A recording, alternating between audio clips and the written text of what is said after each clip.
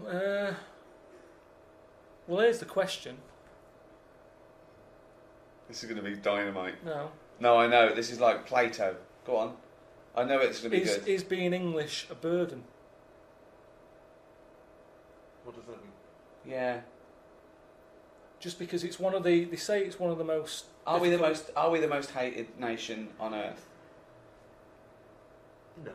No, I don't think we are. No? No, it's the Americans, isn't it? We're second, then, are we? Oh, we all do so rubbish at Eurovision. Yeah, I suppose so. What, Eurovision Song Contest? Yeah. I don't think you're meant to take that too seriously. I think the embarrassing thing is... When you've got people up there singing boom, bang, a bang, it's not to be... I don't think it's a barometer of doing well in the global market. Mm. I think the problem is now that whereas England, for good or bad, was once, it ruled much of the globe, and a vast empire... At its peak, the empire was 4 times bigger than the Roman Empire. What do you think of that, Carl? Did we do anything though? When we had a lot of people, did we do anything? Because I think it's like a business. Yeah. When a company gets too big, you take on too many people, and then you've got places for people to hide. So even though you've got a lot of people turning up late for stuff, hiding, pretending they're doing stuff. Yeah. I'd say keep the empire small, but keep them all good.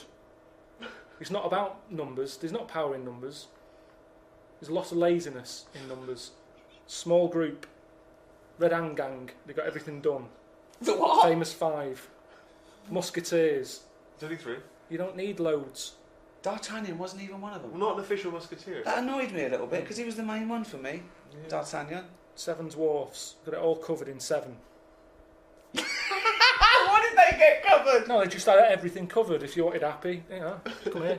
Feel like moaning, get moany over. No, there wasn't a moaning. Well, I don't know all the names. Grumpy. But I'm just saying to you, you got it covered in 7. Got it done in 7. Don't have 10. Magnificent 7. You're doubling up. Yeah. Yeah, it's always... But I'm just saying, so the empire, it's not about the amount of people. You don't need loads of people. England's tiny. But we used to be good at something. I don't know what we're good at anymore. Good at war. We're always good at war. We don't do that anymore, do we? Well, we did. We've We've had a rubbish war at recently. stuff. We invented the language. Yeah, but it's a difficult language. It's one of the most difficult languages. Yes, but because And we're because of English, we don't have to learn any other language. Because everyone else speaks English. So we can go abroad and just speak with our native I don't tongue. think it works like that. It's so complicated that we haven't moved on. Look at Germans. Apparently it's a really easy language to learn. They're brilliant at making cars and that now, because they're not still going, what's that word again? The amount of times I have to ask for a dictionary. Now, Germans, the language is really easy, so they can move on and carry on with stuff. Just get on with the car. Whereas we're messing about with language. It's complicated. It is the most complicated language. Look at the way, like, abroad, everyone learns 2 languages. Here, I haven't even learned ours properly yet. I'd go along with that. So that's what I'm saying. So how come other countries have got time to learn our language, but we haven't even learned ours yet? It's complicated. We made it way too complicated. Stephen Fry, he might as well be foreign, some of the stuff he says. I don't know what he's going on about. Just goes on with these words, and I think who knows what he's talking about? And we've done that. We've created that. We can't moan. We can't say bloody Germans have come up with that. We've created the longer words. So that's the problem with English. We make life difficult for ourselves. Thank you very much.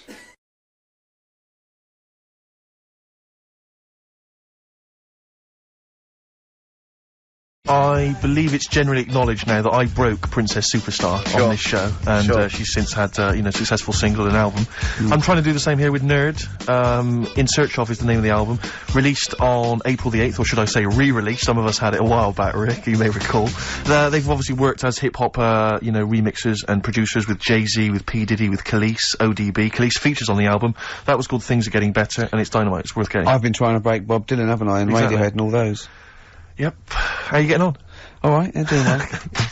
Make It With You. Great track, isn't it? It is a good track. You can't argue with that. I think Bread defy slightly my test, don't they? The Ladies and Gentlemen, Please Welcome to the Stage. Because Bread is a pretty awful name, and yet obviously they were very successful. Oh, they're pretty big. I think they, You're not confusing it with the sitcom. I'm afraid I often Joey. do. I always associate the two, and that's never a good thing. Yeah.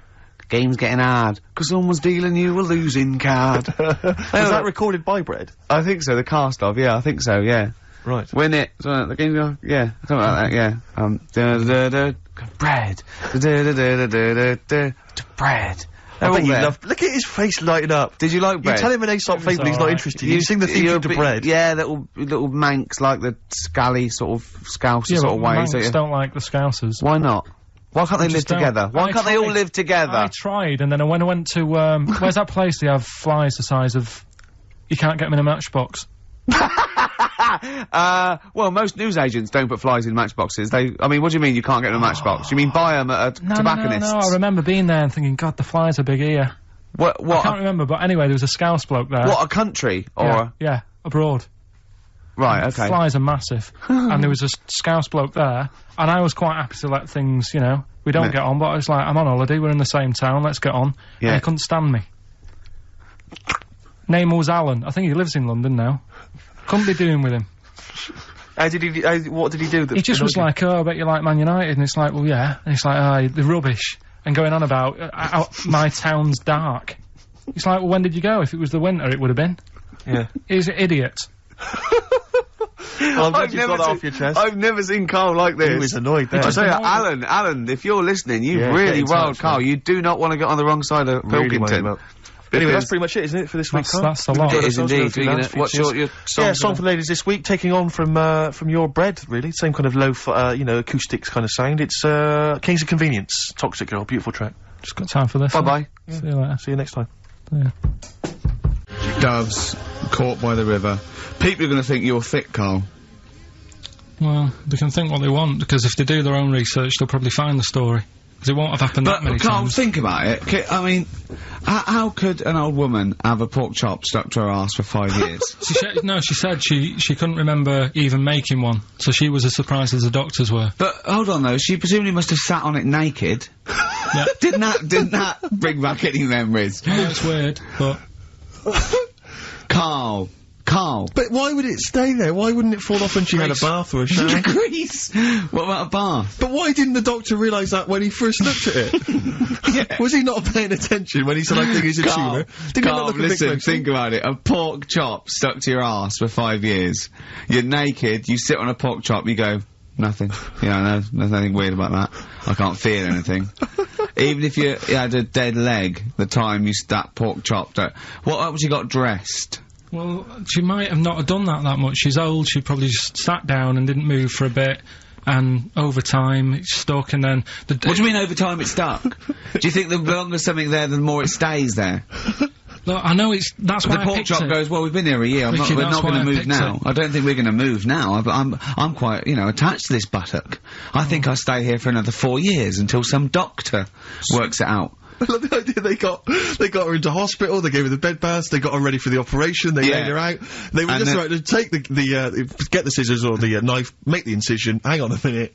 This is a pork, Bring me a frying pan. This is a pork chop.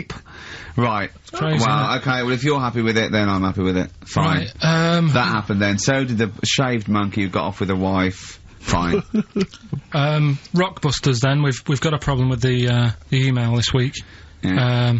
So least of our problems, I think. they're not coming through, so I'll give out the clues again, and then you can call in on 08700 Only call if you know all three, you can rattle them off. Yeah. We'll do it during the next record. So the number is 08700 800 1234. Right. 08700 800 1234. Right, okay, so you got that. So And the call three- in if you know all three. Yeah, the three, just to recap. I've got 3 other jumpers like this one, the initials FT. That bunch of people can't make up their minds if they want to sit in the sun or not, right? That's C. And the Jamaican fella had some aspirin. Why did he do that? Right? That's FD. So Okay. if you know them, give us a call, and it's just the first with the 3 Right, correct well, I answers think in they're it. calling now, Carl, so play a lovely record and take some phone calls, and let's get this. Do you want to play this old Lulu track? Oh yeah, don't laugh when you hear Lulu, because this is A Man Who Sold the World by David Bowie. It's a good version. Pretty in Pink. Psychedelic Furs on XFM 104.9. I'm Ricky Gervais with me, Steve Merchant. And our little pet monkey, Karl Pilkington. Carl, so 20 quid, tenner each, me and Steve will pay good money. Right, we'll see you all right. I reckon even Andrew Phillips, the head of XFM, would probably give you an extra 20 quid if this is entertaining as I think it will be to the listening public. Just undo my shoelace, and Steve were going, Carl's now just gently undoing the lace. Yeah. He's releasing the tongue of the shoe. Well, don't preempt anything. Okay. So come round then, Carl. He's gently pulling down the sock. What, you just said you'd do it for £20. Come on! You didn't say you'd do it for £20. You said you'd do it. Oh, so you work me up like that, and then you just... Come and take my shoe and socks off, and put it down, and pull the sock down slowly, and go, what lovely ankles. No, because we had that chat yesterday about Come on, this, Carl, right? you just said you'd do it. Yeah, but I don't really need... If it was more money, I might do it. Oh, that is typical! Okay, firstly, we had a little wage at the Sonys, and you owe me £10, so count my £10 as part of that. Exactly. So that's my £10, so you already owe me that anyway, so I'm demanding that instead of giving me the cash, you do this. Yeah, and I'll give you 10 quid, just because I've got a bad back, and I need someone to help me take my shoe and sock off. Because I think I'm getting that airplane thing where my feet are swollen up. Yeah? Yeah? Well, you've been auditioning people for that job, haven't you, all week? Come on. No, I ran it past Suzanne last night, right, because I knew you were going to do this, right? And I said, would you be annoyed if, I know we need a new kitchen and that. Yeah. But can I leave it? And she said, it's up to you. You do what you want to do. But we're not interested in what Suzanne thinks. Yeah, well, I don't Carl, wanna... you just said that you would do it for £20. We are offering you £20. Just to take, I mean, I assume you'd take that off as a mate. If I twisted my ankle playing football and I would hurt my back, I'll go take my shoe and sock off, and you go, yeah, no worries, mate. I assume you do that for a mate who'd hurt his ankle. Yeah, but it's not the same, is it? Toya bound Wayne Sleep's foot when he was bouncing on his bed and hurt his ankle. She didn't expect money from it. She didn't want Sleep to pay out money. The singer of Mystery does not need Wayne Sleep, probably our greatest dancer since Lionel Blair, to pay money to help his ankle out. I thought we were mates. It seems to me that you've already lost us a Sony this week. The very least you could do is bend down now. Take your shirt off. Let's move on. No, come on, Carl, seriously, we've got to do this. Take the shirt and sock off. I'm not doing it. It's too... Carl! Why not? I'm so angry. Yeah, because you said you would. You've welched on the £1,000 showering with Johnny. Johnny doesn't even know about this, so Johnny's probably lost out on money. I suppose you'd split some up with him for having the shower with you to get you the money in the first place. So... The problem is this, Carl. People now are listening, expecting to hear this. That's why we didn't win awards, because you'd never go through with it. You've promised them something and you're not going through with it. Play a record. You're just like all the girls I speak to. That's Across the Great Divide from the band. Rick, I bought a little treat for myself today. I've been meaning to buy these ever since I moved to London. Yeah. I'm sure everyone listening has seen them. Maybe you don't have them in your own collection. Carl, I don't know if you've come across them in the past. But it's the postcards. Now, most of you, if you're a tourist in London, you see the postcards there. I think there's one with a punk, isn't there, with green hair? Yeah, from 1977. Yeah, I think there's one which is like probably... it's probably a grandfather now. Probably something like A View from London at Night, and it's just black. Oh yeah, that's a classic. I'm a fan of the baby covered in spaghetti. Yeah, that's brilliant. Brilliant. That happens a lot in London, and the old East End. Exactly. Get the baby out. Where's the spaghetti? Yeah, brilliant. A wonderful memory of London. Yeah, But I was thinking to myself, how would I best want to remember London? Yeah. If I were a tourist from Prague, maybe. Exactly. You're a tourist from Prague. You want to send something home to your nan. To your nan. To Mama Dragowski. Exactly. Who's sitting at home eating beetroot. Yeah. You want to say, I've been to London. I've been to the home, the birthplace of some of the great names. Dickens. Dickens. Yeah. I've seen Big Ben. I've seen the Houses of Parliament. I've seen the wonderful things. The best way for me to remember that is a picture of a woman's breasts. Yeah. With pictures of cats painted on them. They are the most grotesque things. You've seen these before, Carl? They're awful. You can find these on any postcard stack. It's just a woman's breast drawn a face on it. I think it is. Is that all the breast from London? So there's all the breast from London, and the other one, Carl, I think you've got there. What does it say? What's the little tag? We're a couple of swells. Oh, God. We're a couple of swells. But it's just... when were that... I mean, they've been around for as long as I've been in London. I just don't know... I don't know who took them. Maybe the woman... I should just point this out, incidentally. If you've not seen them, don't think that it's a topless woman. It's just a disembodied breast. Yeah. Or in the case of a couple of swells, two breasts. I know. And it's just awful. It looks like a snapshot. But But what worries me is that what happened was that she was probably the equivalent of Carl, and she had two mates, and they went, look, how much would it, if we take your breasts, how much would you do it for? 20 quid. Yeah. And they took a picture. Yeah. And, Right, you know... how much would it cost for us to paint some faces on them and then take a picture? Yeah. Oh, that's awful. I always wondered to myself who that person is. Oh, probably came to London to get into modelling or something. I think if you pan further down, she's actually wearing a pair of your pants. I think if you pull out, she'd probably be unconscious with a needle hanging out of her arm. But I just imagine... See, now that would be a fair representation of London.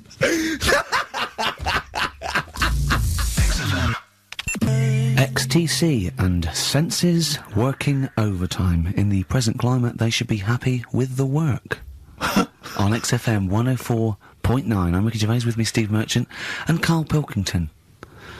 Karl, you're poised there. I know what you're dying for. I know what you're dying to do now. You're dying to play some adverts, aren't you? XFM. Radiohead.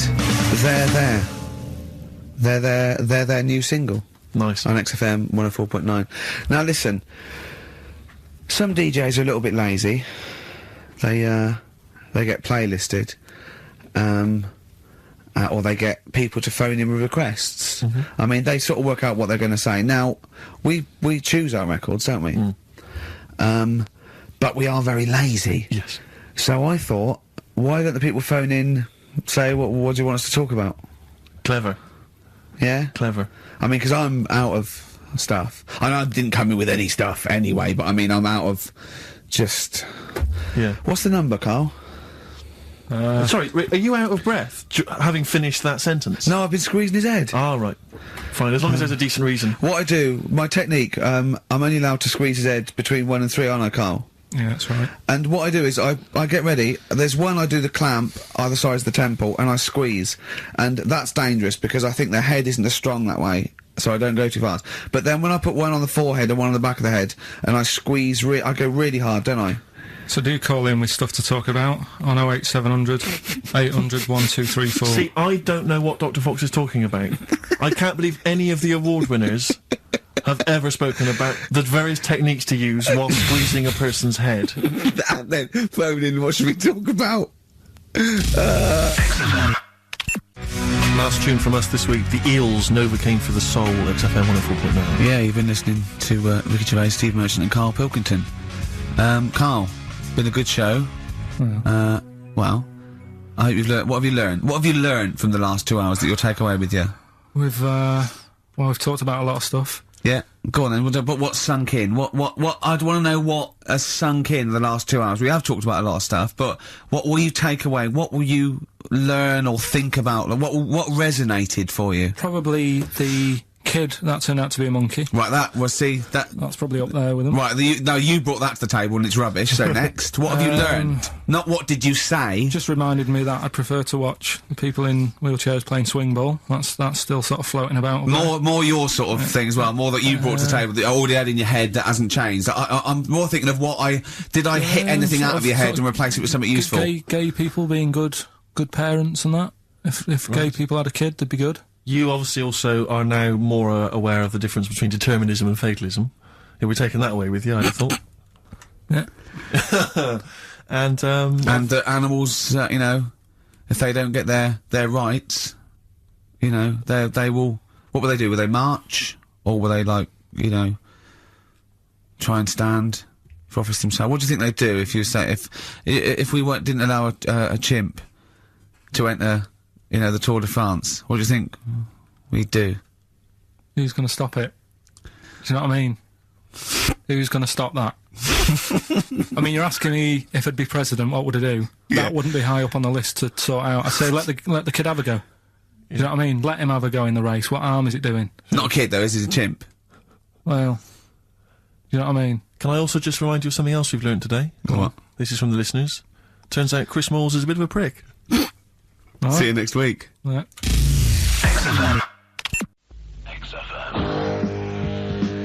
All right. Here we are. darling. 1 o'clock. Yeah. Hey. XFM. I'll tell you what you should play. No, I'll tell you what, before you say, Yeah. we're back then. Yeah. We're back in town. Well, that was what I was going to say. You should play Boys Are Back in Town. No, this is Boys Are Back in Town. You should play that then, by the Just a sec. That's Michael Stipe and his boys from Rapid Eye Movement. Bad day, I hope you're not having a bad day. It's Saturday, it's 1:05. I'm Ricky Gervais, with me Steve Merchant and Karl Pilkington on XFM 104.9. Big up and a big thank you to Alex Zane for the last 3 hours. I could do How long it. could you keep going with That's that? it. That's it? That is it. Because you see, Alex Zane, we came in while he was doing his last link, and he's an absolute pro, he really is. I was watching him, and he was, at home, you probably think that he's giving you his full attention. He's not. He was looking through a listings magazine, probably figuring out what movie or theatre piece he's gonna check out, you know, with a lady later. Yeah. Probably gonna cruise down there with a couple of, you know, chicks. And he really is an absolute pro. Yeah. Looking at you, Ricky, and it's like you can sustain it for a while. Yeah. You know, you're a talented performer, but it's sort of, I don't know what it is. Is it concentration with you? It just ebbs away almost instantly. And you try and do 2 things, 3 things at once, but normally on air that's you eating, picking fluff out of your belly button. I never once, when we were on the set, we were filming The Office, and I'm trying to put off actors, just coming up ways, instead of remember lines, coming up ways to sort of ruin the shot or make them laugh. And you came out and went, Rick, it's like having your own TV show isn't interesting enough for you. Just concentrate, it's lunch in an hour. I went, alright. Well, the radio show even less so. I mean, you really I know. can't be bored. How long do you think your interest sort of, you sustain your interest? I came in too early, because I got bored just before we came on air. Sure, okay. I came in too early, I got to stop getting the cabs early. Yeah, so you're bored now, I think I've got to get here about 5 to 1, and then I think that'll last me till about 1:30. Again, as he was saying that, he's not giving you his attention, he was kind of leaning back, he's put his feet up now on the desk. Haven't I? And this CD rack's in the way. Sure, well you get yourself comfortable now, get yourself settled. And then sort of because a lot of people will move the there's the microphone moving now, that's the squeaking going on. You've broken the CD rack. You could actually, of course, you could move the CD rack by getting up and moving it. No, that's too much effort. You've got to try and do that whilst angled on the seat. I'm nearly laying down. It's almost horizontal, it's the most you can get. Well, I'll tell you what. I don't know what those listeners are thinking of what Steve Merchant say, but don't believe a word. Alright? Oh, nice. Classy. Classy. Yeah. 5 minutes past 1 o'clock on XFM 104.9. Ricky Gervais, Steve Merchant, Karl Pilkington. Ryan Adams from his new album Love Is Hell Part 1, that's his version of Wonderwall. Rick, I know what you normally enjoy, about 20 to 2. Some ads. You love them. The specials, Rudy, a message to you on XFM 104.9. Still to come, Rick, I know you're excited. Karl puts himself inside a movie this week. One Flew Over the Cuckoo's Nest. One Flew Over the Cuckoo's Nest. Look I forward think to you that. could, I can imagine him in an institution like that, though. Not much of a stretch. Let's have some ads. Jayhawks, save it for a rainy day. We had a lot of emails, Rick, saying, is Karl the fat bloke from The Office? Oh, Keith? No, not at all. No. Karl has no discerning talent whatsoever. Karl presses the buttons. Yeah, that guy's a funny, sort of comedian. Yeah. Oh, incidentally, we've also had an email that says, sack Karl. Your thoughts? It's not worth it. What difference would it make? Do you know what I mean? So Alive, Ryan Adams on XFM. We're by ourselves. Where's Karl, Steve? Well, if we can get through this link, Rick, there's no need for him whatsoever, because I'm manning the desk, you're over there, providing the shtick and the comedy, the laughs, the entertainment. Karl is making us a cup of tea, but he was too late for that even. You know, he's providing very little for the show. I think he's threatened to bring Rockbusters back for one last time. Looking forward to that enormously. Yeah. Now, I like Ryan Adams, but I prefer his sort of like melancholy, sort of modern alt country sort of vibe than that one. Yeah. Which brings me nicely to this. Okay. I got sent a CD in the week. Yeah. Right. Just play this. You want me to play it? Yeah. Michael Franti and Spearhead, Everyone Deserves Music on XFM 104.9, giving away some prizes for that's what the bosses say, everyone deserves music at XFM. Absolutely. Choose 2 CDs. Yeah. Whatever you want. Well, the 2 that Karl's chosen are, of course, Kings of Leon's album and The Best of Bob Marley. And Paul from Basildon in Essex, we're going to give you The 25th Hour on DVD, Dr. Terrible's Face the Horrible, Lord of the Rings, The Fast Show Farewell Tour, and the complete second series of The Office. That's still available in the shops. Was that on DVD? That's on DVD. That's good, yeah. Plus, I think there's probably a best air guitar album in the world ever as well, which we can throw in. I know. That'd be a big treat. No DVD of Animals selling out fast. I couldn't get one myself. So, what about some adverts? Rick, I know you like to occasionally share your musical tastes with the audience. Yeah. And, you know, just talk about what you're raving about at the moment. Yeah. But I can't get enough of this Bright Eyes album. I'm wide awake. It's morning. It's brilliant. Beautiful. It's beautiful. There's so many great tunes on there. It's one of those albums where it actually holds together as an album. You want to listen to it from the beginning to the end. It's dynamite I'd stuff. say go out and buy it. if Oh, you're I listening recommend to it to anyone. Talking of going out and buying stuff, Rick, I remember. Well, you wouldn't know about that. Well, no, this is why I had to put out that appeal for free stuff. And, you know, we did mention that at the beginning of the first show. Yeah. Because, you know, we don't tend to get sent a lot of the usual kind of treats that a lot of radio stations and radio DJs get sent. Certainly we never get sent music, Rick. I mean, we're probably one of the only DJs on this station that's allowed to play their own records. We're totally unplaylisted. And no one ever sends us any records. I know, it's unbelievable. But we do get sent now, I'm pleased to say, some other stuff, and people are now beginning to see that, yes, if you do send us stuff, we will shamelessly plug it. We've just been sent the book of British hit singles and albums. That's a proper the new gift. edition. A great gift. That is not a CD from an unknown band who pressed it in their garage. Yeah, exactly. That is, you know, that is not a, will you review this book I've done about the history of punk? That is a lovely, I could easily give that as a gift at Christmas time, and someone would think that... Now you're thinking, Exactly. you're thinking you've saved 25 quid there, aren't you? Easily. Well done. Well, look, I mean, it's a lovely day, and, you know, if anyone's thinking of having a barbecue, could I suggest, a lovely Banrock Station, wine? Okay. If you don't know about, let me tell you about this. You know Tony Sharley, the manager of Banrock Station? Oh, yeah. Well, he comments, being an Australian wine brand, we are very much pro the outdoor way of life, enjoying a barbecue with a bottle of wine amongst friends. Here, And I second agree that. with Tony Sharley, and it's a lovely, Now, lovely do they do fruity both little... red and white wine, I Rick? think they do, but I mean, I love the full-bodied taste of the Banrock Red with maybe a fish dish. Absolutely. Although I've made an error. What am I doing drinking red with fish?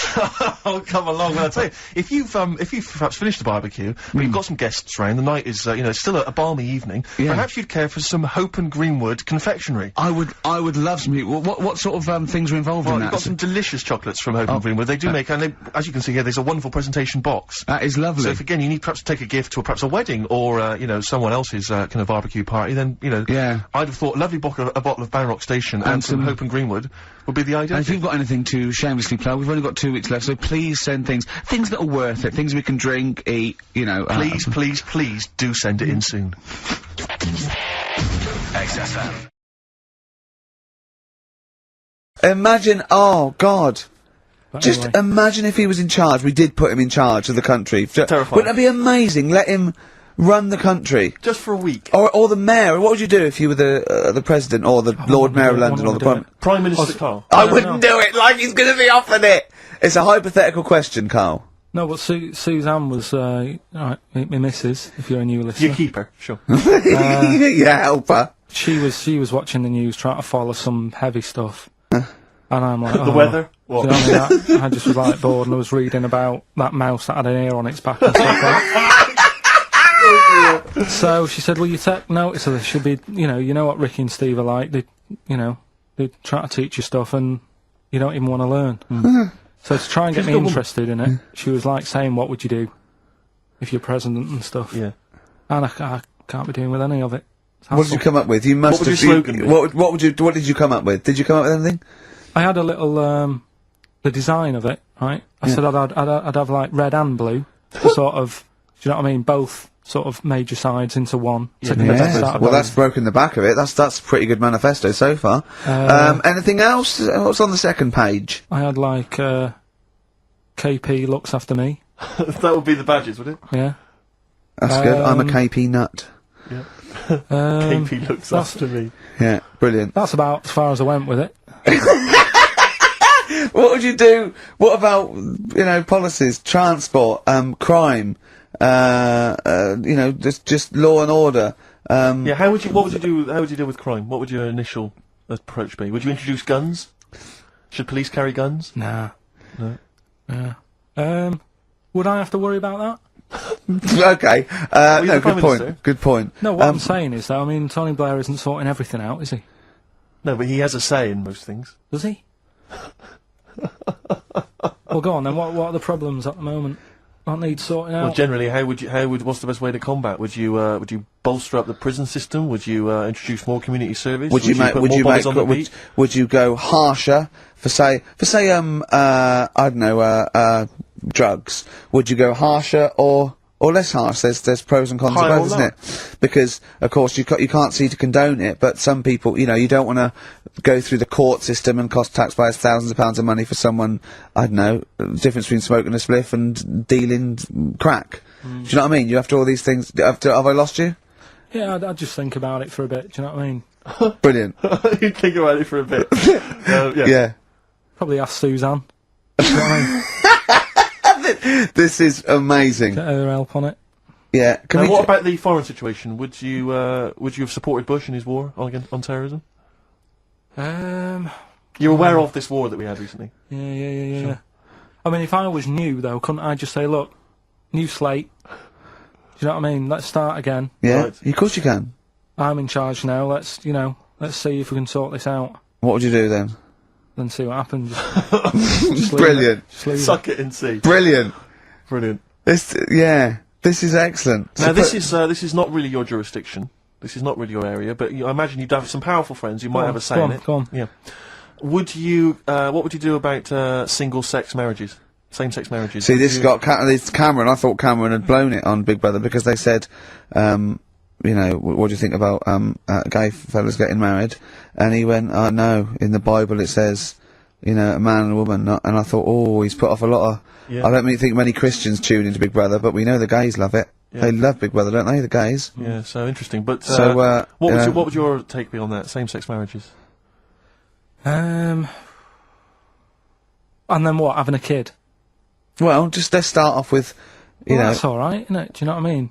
Just let them get on with it. It's Sure. not affecting anyone else, Sure. Yeah. Sure. right? But it starts getting tricky Right. when you get a kid. Okay. Go on, why?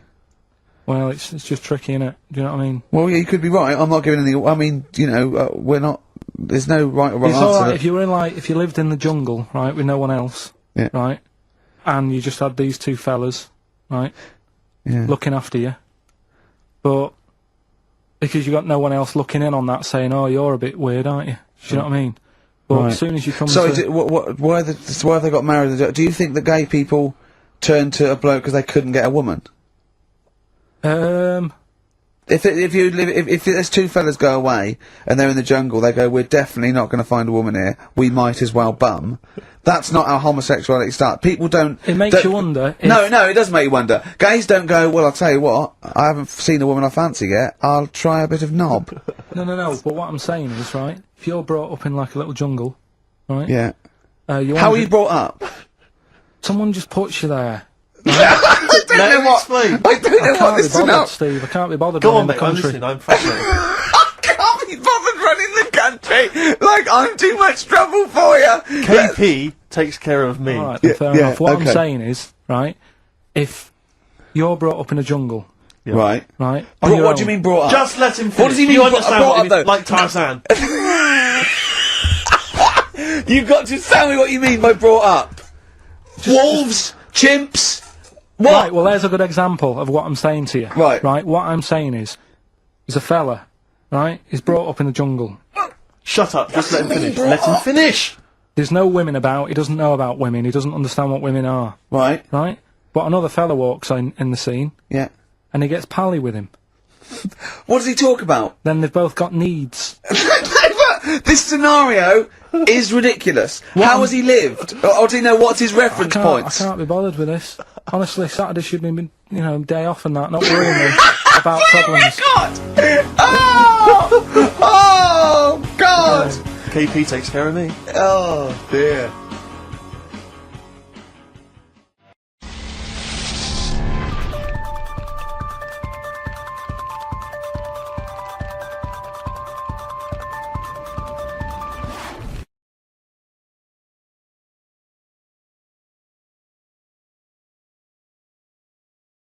What would you do, right, if you run a business, right, your business could go under, right, it snows a bit, you got 10 employees, you're paying them well, and they go, I can't come in today, Carl, a bit icy. I'll do it, okay? Right, they're snowed in, right, you're running the business, what are you running? It's a, let's not, I'm not going to big myself up, it's just it's a don't you run factory, it- it's doesn't it make U-bends. bells that knock? Doesn't it? U-bends. Yeah. U-bends for... Toilet, so yeah. you run a... Okay, right, okay, It's a plumbing so... type. Plumbing, you pay them all right, don't you? I'd say most of them are on above average. So you're there, what time do you get in? About 8:45. 8:45, waiting for them to come in at 9, yeah? Yeah. Okay, right, it's snowing. It's a bit snowy, you got there. It took you a bit, what, you'd set off early, did you, or? Gave myself a bit more time because I had to put the heating on the car. Okay, ring, ring. Ring, ring. Hello, KP Plumbing. Oh, is that Miss Pilkington? Yeah, it is, yeah, who's that? Oh, it's Sheila. Listen. Sheila, shouldn't you be here by now? Yeah, no, I was going to set off. Well, we'll set off now. Stop wasting time. We've got a big order on. No, I know. We're all on a bonus here if we get this done. I'll see you in 10 minutes, shall I? I can't make it. What? I can't make it. Why not? The car won't start and it's slippy on the drive. I just can't get out. Get the transport. I'll see you in... I'll give you 20 minutes, all right? Don't worry about it. Thanks for calling. I'll see you in a bit. I'm also scared of the ice. I'm scared of the ice. I'm not gonna come in today. It's dangerous. So what are you going to do? Well, I'm gonna wait until the ice and snow goes away and then I'm gonna come in. But they're predicting it's going to be about 2 weeks before they clear all this. I can't really travel in this. It's a bit dangerous. Well, I'll tell you what. You stay at home. I'll replace you. Because I need someone to come in with a big order. What, you're firing me because I can't get into work with this... Well, I got into work, Sheila. Yeah, I know, but you don't live with me, do you? If you did live with me, then you'd probably see how... It was bad where I was as well, I'm here. Do you know how bad it is here? When you come round and have a look how bad it is here, you drive my... Tell you what, you come round and drive my fucking car because I'm snowed in, you fucking calling me a cunt. And I'll tell you, if you fire me, I'll tell you to drive you and you bald-headed wanker. Right, you're fired anyway for that. You're in fucking trouble then. Right then, see ya. Right, and then she's done with. She's weak anyway. Ring, ring. Ring, ring. KP Plumbing. Hiya, is that, Miss Pilkington? Yeah, it is, yeah. Hi, it's Bob here. Bob. Yeah, bit of trouble, my area, it's absolutely snowing, it's possible, no one's getting out. I live near Sheila, Bob, listen, Sheila's just been on, she's saying she can't get in either. She can't, I've just seen her out there trying to dig her car out and she's hurt her back. She's really tried hard to get to work, but she can't do it because she's not very rich and her car doesn't work, she hasn't got the right tyres. And there's no public transport, they've cancelled those. Wrong snow on this country. I'm not going to make it in today, son, so I'll see you tomorrow, right, boy? Well, no, you're saying you'll see me tomorrow. Yeah. But you'll probably call up tomorrow with the same thing. Well, only if it's snowing still. Listen, it might not I can't run a business like this, Bob. Yeah, it's not my fault, is it really? So go round to Sheila's and like slag me off if you want. But I tell you what, you're not coming back here. Oh. Fuck off. One chance. Give them one chance. Oh. Well, you didn't even give them one chance. No, because they've done it before.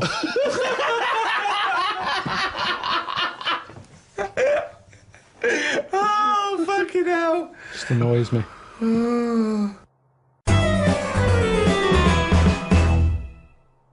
I went to, what's her name?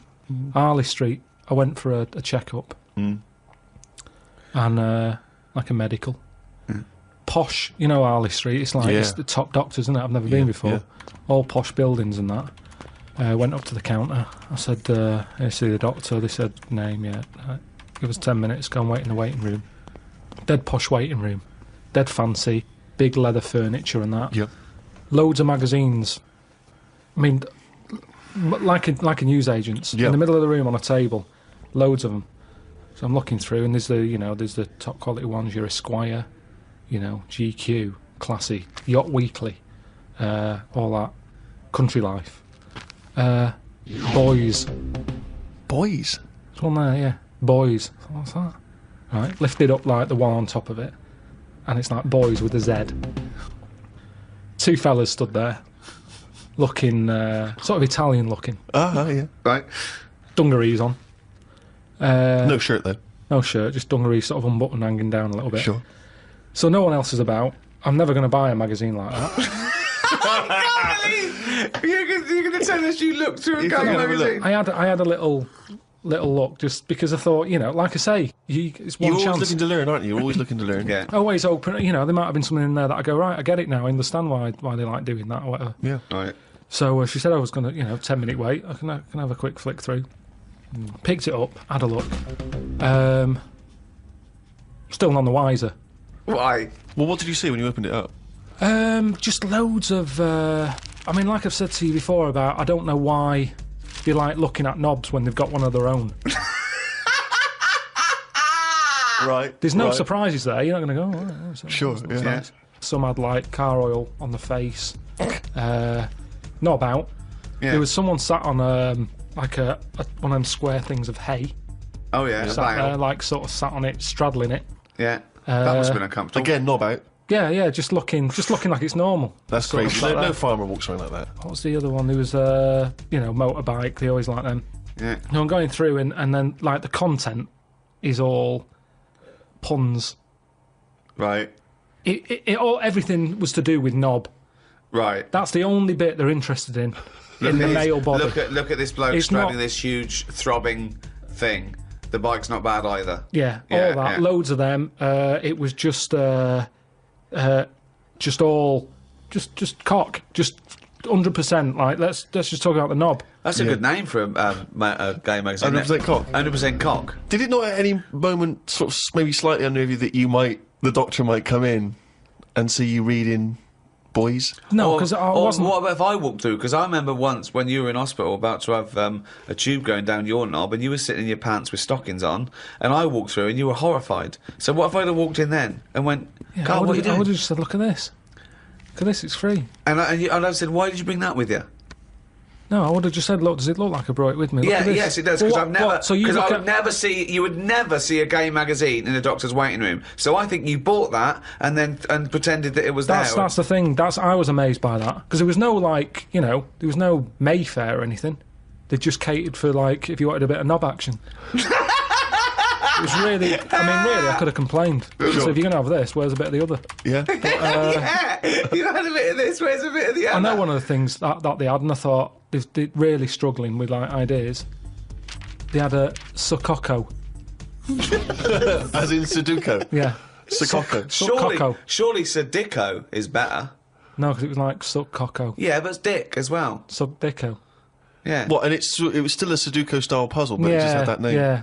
Yeah. It's just So everything. It was just Sudoku, but called Coco. That's amazing. That is amazing. Now, if I was gay, do you know Let's they have say... a game of Lubo. Let's have a game of Knobopoly. Noberation. Noberation. Let's have a game of chess. Cock.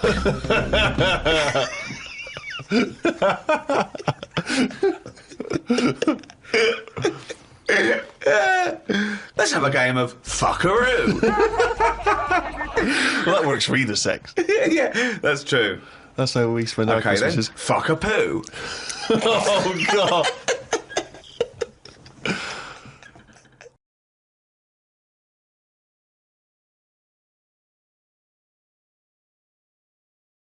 Picture on the when I was on the plane coming back from here, there was a picture of this new luxury hotel. It'll be, I think, $10,000 a night to stay there. It looked extraordinary.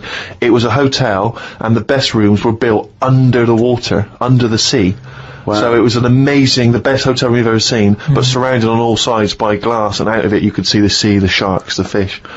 I don't think I'd like that. No? But that's just one of them hotels where it's over the top for over the top sake, isn't it? Like where they have 12-course meals. Well, just have 2 but make them bigger, rather than dragging it out and there's the first course. A couple of Snails. Yeah, it's just for me all that is. Don't eat a snail. Don't have one snail. Eat one big tortoise. If you want slow food, don't have loads of little snails. Here, there's a giant tortoise. Tuck into that. Feeds 10. But it's what you were saying before. When you start having to take a risk with food, like the fish that can kill you if you eat it, don't bother. There's apparently a delicacy in Japan, again, someone could verify this, where they eat a live little octopus. And it can stick to your throat because it's obviously fighting for its life. I mean, good. Again, you don't need to eat a live octopus. What are you thinking?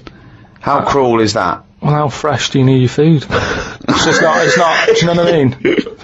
But I always remember this story when I was a kid about some bloke who, bit sad, this story, but weird. He had throat cancer, right? And his doctor said, carry on with your life, right? It's not going to be that good, but just carry on. But don't eat meat. And he was like, I love meat. He's like, yeah, but just don't, have your veg, plenty of vitamins and stuff, keep yourself strong, but don't be eating that anyway. He was fed up because he loved his meat, and his wife was feeling a bit sorry for him one day, and thought, I'm sick of him looking fed up and that. All he wants is some meat, for God's sake, give him some meat. So she goes to the butcher's, gets him a big piece of, like, steak and what have you. He can't believe it. He's like, oh, brilliant, cheers for that. Anyway, he's got the meat on his plate, just about to tuck in, and the cancer comes out from his throat. What? No, I know, he sounds really weird, but it's something that I was told about years ago when I was growing up. What are you talking about? It was just some bad illness, some cancer thing, and it sort of, it was coming out waiting for the meat. It was sort of dying. Again, a lot of your medical knowledge is from the film Alien. So this guy with throat cancer, okay, as opposed to it being a disease of the cell. It was like a living. The alien. So it was the animal. It was the little animal cancer. That's why what are you talking about? Meat. He wasn't allowed to eat meat. So it's sitting there. So it's actually sitting there and throat. Why? I'll tell you what I'd have done if I'd have had some cancer in my throat. I'd go, there you go, rid of that. What are you talking about? So what happened? He choked to death on this thing, and the wife was like, "Oh, I shouldn't have given him the meat after all." Just that's a bollock story. It's all. There's loads of weird stuff like that. That happens in medical stuff. Well, the terrible thing is, if you got testicular cancer and you eat meat, your bollocks come out of your trousers, and they're all over the plate, and you have to be asked to leave the restaurant. The other thing that I was told when I was younger about medical stuff and that. Who's telling you this stuff? My mum told me about it. Jeez. Because she always says to me dad, because he has too much meat, and she's always like, Remember the fellow with the troll in his throat. But my gran, she had something wrong with her eyes. And they sort of took them out, and they were just dangling on a cheek, and she could still see through them. They were operating on her. Well, yeah, you would have, yeah. They sort of say... No, she wouldn't have been conscious, though. No, they were then, because it's something to do with the eyes, and it's like... No, it's no good operating on eyes if your eyes are asleep. What do you mean, your eyes are asleep? It's like a heart, isn't it? You want to keep them awake. No, so keep what do you mean open. You want to keep them awake? What, heart surgery is blokes awake? Stop talking shit all your life. What I mean is they don't stop the heart. They sort of... they don't stop your heart because it kills you. Yeah, I know. So what I mean is it's like the eyes. They wanted to make sure they were working. So the only way to do it is keep her awake. No, it's not, because you don't know whether they're working or not. You can't see what she sees. What do you think? You can plug something in and see what people are thinking. It was something like that. No, it wasn't something like that. Well, she could see. She said it was really weird. How, like, you can see... She could see her knees.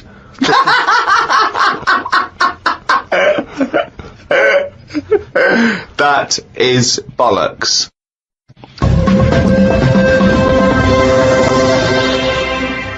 Oh, chimpanzee, that is only gone and written it down, the little... That's the jingle for Karl's diary, excerpts of which we read each week. Get straight into it. A band from the Conga have won the Best Newcomers in a Radio 3 competition. They use pots and pans for instruments. It says that the Conga is a poor, sad place. So why do people do that happy dance at the end of parties called the Conga? Right, one is the Congo. There's no place called the Conga. They come from a place called the Congo. Where do you come from? Okie dokie. It's a terrible place. We don't know whether to put our left leg in or our right leg in. Sometimes we shake it all about. We're not sure if we should. But, Conga! Fucking hell, you're such a... Went into the gadget shop today. It's full of stuff that we don't need. Gadget used to be a good word that made you think of James Bond with all his gadgets. The best thing I could find in the shop was a clock that ran on potatoes. We are definitely going backwards. I agree. Well, who cares about that? A little electrical impulse, so what? Had a night out with old schoolmate. Found out about more of the other lads I went to school with. One is living underground. What do you mean living underground? Not like a mole. Do you mean he's got a basement, or do you mean he digs a hole every night? My mate went to visit him and he said it had been raining really heavily and that, and it's all the rain's running in. What do you mean he went to visit him? He went down here? What's that? That's an hole in the ground. Yeah, come in. He just said, oh, come round see us, and he's living underground. What do you mean he's living underground? He wanted to be in the army but was turned away, and that's the closest thing you can sort of... How is that similar to living in the army? Oh, that's exactly like the army, yeah, where they teach you trades and, engineering and flying. He's happy down there. He said it was really muddy and what have you. He said he won't be going back to visit him. What's he got down there? Just stuff, just like a sleeping bag, a lamp. He's dug himself a subterranean cave. Near my old infant school, they knocked it down because it was like a wreck. You'd be in a class and you could lean on the wall. Yeah, and your hand would go through it and stuff. And they knocked it all down, and I think that's when he was at his most happy, this bloke. I believe this, though. I believe someone he went to school with now lives in a hole. That doesn't shock me. Whether the tales I've heard of horses in houses and big-headed kids with webbed hands and feet, and him, I believe that someone he went to school with now lives in a hole. That isn't bizarre to me. You spent far too long with him, if that, now you're just happy to accept. I totally accept that. I'd be surprised if I walked round where he lived that there weren't more people living in holes. His dad wanted to throw his budgie on the fire. True. His budgie died, his dad said, let's throw it on the fire. I mean, his mum, what did your mum do when your budgie died? She just was worried about the other bird that was left, so she made it a bit of company by getting a rock, getting a feather off the dead budgie, sticking it on the rock, putting it in the cage. So, a man living in a hole is not that bizarre. Right, carry on. I read me science magazine. Some things I learnt from the science magazine. Number 1, space is running out of space. We should stay out of the sea because shark attacks are up. Yeah, probably 4 a year now. Well, he just says here, we should just stop going in the sea. There's no need for it. Exactly. Why is there no need for going in the sea? Just because there isn't now, is there? We've got loads of land. So just, one or the other. We walked out of the sea. Now, this is what I mean about going backwards. Getting back in it again. We came from the sea originally, now we're going back in it. Don't go in it. Unless you're in a boat. The rules, according to Karl Pilkington. The rules of Karl Pilkington. Oh, God. Did the podcast and then went for a walk round Manchester Square. Years ago, a woman lived round there who had a head like a pig. She was known as the Pig Woman of Manchester Square. That made me think if there were other pig-headed women knocking about London. Do you know what I mean? Why was she nicknamed that? Why not just the pig-headed woman? That suggests to me like there was loads of pig-headed women, and that's the one of Manchester Square. Right. Well, no, it was more to do with identifying her, not amongst other pig-headed women, but go, have you seen the pig woman of Manchester Square? I.e., go down there and see the pig woman in Manchester Square. What happens if she's walked off from there, though, and you go, well, no, but I saw one on New Cavendish Street. No, she'll always come back if you rattle the feed. Watched a film about Hitler. Didn't watch all of it as it was subtitled. Can't be doing with that. Asked Suzanne if cinemas are full of deaf people when they're showing subtitled films. She said, shh, I'm trying to watch it. I say, what do you mean, shh? It's subtitled, I can make as much noise as I want. Yeah. She's a lucky, lucky woman.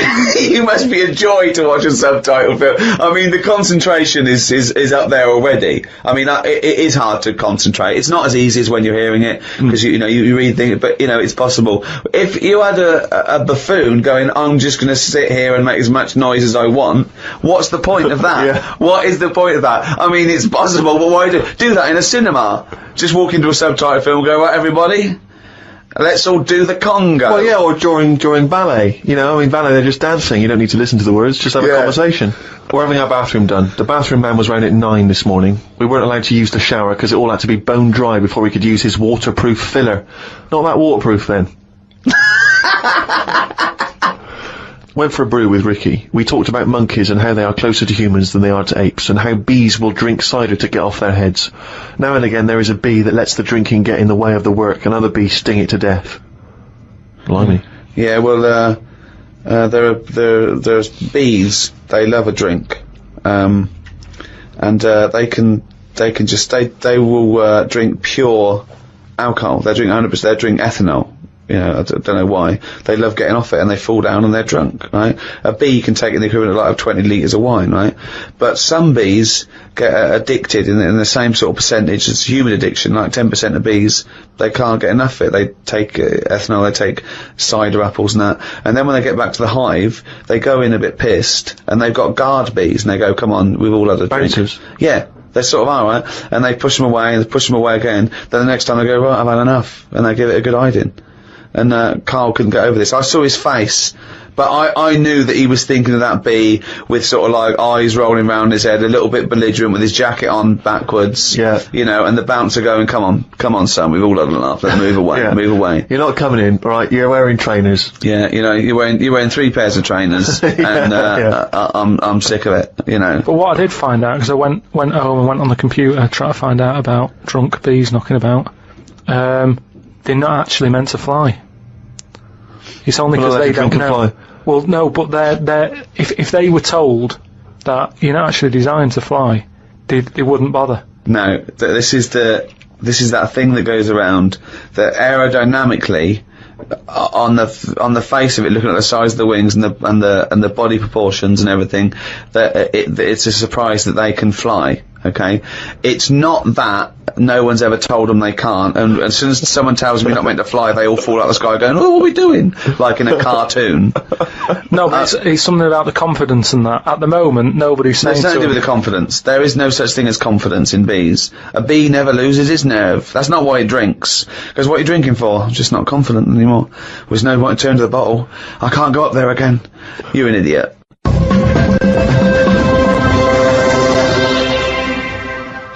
Well, it's that time, isn't it?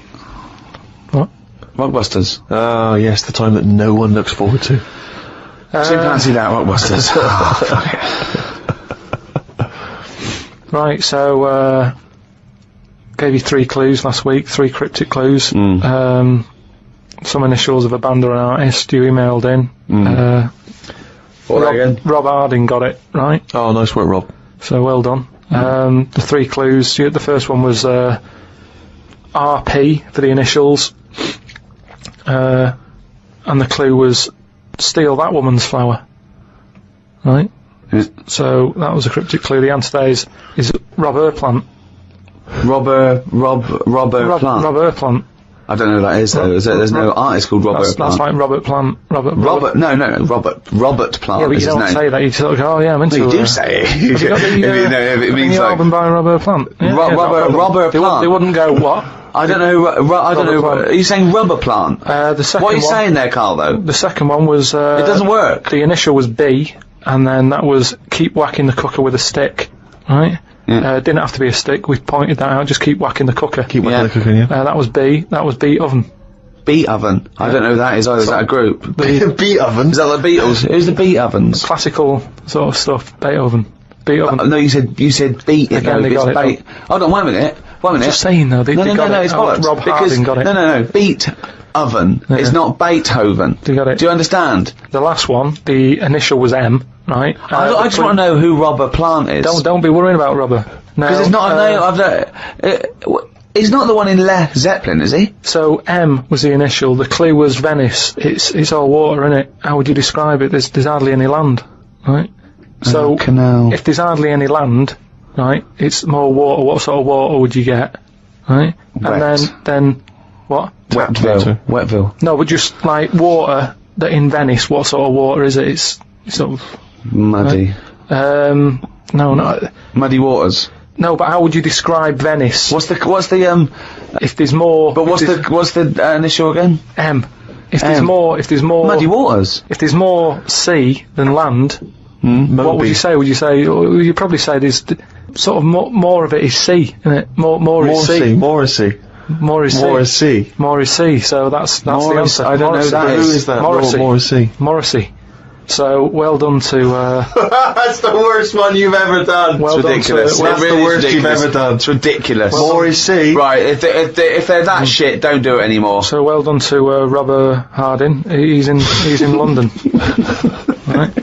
Right, this week's there's another 3. Oh so, God, we haven't even come to this week's. I forgot. Fuck, this is the last time we do this. Monkey News back next week. Oh. No. Yeah, well, this is shit. This is pathetic. Really, it's making you look a bigger moron than you are. Morrissey, Robert Plant. They don't fucking work. Let's do Monkey News. They're getting them right though. It's a bit of fun, isn't it? Bit of shit. Right. The first one, the initials ND. Right. ND. Who is it? Sing songs and that. Right. ND. The clue, that Jamaican fella doesn't want anything. So you've got to sort of imagine, oh, why is it a Jamaican fella? Yeah. Right? That Jamaican fella doesn't want anything. ND. Second one, the initial is E. I ask them to pass me the ball by using their head. Right? It's a band or an artist again. I ask them to pass me the ball by using their head. And the last one, TR, the initials, TR, he's got the woolly ones, but I've got the ones that run and charge at you. What I forgot? What? He's got the woolly ones, but I've got the ones that run and charge at you. So what I forgot? And what's the... TR for the initials, right? Email in podcast@rickygervais.com. We just pick a winner, send you some stuff. That's Rockbusters. Right? Well, that's end of another half hour of... Could I just say this? Absolute drivel. Yeah, I mean, think. really more than ever. I mean, can I be honest with you now, Rick? I'm embarrassed to put my name to this week's show because of the amount of twaddle that has been spoken. It's my name on it, which is the embarrassing. But you know, let's take the village idiot that is Karl Pilkington. It's his fault because I realised not only has he got an head like an orange, he's got a fucking IQ of an orange.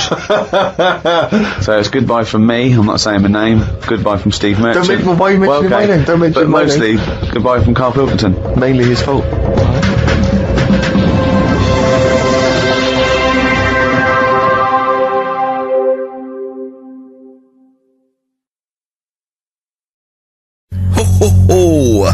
Placebo in this picture on XFM 104.9.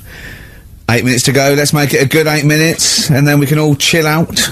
Yeah, enjoy the rest of the weekend. Play the jingle. Oh, chimpanzee, that monkey news. Excellent. A particularly aggressive jingle this week. Wow. Yeah, looking forward to this monkey news. Carl. Right. Come on. So, what's the name? What? We've done. Sorry, what? Brilliant. We've done a lot of monkeys who got involved in crime and stuff. Yeah. Right. We had the one on the train station, nicking a bag. Yeah. We had the one who went into a bank. Who cares? Went into a bank and walked out with the money and stuff. Yes. Right. Didn't happen either. Next. But the thing is, you never sort of found out what happened to them. If they sort of got worse, got more involved into crime just and monkey stuff. news update. That would be amazing. Brilliant. What they found out in India is, it's got a prison. It's just for monkeys. You mean wild animals? You mean a zoo? Yeah, a zoo or a kennel or something where it's been gone mental or something. No, it's a prison. Yeah, it's a prison. Does it have fraud cases? It's mainly sort of animals that are attacked things. It's mainly violence, I bet. That's my that and theft. Say it again. Stuff. Theft. Say it again. Theft. Say it again. Robbing.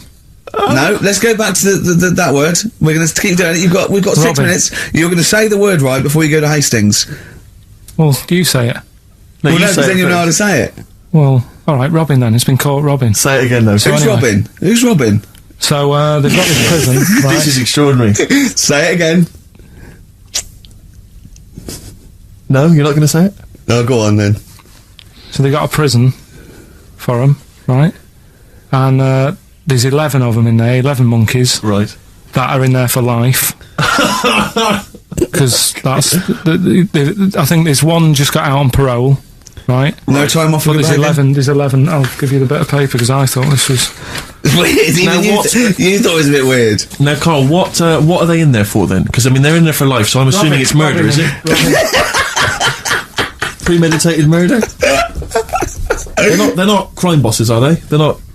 Are they prostitution and gambling? Are you sure they're not just the pawns and the head sort of like orangutans up a tree going, remember, you don't know me. You're on your own. If I go down, you're all coming with me. You take some of your gorillas down there and sort him out. Oh, the great banana robbery. It's not. I wonder if they get them. Right, go on then. Okay, let me see. Now, I don't know what source this is, as ever. Is it just the back of a fag packet found in a toilet? Well, no, I mean, someone's clearly... If this is nonsense, then someone's clearly gone to a lot of effort, because it does open with the headline, "Parole unlikely for inmates of monkey prison." Yeah! Officials say 11 inmates at India's only monkey jail. Officials? Now, what kind of people work at a monkey jail? Where do you work? It says officials say 11 inmates at India's only monkey jail are unlikely to ever be released. The prison in Patilia houses monkeys apprehended by game wardens in Punjab state for thieving and attacking people. The Daily Telegraph reports how the monkeys at the prison in Montebello snarl and glare at visitors from their heavily barred cages. 2 monkeys were released a year ago after exhibiting good behaviour for 18 months in the jail. They have remained out of trouble. Prison can work, that's good. So all 11 monkeys... they were aggressive wild animals that were taken away from the public for their own good. And Robin and that. Wildlife officials believe part of the problem has been caused by thieves training monkeys to help them. Lorry drivers training monkeys as guards for vehicles, and itinerant entertainers using ill-treated monkeys as part of their act. It's the monkey that takes the rap. It's a shame, that, isn't it? That is awful. They didn't know what they were doing, did they? Oh, so there you go. What do you think of that, though, Carl? What would if you could visit them, like Lord Longford or something? What would you say to them? You go there and you get a visit a week or something. You know. So can you get us a video? Right. Do they get conjugal rights? Do you reckon? You wouldn't be interested in that, though, would you? They get what? Would you be happy to give them their conjugal rights? Yeah, would you? Fair enough. All right. Off to Hastings. Off you See go. you later.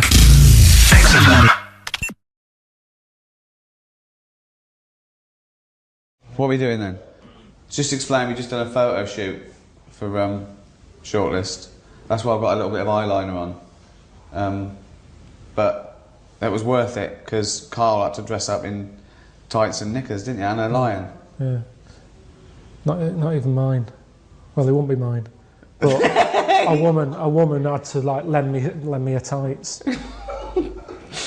Brilliant. It's amazing, isn't We're it? going to do this. This is Mr. and Mrs. basically. Right. So I'm going to ask a series of questions of Carl. Quite a simple question of favourite film, favourite food. And Ricky, I want you to write down what you think the answer, Carl's answer, is going to be. Yeah. So hide it from Carl. Exactly, yeah. And then That saved us leaving the room or going to a little booth. Okay. Yeah? And then Carl, you'll reveal the answer. Ricky will reveal the pad. Yeah. Right, I can see that. So don't answer straight away. Yeah. Right, okay. The first one is, what is Carl's favourite film? Well, I'll tell you what, before he says anything, I'll have to put it down to 2, because I reckon he can't decide between 2. Okay. So I'm gonna straight away, I'm gonna do that, and if I'm right, well, I shouldn't give anything away, okay? Carl, reveal what your favourite film, or indeed favourite film is. He'll know what it is. It's Kez and Elephant Man. Correct. Yeah. If you had to choose between the two?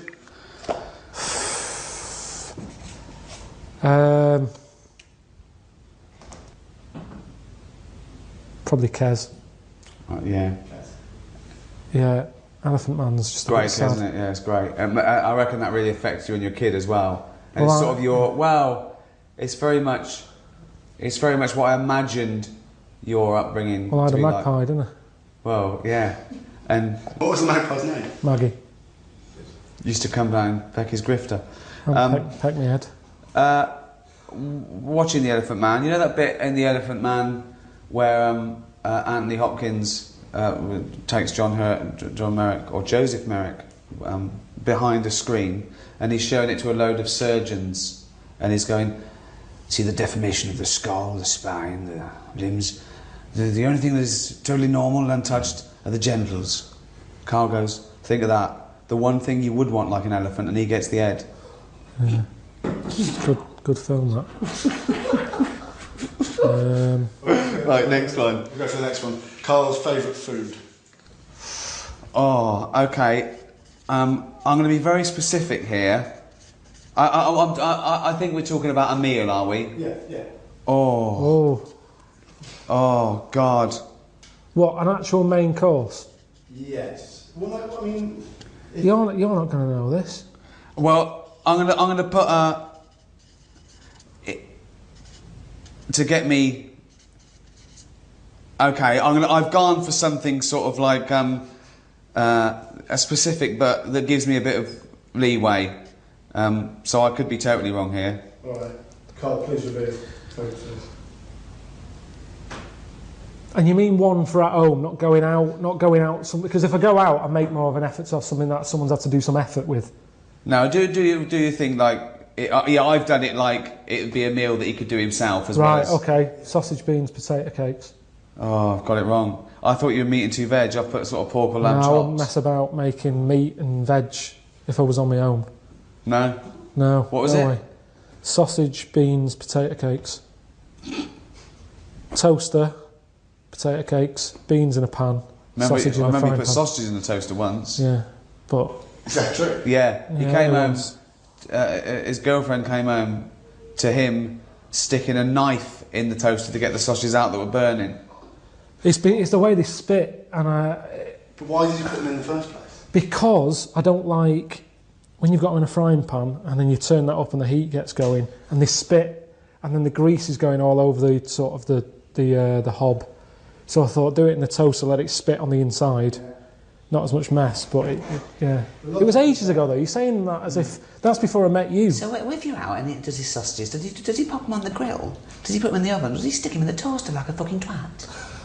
Oh, I don't... That's how you find stuff out though, isn't it? That's how inventors and stuff come about. Trial and error. Alright, we'll go for the next one.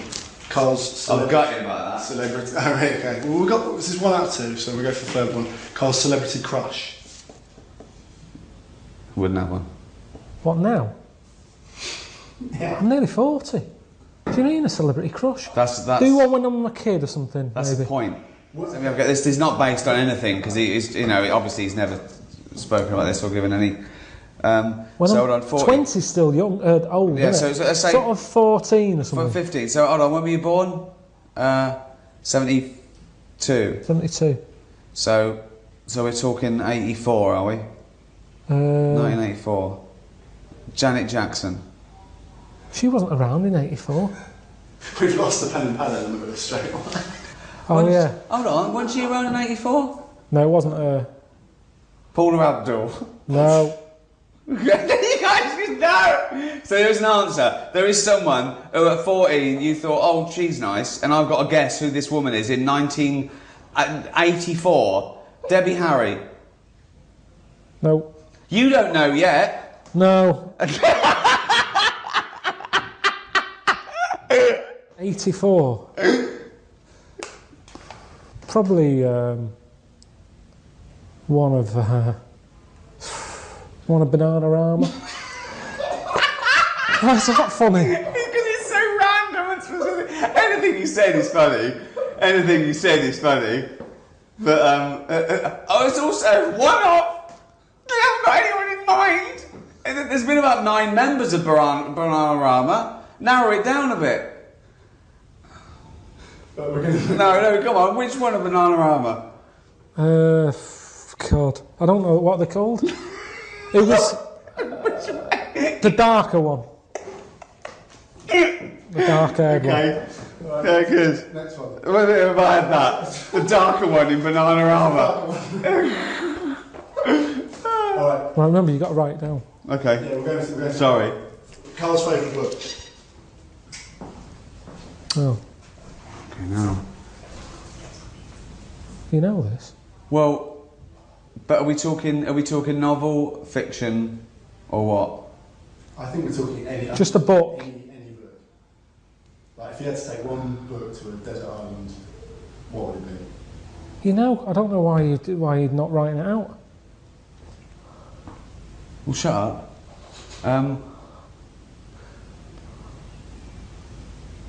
Fucking hell, are we mates or what? You should know what that is. What, your favourite book? Yeah.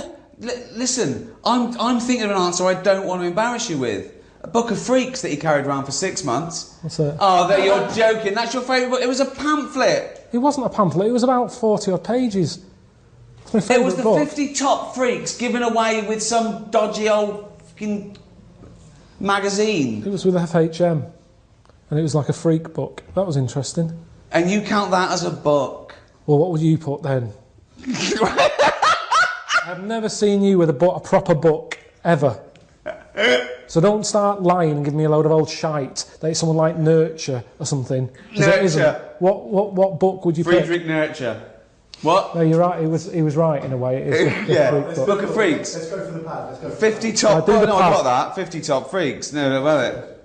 50 top freaks, yeah. Do you know what? Do you know how he liked it? Because number 50 was a fellow with 3 legs. He was so excited. No, there was loads. Huh? No, number 50 was the bloke with 2 heads. Was it? Yeah, because I said, Jesus, what's number 1? Yeah. What was that? Was a bloke shagging a chicken who got killed Number by a 1. rock. Oh, wonderful. Wonderful. Carl's favourite song? Okay, again. Okay. I'll have to do. I'll tell you that he's got a favourite song.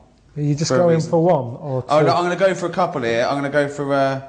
They've both got a theme, and then I'm going to do. Tune, as well. Okay, I've got 2 songs, and then I've got like an instrumental. Right, I'll go for Stranger on the Shore, Acapulco. Alright. And then I'd go for Elvis in the Ghetto. Is he getting them? Yeah. And there's one more, yeah? Yeah.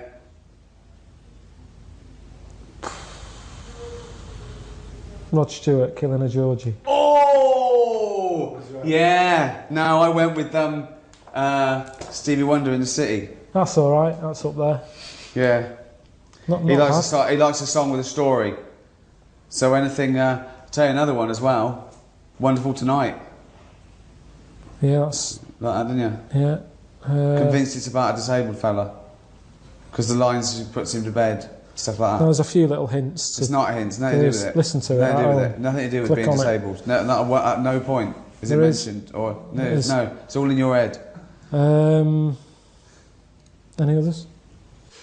Let's go for one more. Oh, I'll tell you, I'm gutted about the old pork chops. You've got to be careful with pork. Why? Worms. It's got to be done, yeah, it's got to be cooked right, hasn't it? Yeah, but now they do things like pork. This comes from the man who put sausages in the toaster. Yeah, exactly. Good point. Carl's favourite animal? Right. Wow. So you don't mean a pet? No, I'm not. This is broad, yeah. Just any animal out there? Yeah. You got it. No, it's funny because I reckon he's got this one wrong. Oh. I reckon he's put down monkey. But I'd probably pick sloth. Can we see the pack? I've put chimp, actually. There you go. He lumps in great apes with monkeys. He doesn't really know the difference. Funny you should say the sloth, because he went to the zoo and he called me up, and I went to the zoo. What did he do? He said, what's the sloth? He said, it's annoying. I went, why? He said, it's got a huge enclosure. I went, why is that annoying? He went, it doesn't need it, it doesn't use it. Hang it in a wardrobe, it'd be just as happy. Didn't move in all the time I was there. It looked dead. I actually thought it was dead. 14 quid you pay to get in there, it didn't fucking move. Didn't do anything. Why is it your favourite animal? I think because it just fascinates me that this thing, that a dodo died out and yet a sloth is still around even though it's asleep. Yeah. Is that, it's safer in a sort of a dead state. Dido died out as well, didn't she? Dido died out. For years. That's the dodo and Dido. Didn't do anything. Alright, let's go one more. If Carl could have a superpower, what do you think he would pick? Wow. Okay. Okay, I've got loads of answers here. I think the general public would know one of them. Oh, yeah. But they're not, that's a joke one. No, that was a new idea, but you mean one that exists? Okay, let's not count bullshit, man. Right. That's not really a superpower, yeah. That's what I mean, that's a made up one, but you're talking about one that people go, yeah, I'd have that. Flying, invincibility, that sort of stuff. Yeah, well, I've got one. I don't know if it's true. I mean, it's a bit weird. Carl, please reveal.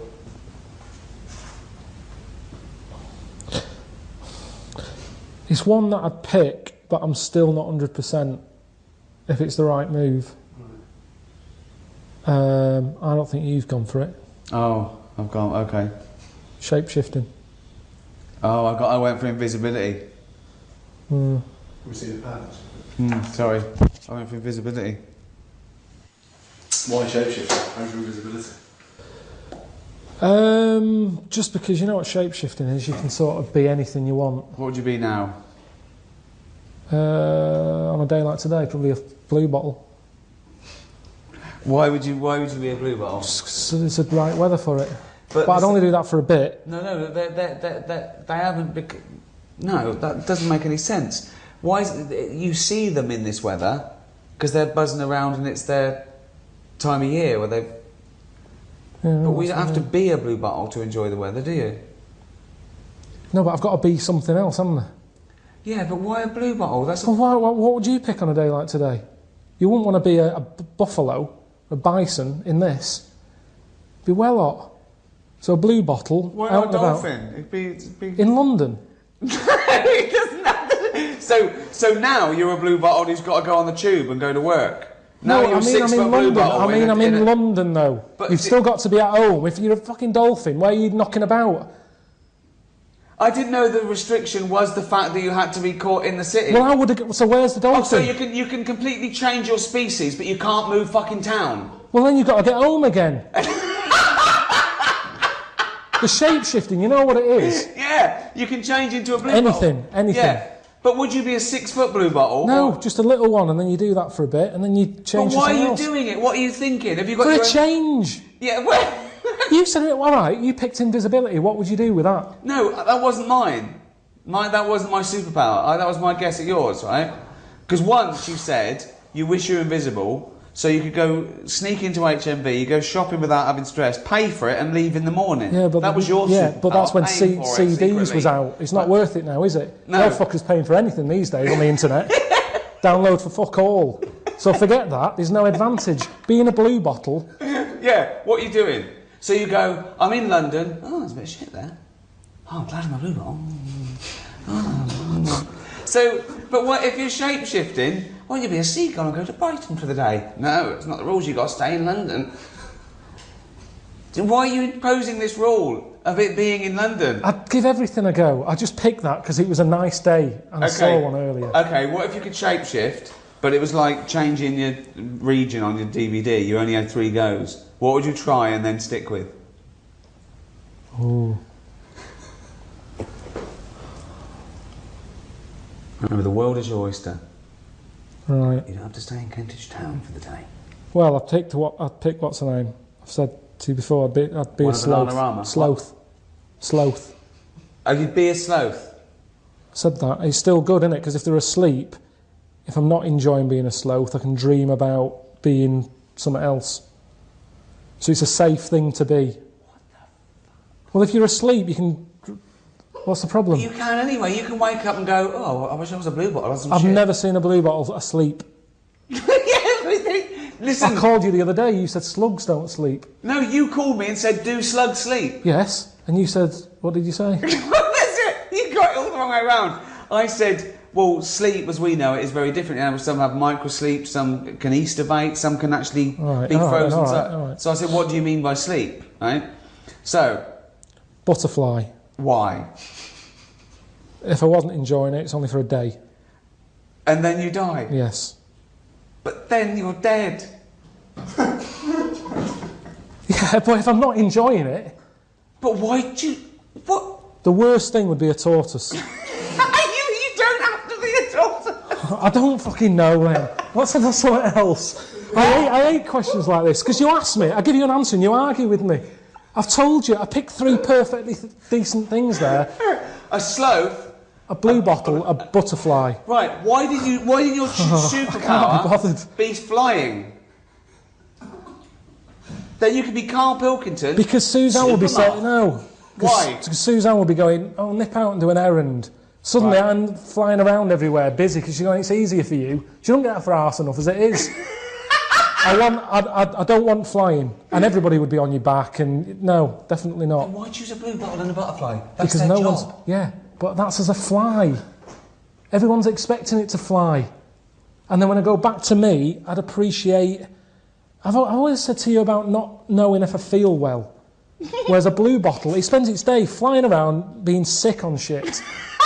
So if I come back to me and I'm like, I feel really good now, I'm not throwing up all the time. And right. So there's benefits to being a fly.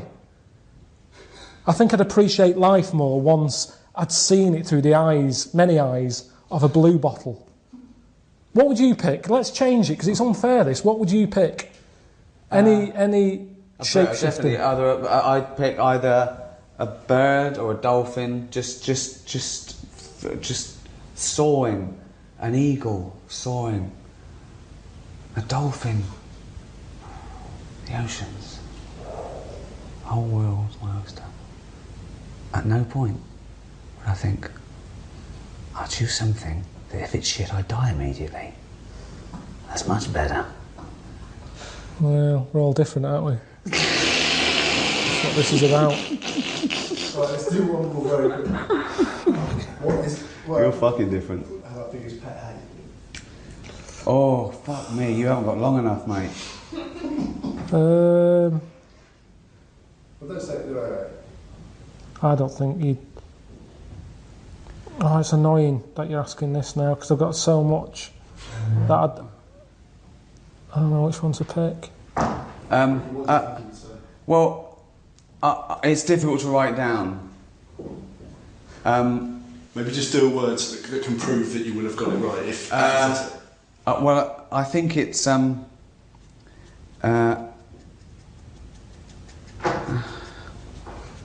Oh. There is one word, and it sort of applies to all the things you might say that annoy him, but I don't know if what's your pet's hate? Just when they shit somewhere.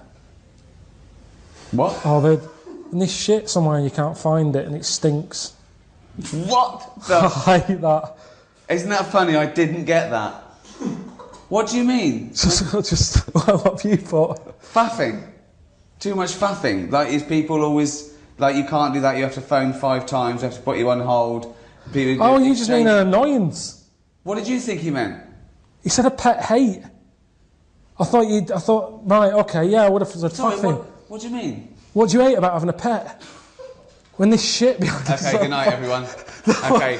I don't word it like that. I've known him for 10 years, and that surprised me. Hang on, faffing. That fucking surprised me. I'm really sorry about that. Right, faffing. Faffing. A pet hate. When you're asleep and it licks your bollocks. What? No, all right, I got the wrong end. Yeah, faffing. Faffing, all right. Yeah. Yeah. Fuck me. That's great. That's great. Cheers.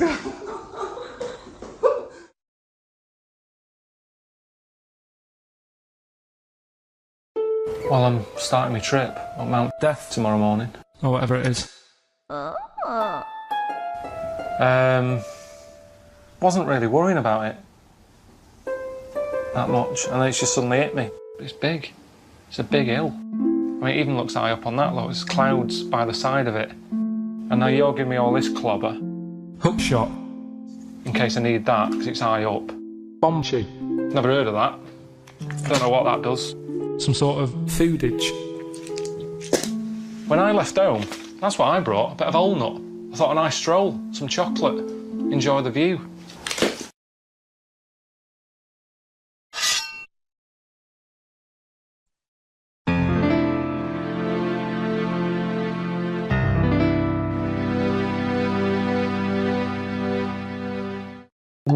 I said to Suzanne, I'm sick of it. She's going, you need to do it when I get a new kitchen.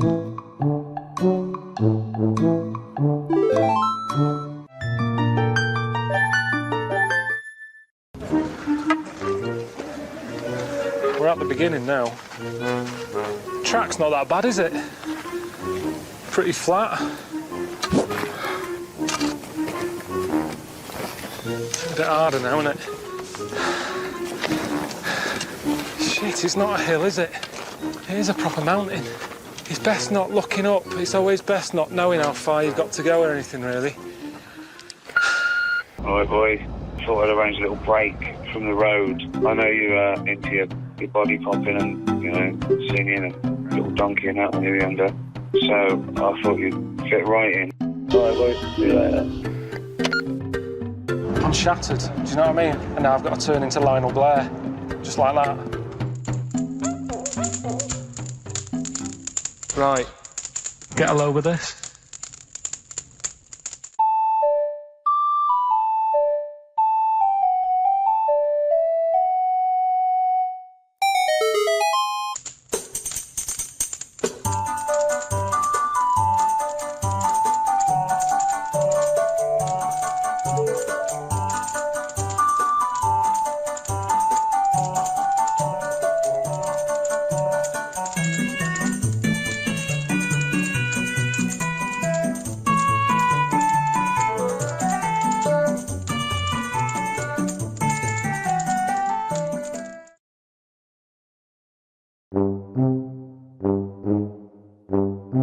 When Suzanne's mum does a Sunday dinner, it's like that on a plate. Piled mash, Yorkshire pudding. It's like that, honestly. We don't talk for the first half an hour because we can't see each other. Just sat behind mounds of food.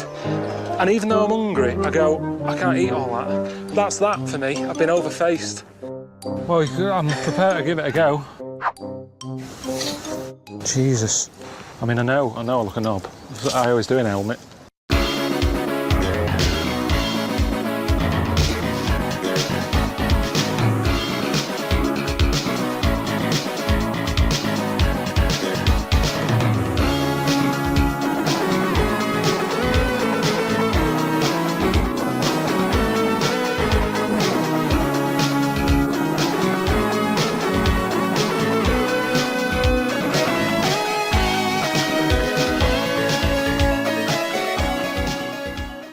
I wonder if it's these shoes.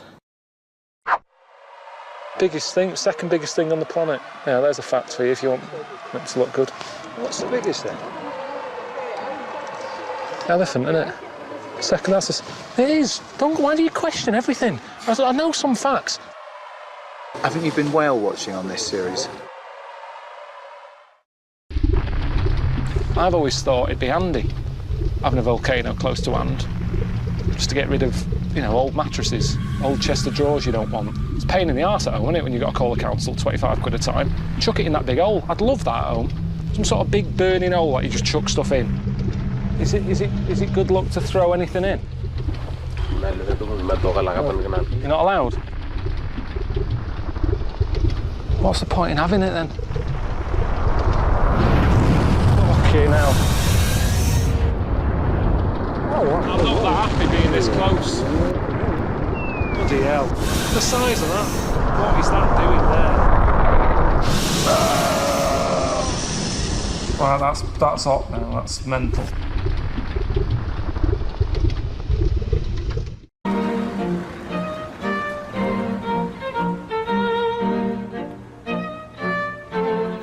Excuse me. I'm here to pick up a dwarf. Oh, yeah. Drunk and disorderly and riding a children's tricycle down a dual carriageway. Right. They can press charges? No, if you're happy to take him into your custody. Yeah, OK. Whatever. Wait a second. That's what I mean. As soon as they even think they're in a film, they're going to get wasted. My name is Maximus Minimus, and I'll have my end away with your wife or the next. We had to confiscate his sword. I've got my own sword. My pork sword. Ha! Whoa! He's thrown up over his own penis. Oh. You're not getting in my car smelling like that. Don't need to. I've got my bike. No, Pete, you can't go on the bike. Not again. No, whoa! Stop! Pete, stop! Oh. Don't go on the dual carriageway. Take the back roads. Just... What is he? Oh. How long's that going to take him to get home? Oh, no, he's off. Look, he's just flailing like a dung beetle. Oh, it's pathetic.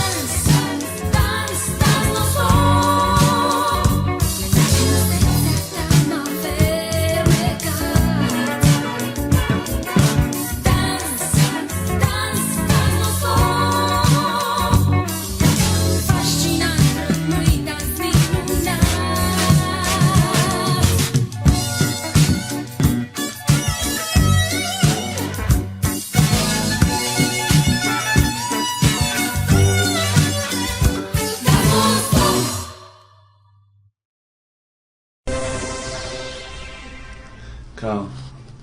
What? What would you rather do, right? I sort of put you in a ball, squash your head, right? Tie your head to your knees, like that, right? You have to walk around like that, right? Until you're formed, totally formed. So that's like the rest of your life. Just keep that for a year in a cage, and your head's like these, right? You have to walk like that, going, right?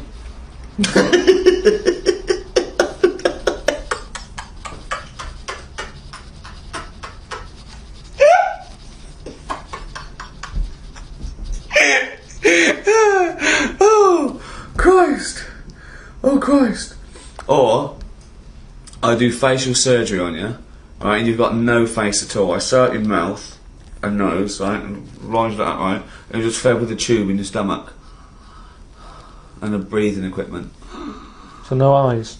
Yeah, no eyes, no nose, no mouth, no nothing. You'll take your ears off, right? So you're deaf, dumb, blind. You're breathing through a little thing there.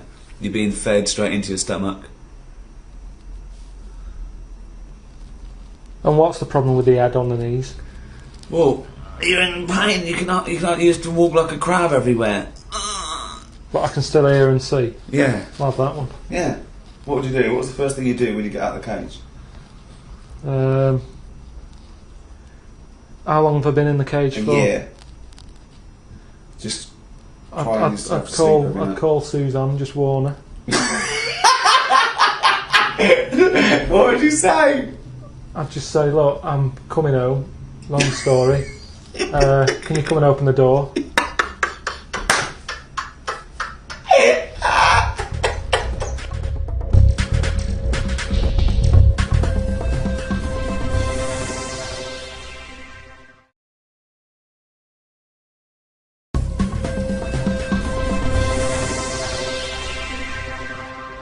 Hi, TV's Ricky Gervais here. I just wanted to tell you a little bit about my new book that's coming out this autumn. It's called Ricky Gervais Presents The World of Karl Pilkington. With me, Karl Pilkington. Right. Yeah, it's just a book, some of the ideas and some of the chats and some of the stuff we came up with in the podcast. The world record-breaking podcast, The Ricky Gervais Show. So, what are you doing there? Just doing some drawings for it, just to go with the stories and that we talk about, some of the ideas and stuff. What's that? This one. Mm. Well, it's Auntie Nora, isn't it? When she farted for 5 minutes. That's like when she had the wind there, just coming out there.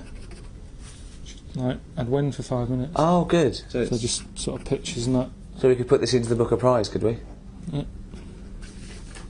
Thumbs and that. Yeah. I'm still pretty sure that we would have got on alright without the thumb. Yeah. But if we couldn't, how about a thumb with one big finger? That works, doesn't it?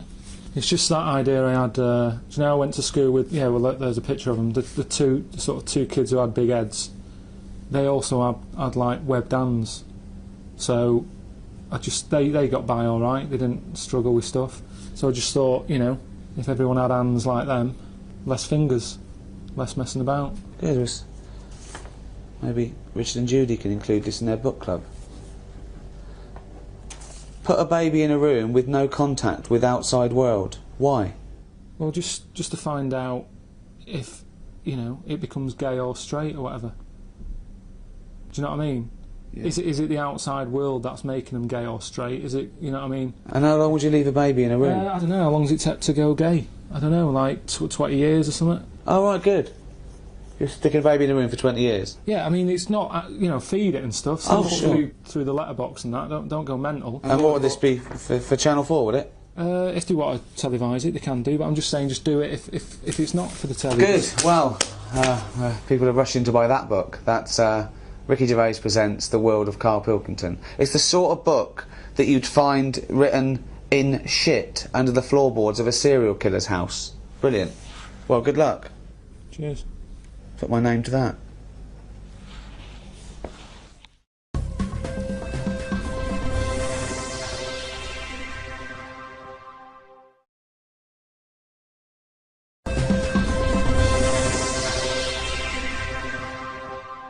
Oh, chimpanzee, that monkey news, you It was this bloke who was a builder. Oh, yeah. Right? And you know what builders are like? They sort of move about, don't they, from sort of building to building, just building. Well, yeah, well, once they've built it, the building's done and they move on to build some more. Building to building, just building, yeah. So he goes to his next job and that, right? Who does, the builder? The builder. Yep. He goes to, like, the boss, new building. the boss of this building, who's building it. Right. Okay. Yeah. And he says what unto him? Do you need anything building? Okay. Right? Yeah. So anyway, so he says, yeah, there's plenty of work and that going about. Yep. He says, we're working on this one here. He said, get going on it, like, there's your bricks and your cement and stuff, get on with it. Yeah. Any plans? Just build. Just start building. Yeah. Go up. They're getting on with it and stuff, it's all going well. Yep. But he notices that there's someone working high up, right, on the top bit. Sure. Because do you know, like, there's girders and stuff on these big buildings. Yeah. And he's still building the bottom bit, and which he's is still, weird. yeah, well, that's the way they do it there, apparently, just to sort of speed it up, work from top to middle, from top to bottom. Sure, that's in imaginary land. We put the spire on, now we better do the foundations, Yeah. and then put some stuff in the middle to keep it up there. So anyway, he's saying to, like, the other workers, he's going, who's that up there? Who's that up there? He's working on his own. Was it, what, the little fella, was he? And, The little hairy fella up there. Who's the little hairy fella up there with the hard hat? And the other fellas are going, look, you know, don't ask questions, you know, the boss decides who he takes on, we're happy to be getting paid here. Don't ask questions! Yeah. Well, I'll see him when he comes down. So he said, well, it's pretty impressive, you know, the work rate he's doing, the way he's getting from one girder to the other. Swinging, is he? He doesn't seem to be scared of the heights or anything. He said, no, just let him get on with it, you know, we work well as a team. Lunchtime comes, they're all sat there, sat on a little wall having the sandwiches, just thinking he'll come down in a bit. He's just carrying on. Is he just still going? Still going on that, right? So the fella says to the boss man, he says, isn't that fella up there gonna come down and join us for lunch? He said, like I said, mate, don't worry about him, right? So he said, oh, anyway, you've reminded me that he's up there. He said, he's doing a lot of riveting and stuff up there. He probably needs some more nuts to, Right, sure, and what kind of nuts is that? Is that nuts to food, or...? So he said, what, nuts? He said, yeah, just, there's a bag full of them there, just put them on the hook, send them up, and he can get on with his job. So anyway, he picks these nuts up, right? Yeah. Just hooks them on. He thinks they're not that heavy, considering, you know, I mean, they're normally pretty heavy, aren't they? Like, nuts big and bag of bolts and nuts, stuff. So anyway, he has a little glance in. Oh, no, what's in there? Nuts. What, you mean nuts that you can eat? Nuts that you can eat, right? So they send the bag up, and he's thinking, what's all that about? He checks him out, starts to stare, works it out. You can see that he's a little chimp running about, so he goes, I'm not happy with this. Why isn't he? Yeah. He said, all them Is out the there. boss sitting in a tyre? He said, all them lot out there might not be wise to what's going on here. He said, but I've clocked it, and you're sending nuts up to it. It's a monkey, it's not on. So he goes, look, you know, we just all try to earn a living here. He said, don't get involved in it. I'm happy to pay you, but I'm paying him. Don't interfere. He's paying him? And he's saying, look, I'm just not happy with this. It's not allowed. So the boss was saying, well... We pay peanuts, we get monkeys. He said, to be honest, mate, you know, he's a great worker. He's known for doing what he does. He's a good grafter. If one of you's going to go, right, I'm afraid I'll have to let you go, because he's been here longer than that. Yeah. He was made redundant. None of that happened. He was laid off. None of that happened. He's laid off and that. And that's where that saying about, you know, like there's a lot of tower blocks and that in America, it's like the chimp off the old block, is where... So, that's monkey news.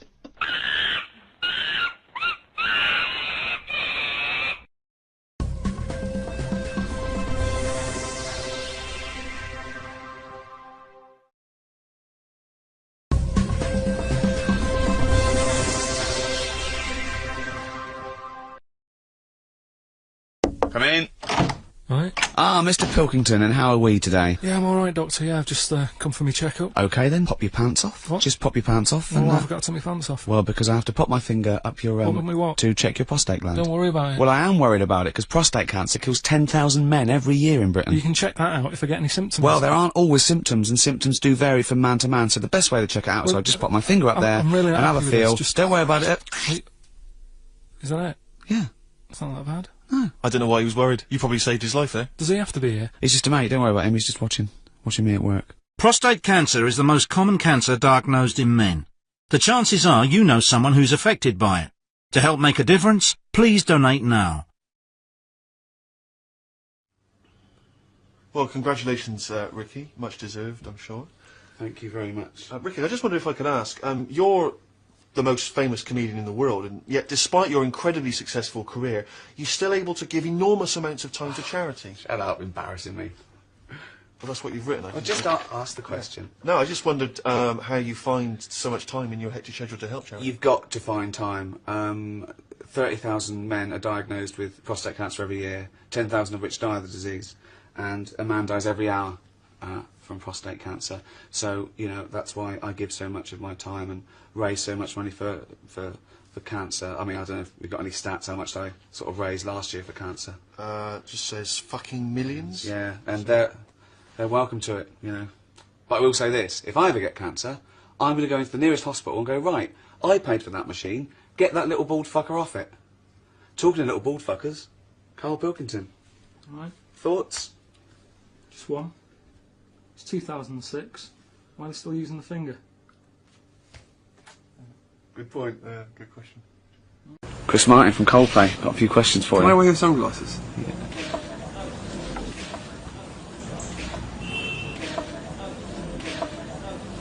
Okay, now, you like to buy clothes made in third world sweatshops because they're cheaper. Do you prefer Chinese or Indian made stuff? Indian. Chinese don't know what they're doing. See your head a little bit. We want to get the noise, the microphone there. Right, ready? Hold on. Good. So you're just doing it. Hold on. Now, it's in position. What if it... oh. Ready? Yep. Oh, God, it... Oh, no! Oh, it's like Jackass. Now, at the Conservative Party conference a few years ago, you made a rousing speech saying that if Labour banned fox hunting, you'd leave the country. Now, you did leave, but now you're back. Isn't that hypocritical? I just came back to get some stuff. To get my hunting gear. I came back to get 2 guns and a knife.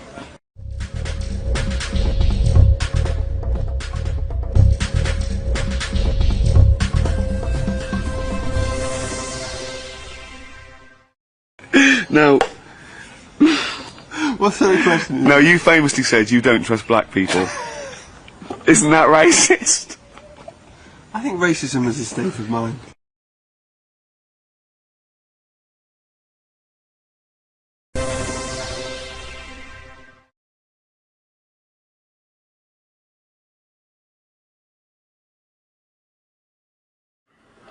Goes to sleep, they're sharing a tent. I've only got one. Well, they've got one tent between them, have they? Yeah. But why don't they take 2? A tent's not that big. Oh, yeah.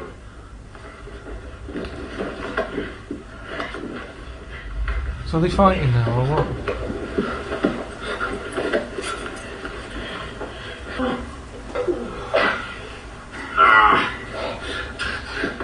It was cold outside, he said, come in my tent. And then that happens. What do you think, Carl? I'm still none the wiser as to why they do that.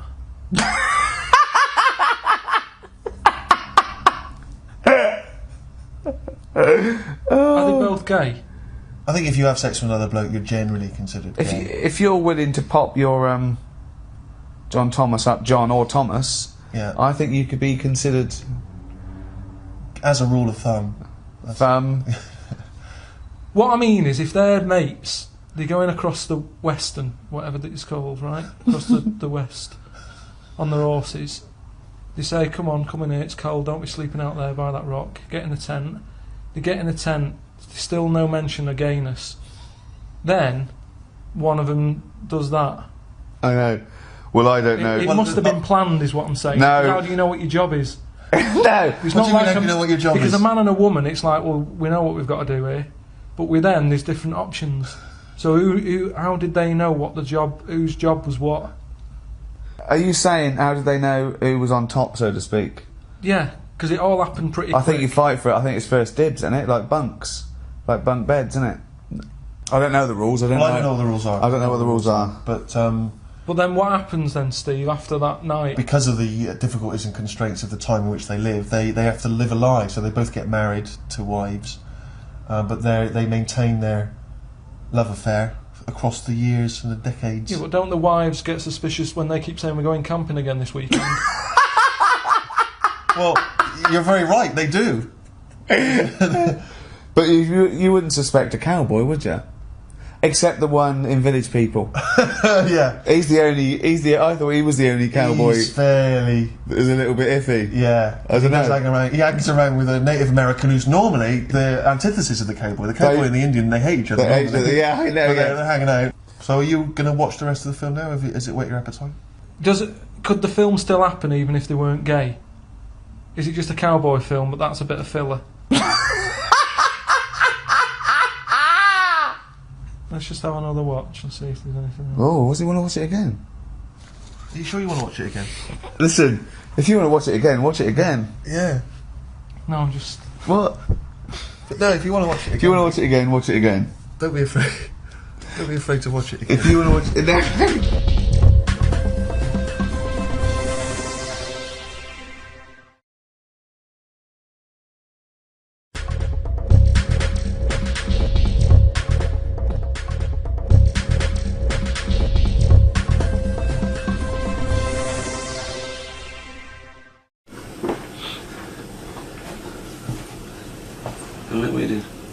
Still doing stuff for the book. So just... The World According to Karl Pilkington. Yeah. You can buy that now. Pre-order it on Amazon, can't you? Yeah. Or wait till September 18th. Pre-order it now. Right. What's that? That's me. Just I'm stuck in a spider. You said, about what would you do and all that if you were stuck in the body of a spider. Right. So I said I'd just have a sleep. So there I am, just on the kit. Got a Okay. sleeping bag.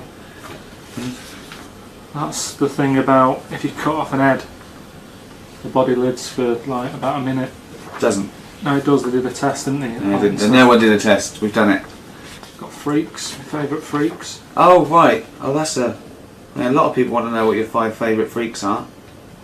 I'd buy a book about that. So number 1, the Elephant Man. You know that. There he is. With his buns. Number 2, Pillow Man. Yeah. 3, Siamese twins. Annie. Mm. 4, Three-legged juggler. 5, pig-faced woman of Manchester Square. They're not in like that. Isn't in an order that I want to see them or anything. They're all as good as each other. Okay. So maybe if you're a freak and you want to meet Karl, would you want to meet a freak? If we could, there's 6 billion people in the world. Must be somebody like this that wants to. Would you want to meet the Pillar Man? Yeah, it'd be all right. But how's he going to get in touch? Siamese twins, I don't like because it's 2. That'd be trickier. I don't think. What if one of them liked you and the other one didn't? He couldn't stand you. Yeah, One was like, I love Karl Pilkington, he's brilliant. All right, Karl, you coming out? Yeah, but I wouldn't want to put them in that situation because I can go home. They're still bickering. So yeah, I don't want to meet them. Three-legged juggler? Yeah. What would he have to juggle for you to take your eyes off his legs? Well, that's the thing though. He'd think I'd be getting him in to sort of do some juggling, and he might sit behind the desk and I go, oh. I'm not interested in the juggling. I love the fact that you think you can get him in. You can hire this man who probably died 100 years ago. Monkey, that was a fireman. Wasn't. Just the idea of a cat with mops on its feet to clean the floor. That's that good invention that came out. I'm pretty sure that's not a real invention. And there's you washing up with your little trousers down. I mean, I really must applaud the effort for this though, Karl. That's because really most, no offence, sort of dimwits, morons, cretins, idiots, they think all this shit, but they don't bother putting it down. Yeah, and they certainly don't bother colouring it in. So well done. I think it's a brilliant book for anyone who's got, really nothing else to do, or feel that they're sort of giving to a worthy cause. And that's available now on Amazon.com or Amazon.co.uk. And it's, what is it, like 200 pages, and it's got all these illustrations and great stories, and a foreword by me, in which I'm basically going on about Karl being an idiot, which is the only truthful thing in the book. I'm pretty sure of that. Good. So well done.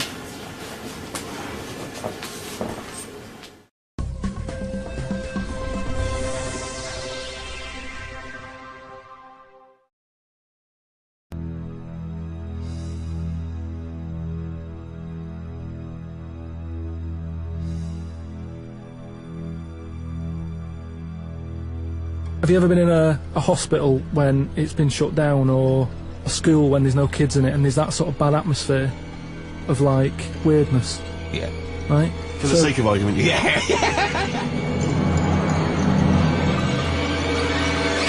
We're wandering about, and I say, oh yeah, what's in this room, right? And all the floors are like a wreck and rotten and stuff. Oh my God. There's a little sign there, right? And I go up to it, and it says, flies this way. So I follow the arrow, which goes to this corner where there's a shelf, about 3,000 dead flies on it, condom stuck on the top.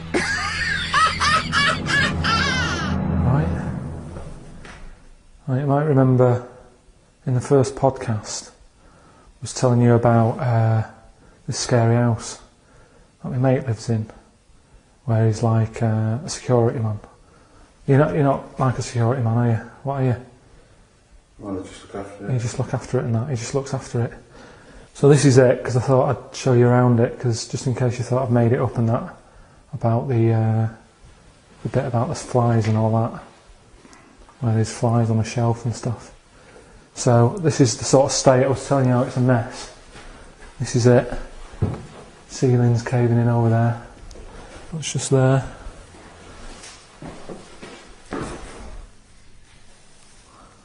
Pair of pants.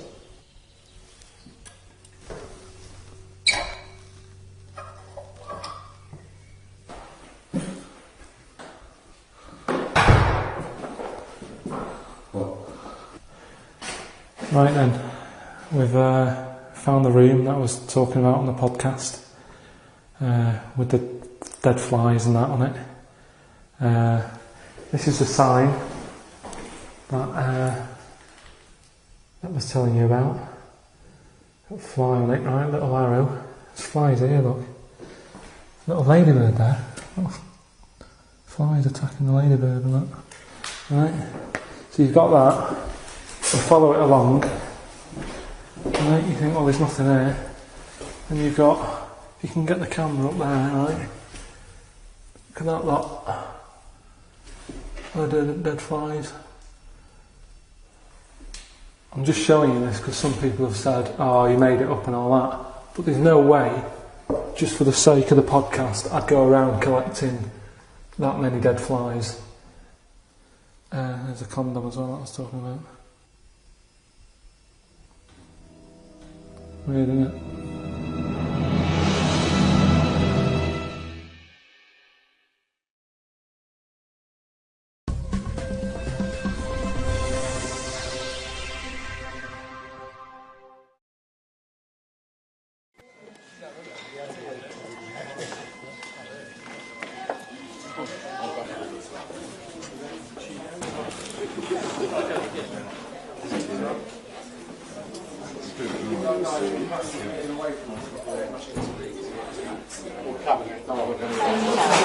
Hi, I'm Ricky Gervais, here on the set of Extras. Extras 2, coming soon. People are busy working away, and they're annoying me a little bit because I'm trying to do this, so I'm in track. Shut up!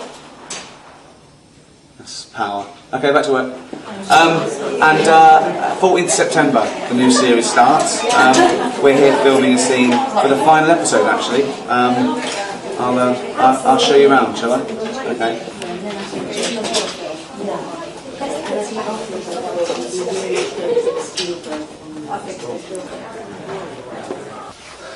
I know what you're thinking. What hospital are we filming in? It's not a hospital. She's not a real nurse. Unless we just put this in. Hey? Do these look ill? Bad example. We're going into the main studio now. We're just using a little corridor there for a hospital.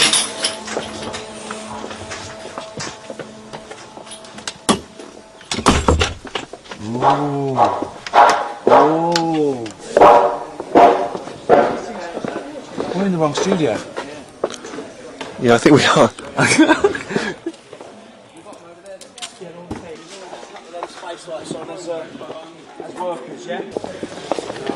Oi oi, who's this little face? Excuse me. Yeah, can I help you? It's Robert Lindsay off My Family.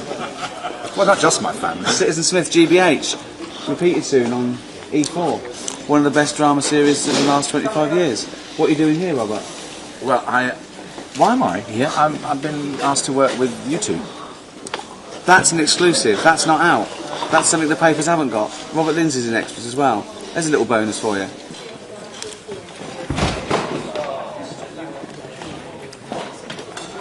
So, there's a little teaser of Extras 2 coming soon. September the 14th, BBC 2, 10 o'clock. But check out the website. I'll do one of these every few days. Oh, sorry. I've gone toilet. Oh, I've gone toilet. Can you empty it? Can you empty it?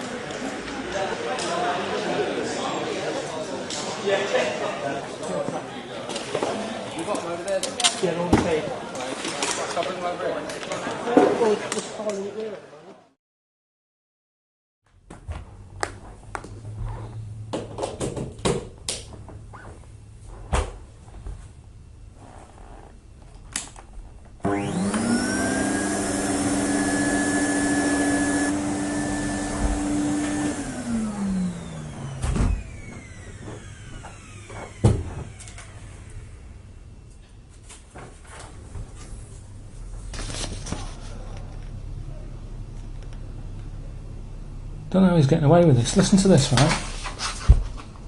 Crudge evolved bi-goggles at one end and Flagy-plays at the other, right? Eventually becoming Whittles. Some Crudge went on the other way, developing a uniflap and becoming a Sploon. Sploon grew into Flunts, and Whittles branched out as Scruddlers and Wumps. So I don't understand why people want to read about these sort of made-up animals when there's weirder stuff than this knocking about anyway. Do you know what I mean? Like, I read something about a crab that what it does, it's born, right, and then it's floating about in the sea, and it spends its days looking for a mussel. Do you know, like the mussels you get in the sea? Spends its day finding one of them that's got a little gap in it, gets in it. That's it. It's done its sort of life's job. It just gets in the mussel and stays there. So that's pretty weird. Do you know what I mean? You don't need to sort of invent a Sploon, a Spluff, and a Wumph. The Moulon. It's the most intelligent being on the planet. It believes that all life is precious and never knowingly hurts another flanimal. The saddest sound in the universe is the whimper of 1,000 Moulons when one dies. Do you know what I mean? That's quite sad, isn't it? It's like whale noises, that, isn't it? Because they say, what do they say? Like how a whale, if a whale's crying, another whale can hear it from miles away. Which must be well annoying, because I think, like, say if you're a whale and you're sick of hearing things crying, you'd travel miles to get away from that whale that's crying. But then, as you're going away from it, the chances are you're going towards another whale that's crying. So you can't get away from whales crying. And yet people say, oh, if I come back, I'd like to come back as a whale. There's no way I'd do that. Just having all stuff crying around you, you'd be well depressed. That's why they always look sad, whales. Because all they're hearing is crying. That's like a Moulon.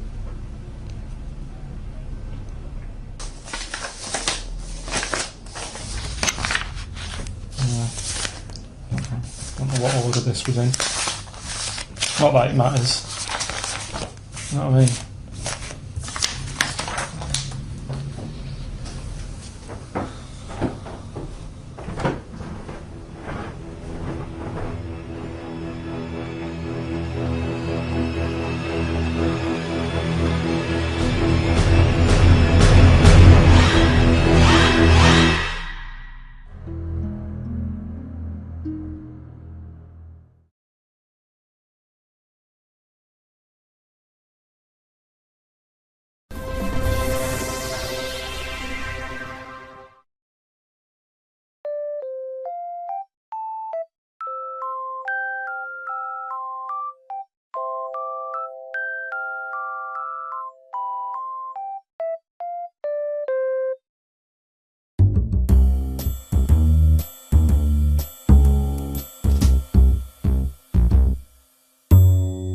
Ricky and Jane were going on holiday for a few days and had arranged for Glyn to come in and make sure the cat was okay while they were away.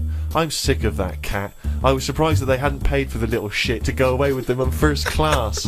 Blimey, getting a bit vitriolic in the diary. Why doesn't he like the fact that I've got a cat and I love the cat? Why? It's just everything in that house that you've got gets sort of special treatment, and it's a cat. And What do you mean you get special treatment? Sometimes we put food down for it, and sometimes it gets on our lap and we stroke it. You don't just stroke it. We're you not massage it. You massage its back. You go, no, are you stressed out? Well, no, it's good. No, I'm not saying are you stressed out. At no point did I say are you stressed out. You said what the fuck are you doing for? Is it stressed out or something? I like touching my cat. To be honest with you, I don't like Ricky's cat. I can't believe because every time I go around there, it goes straight for Magoolis.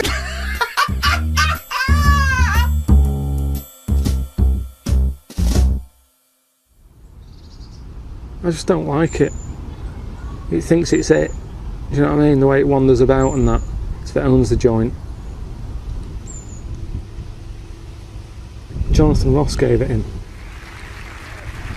I reckon it was Jonathan Ross's cat. And he got sick of it. Oh my God. No. You know, he got sick of its attitude. And then luckily, like, Ricky's old cat died. So he knew Ricky needed a new one. Palmed it off onto him. That's the last we'll see of that cat. Oh look, there he is, look at that. They love beer and donuts. So he's pretending he's joking there, but if that cat wanted beer and donuts, he'd probably let it have it. The thing is, it never goes out. So there's no chance of it ever coming to any harm. But it's going to last forever. Do you know what I mean? We got through loads of cats when I was a kid, because we lived on a main road. So none of them really got the chance to annoy me, because they were never around long enough. If the cat sat on his knee, he won't get up. He sort of waits until the cat gets down, because he doesn't want to disturb it.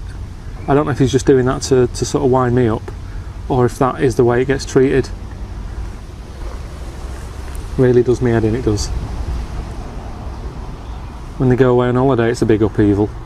You have to organise people to sort of come round and feed it and make sure it's alright.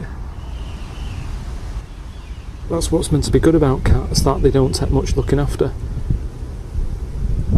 My mum and dad's last cat that they had, it's called Charlie. They went away for a month to Spain, just left it outside. And it feeds itself. If a cat gets hungry, it sorts itself out. That's what they do, they're wild.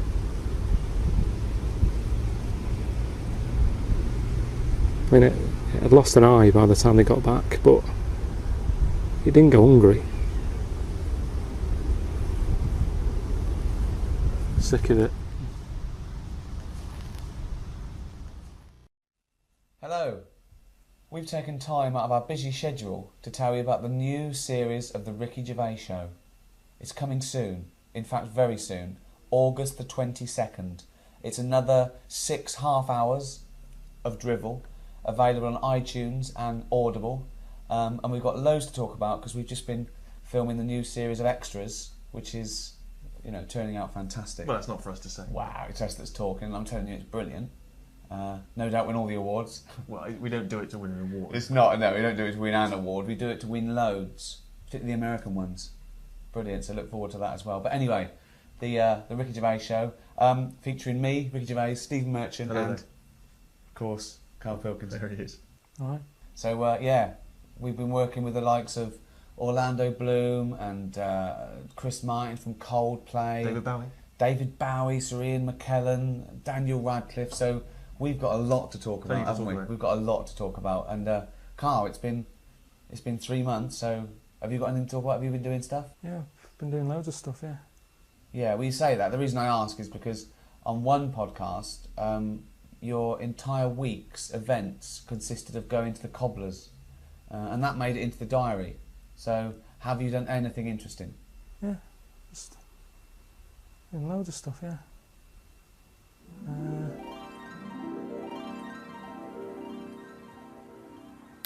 It was weird, right? I was in the park, right? Just sat there having an apple. Finished eating it, chucked it on the floor, right? Within seconds, an ant was on it, eating it. It's weird, isn't it, right? How that ant is totally different to me. Isn't it?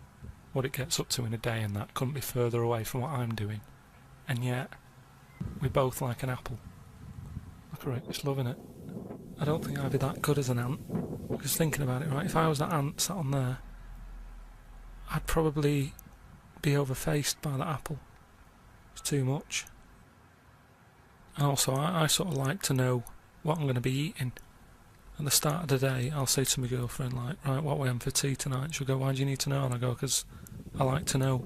I like to get my taste buds ready and that. Whereas that ant, 5 minutes ago, he didn't know it was going to be having apple. But it's got to have it, because he might not find anything else. I wouldn't like that. I wouldn't want to be an ant. Carl.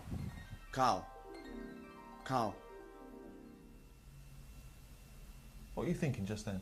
Just thinking of stuff that I've been up to and that. Daydreaming, more like. Nothing wrong with daydreaming, Steve.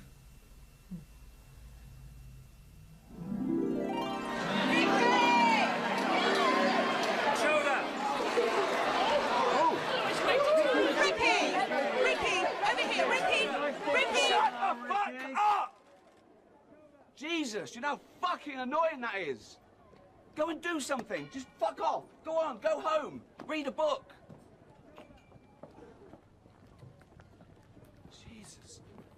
That's my headache. You alright? Yeah. So just to recap, all new Ricky Gervais Show with Ricky Gervais, Steve Merchant and Karl Pilkington, available from August 22nd on iTunes, audible.com or via Ricky Gervais' website, rickygervais.com. Is that it? That's The awards. Yeah. Huh? Awards. What?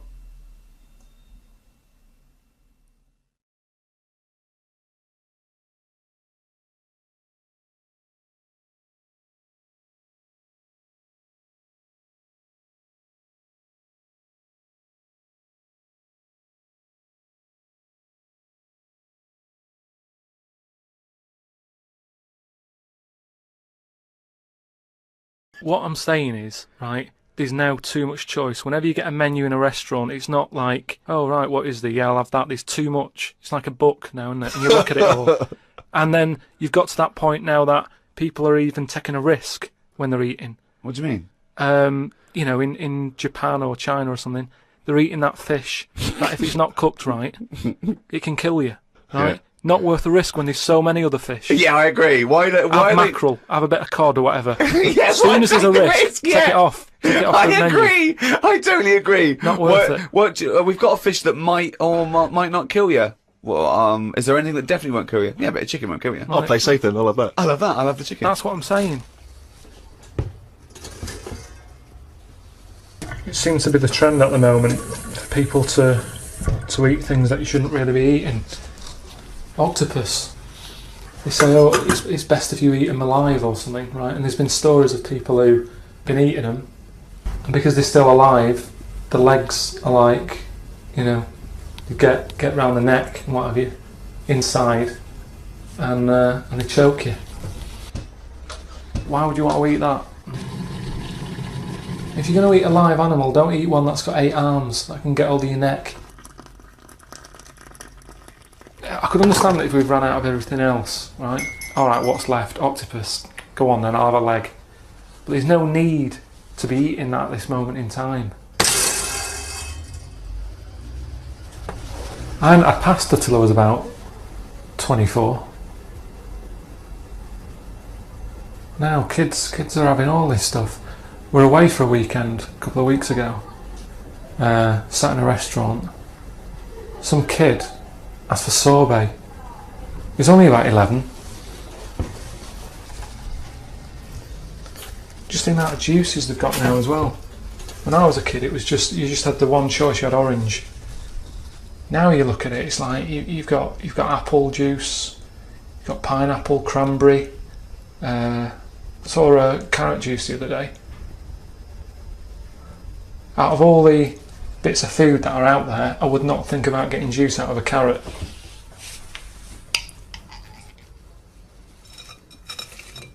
People are always going on about that place where they eat dogs, saying, oh, that's terrible, that. But I don't think it's that bad. As long as it's, you know, it's their own dog. If for eating octopuses. Why are dogs getting away with it?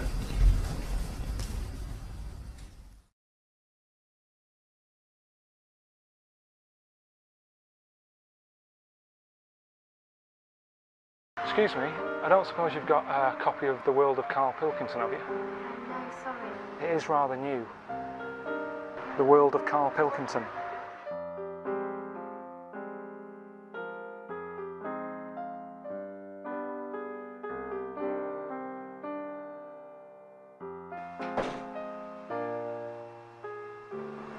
No luck, Carl. Never mind. There's still a few more to try. Good old yellow pages. We don't just help with the nasty things in life like a blocked drain. We're there for the nice things too. You do? Great. Can you keep it for me? Yeah, my name is Karl Pilkington. Yeah. Yeah, it is me on the cover, yeah. Do you mean it looks round? Heads are meant to be round, you cheeky bastard. Just keep it for me.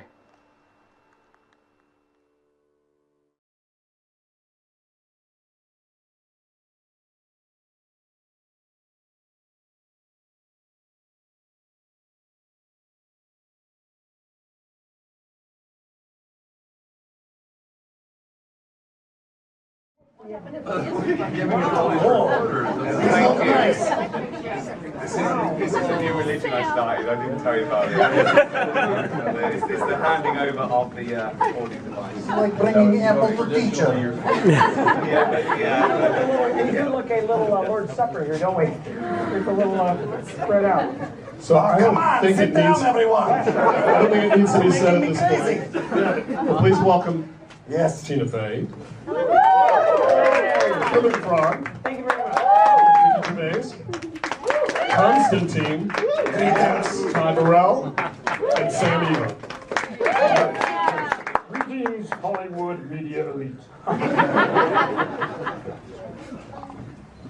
Well, goodbye, everyone. First question. Questions. Yes, for Kermit, I was wondering, nothing against you, Constantine, but I was wondering why, Kermit, you didn't want to play both parts, because it would have really enhanced your acting credits. And where's Miss Piggy? Boy, that's two very different questions. Well, you know, it didn't make sense for me to play Constantine, because we do have a few scenes together, and I don't really work on green screen.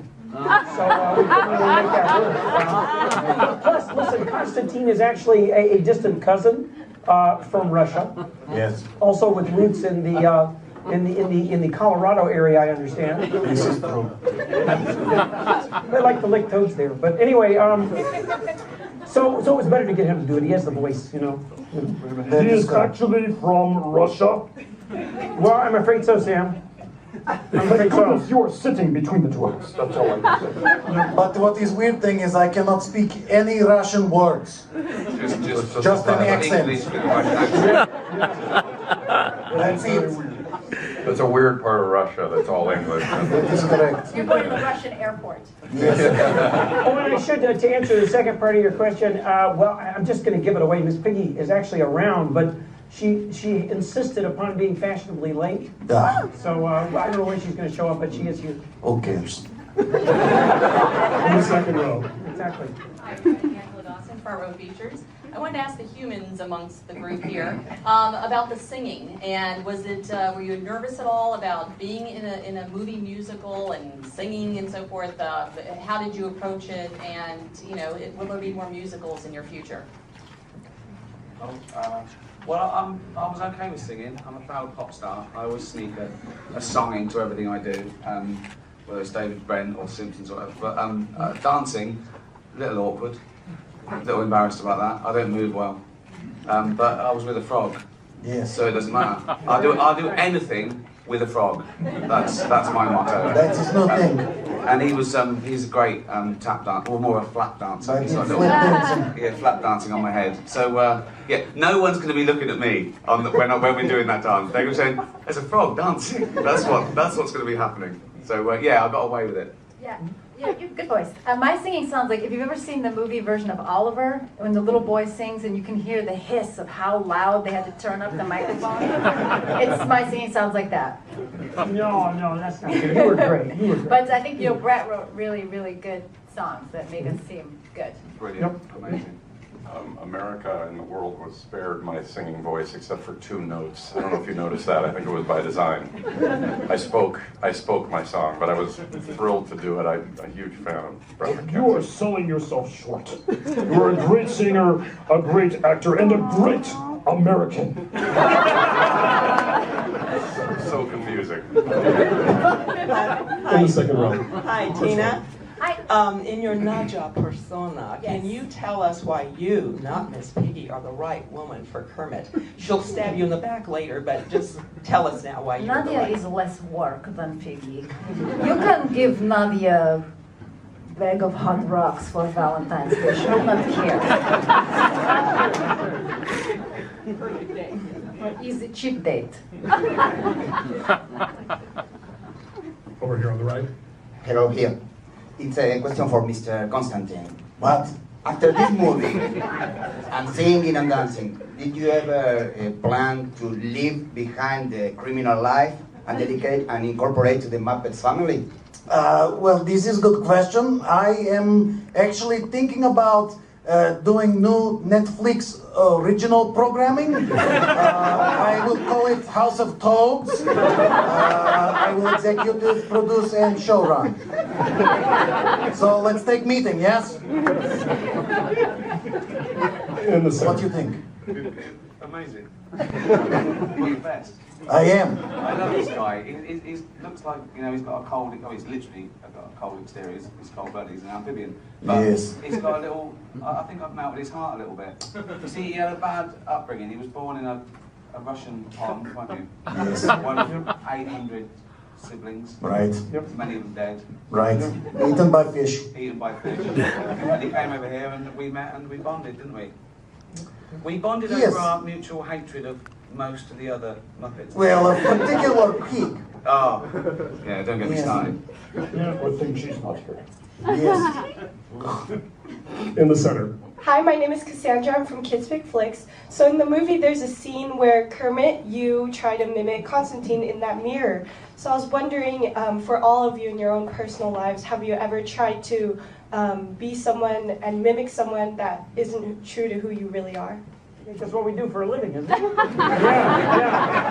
We turn that very strange psychological disorder into a lucrative career. You nailed the answer, Kermit. That was good.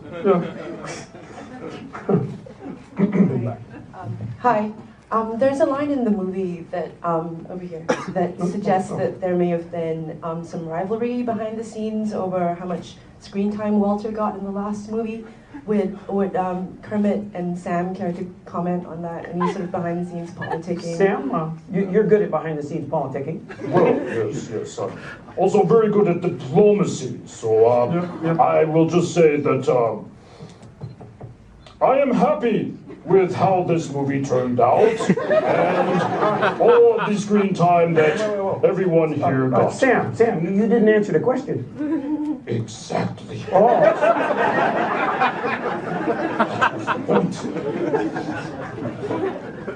All the way in the back.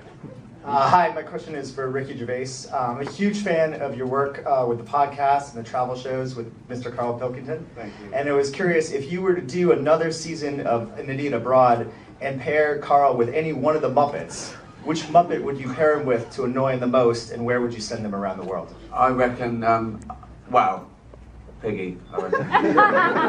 He can't stand anything high maintenance and whingy and whiny, so that would be good. That would really, that would finish him off, I think.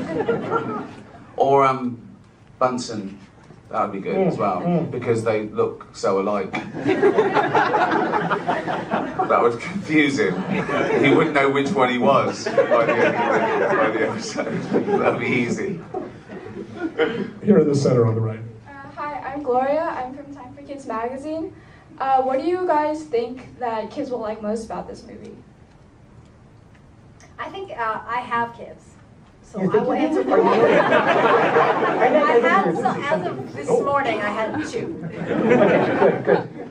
I think they're gonna like how funny the movie is because I think there's a lot of jokes in the movie, and kids who are like 8, 9, 10 years old, they take a lot of pride in getting the jokes. It makes them feel big. Yeah, it doesn't patronise kids. It doesn't Yeah. aim at an audience. It aims high, and I remember when I was a kid watching the Muppets.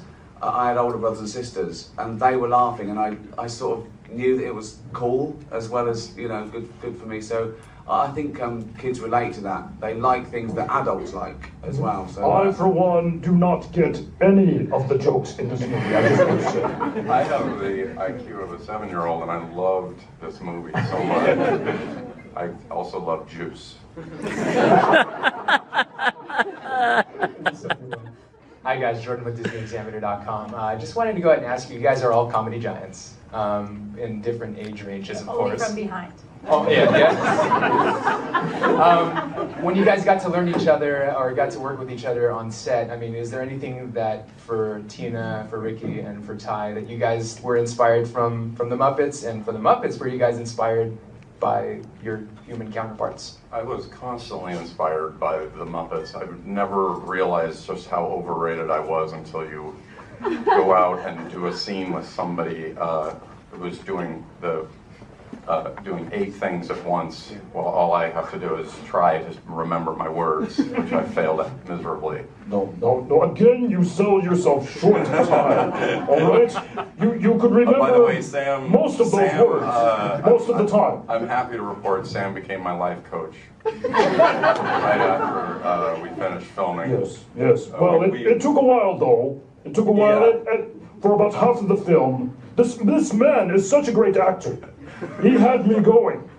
I literally thought he was a Frenchman. Yes, he was so convincing. I think his portrayal of a Frenchman will go down in history as the most convincing portrayal of a Frenchman in film. I think you and I finally really bonded when we realized we had the exact same eyebrows. Yes, it's true. Yes, and one day when I showed up to set without mine, he was kind enough to let me borrow his. I had surplus. Over here on the right. I read here in the back. Thank you, Winter, for Latin American. I have a question for Ricky. We see you in the movie carrying these big bags of money for the journalists, and at least I didn't get my share. And where is my kind of money? And do you care about reviews at all? Well, yeah. I mean, you like it when they get it, but I mean, if you only believe the good ones and don't believe the bad ones, then I think that's a slippery slope. The best thing to do is, celebrate the people that like the film and know that it was made for them. I don't do anything for reviews or audience or awards or anything. You do it for yourself, really, if I'm being totally honest. And of course, and like-minded people. But it's crazy. If you're worried about pleasing everyone, you're not going to please anyone. And it'll send you mad, it'll drive you mad. And now, everyone's a journalist, everyone's a reviewer, with Twitter and Facebook, it's like glorified graffiti. If you care about that, you might as well go around every toilet wall in the world and get offended when they mention you. It's so you mustn't. But yeah, I'd love it to get good reviews, and I'd be lying if I said otherwise. But you really mustn't worry about it. You really mustn't. It will drive you crazy. On the left here. But having said that, just say fucking nice things about it, please. It's not for me, but for the kids. Hi, Devin from mouseinfo.com. This question is for Kermit. Kermit, what are you most proud of? Well, you may be surprised to hear this, but I'm actually stretching myself quite a lot as a dramatic actor in this thing. I did many scenes with Tina. One particular scene stands out to me. It was a closed set. It was the scene where she licks me. But I just want to clear it up right here with the press that Tina is happily married. Jeff was there during the shooting. Closed set. My husband was there. He was being very kind of controlling and creepy. Yes, but supportive. Star 80. thing, but and I had never done a scene like that before either. No. I mean, I had filmed a lot of weird stuff at home, but to have a whole crew there, I was nervous, and Kermit really put me at my ease. I did hallucinate for 3 or 4 hours. A little bit, and that's odd because I had blood tests before, and I thought the toxins were low, but no, it was strange. It was pretty creepy. I'm sorry. I'm going to have to leave now. I'm pulling double duty here, both promoting this film and also working in hotel security. There's been a bit of a ruckus in the lobby. I have to go. I apologize, sir. Sorry. Bye, Sam. Thank you.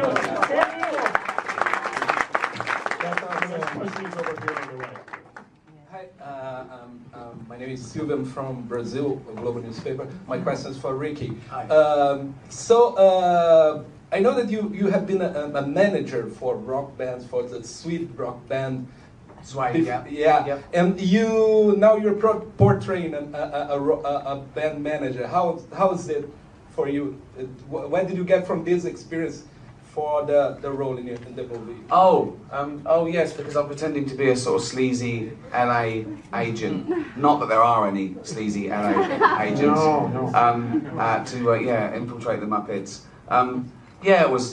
It's quite nice playing a slime ball, a villain. I like that. I like playing flawed characters. You know, it's fun. It's sort of an exorcism. You're sort of saying, see, I'm not really like that myself, and I think that's you know what. I was just thinking about it. The Muppets did what I tried to do in Extras sort of many years before, taking sort of famous people and making them make fools of themselves, and it sort of must have sunk in. And being on the flip side of it, like doing stuff like this and Curb Your Enthusiasm, you enjoy it and you want to be worse because you are sort of saying, look, I can't be like that, or I wouldn't be joking about it. And I think that's why they want to do it in a way. So it was great fun for me, and I bonded with this guy immediately. I loved him. I've loved the Muppets for 35 years, and I love you. I love you. I love your nephew Robin. He's got no neck. I love frogs. It was my favourite until I met this guy. But I'm sorry to say this, but I think Constantine might be my best buddy. No, you know what? I totally understand. You guys work closely together. I understand. I accept that. Yeah. I have no comment on this.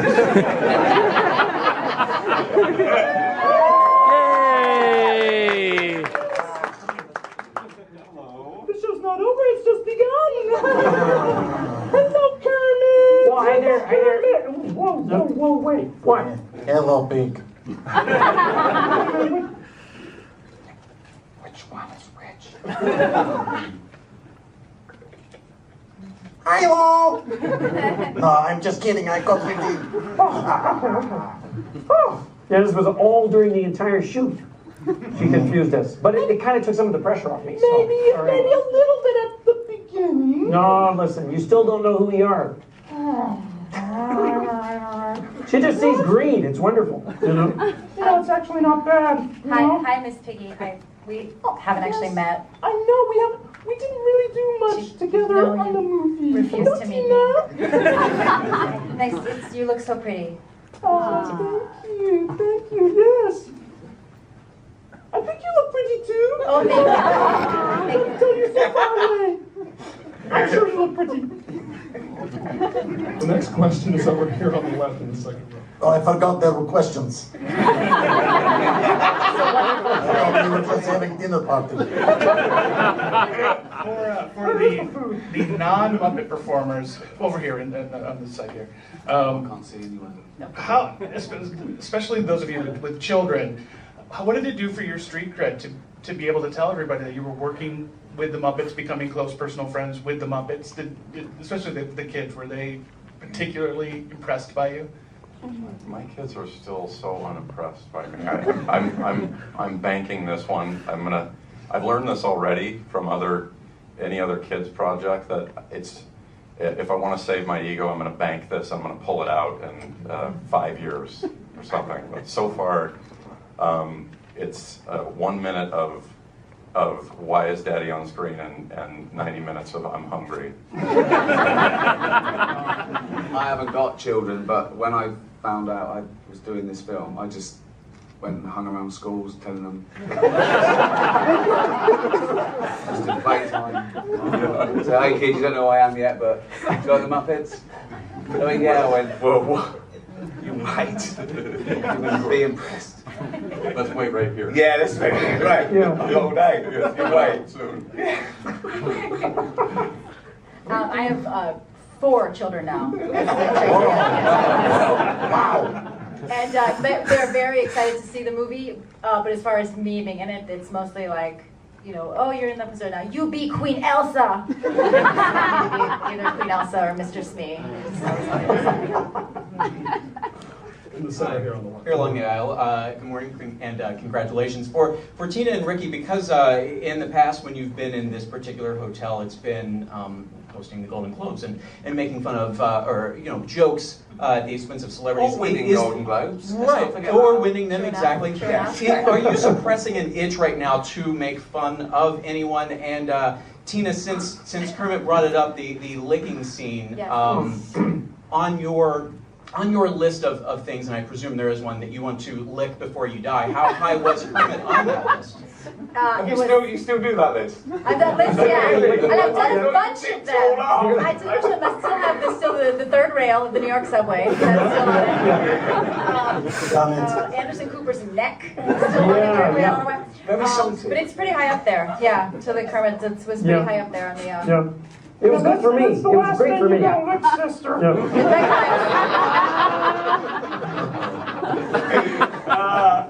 Oh my word. And to yes, I always have to curb the desire to make fun of celebrities. Yeah, I'm got about 12 in my head now, but I'm being nice. So yeah, I'll keep it to myself. I have so many 12 Years a Slave jokes in my head right now. I can't. There were so many extra because it's so fun to write jokes about easy, that. Wasn't it? It was so easy. Yeah. Here on the right. Hi guys, my name's Sean from 2Fab. I was wondering if you could speak to the musicals and like how it was filming with the musicals compared to the regular dialogue. And Miss Piggy, how was it working with Celine Dion? Well, working with Celine Dion, it was a pleasure, it was a joy for her, naturally. Yes, I'm only too happy to let her ride my coattails up to the Oscar stage. Yes, with what, you know, it was a joy. We only spent a little time together, but it was very meaningful to her. And I'm sorry, but this has to be the last question here in the center back. I have a question for Miss Piggy. First of all, who are you wearing today? Because you look fabulous. Oh, thank you. And also, how did you like Vivienne Westwood's wedding gown? Oh, well. First of all, this is an original Stefano from Hoboken. and then, what was the other Vivienne Westwood question? Did you like your wedding gown? Yes, Vivi. She made what a beautiful gown. Yes, made out of recycled plastic bottles. Took a little while to get over that, but you know, as they say, something old, something new, something recycled, something or other. Lucky for me, she didn't get to keep the wardrobe. I could call Viv. No, it's okay. I think it's probably disintegrated by now. Yeah. I don't think so. I think the half-life for plastic is pretty long. Now, what about the half-life for a pig-frog marriage? Not sure about that. I mean, come on. I'm not even sure it's legal. I don't even think it's legal. Why when in the movies, right? Yeah. When you get married and various, and you have children, Yeah. they're either pigs or frogs. Yeah. Why is there no sort of, you know? Well, you know, we've Abomination? We've never actually. Some sort of fat, green, sort of snorkeling, hoppy, reading thing. Snorting You know what I mean? Yeah. Why, haven't you worked that out yet? I don't know. Well, we haven't actually consummated the experiment. We don't really know. That was the filmmaker's visualization, all right? It's a house of cards. What are we doing? What are we doing? I'm just thinking. There he goes again. And on that note, thanks everybody. I'm sorry, those of you on your mics, hang on for a second. We'll got your recording devices in just a minute. Sure. Watch me first.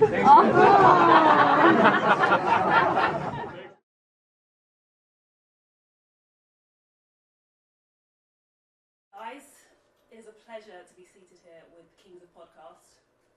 That's not saying much, though, is it? Kings of Podcasts. Yeah. It's not like the Kings of Leon. No. Now that would be cool. Or the King of France. Yeah, he's even better. Oh, it'd be great, wouldn't it? The King of France. Now, what's he like now? Is he still around? I don't know. Oh, they beheaded him, didn't they? Really? Yeah. That wouldn't be good then. Kings of Podcasts is the best, isn't it? Audiobooks.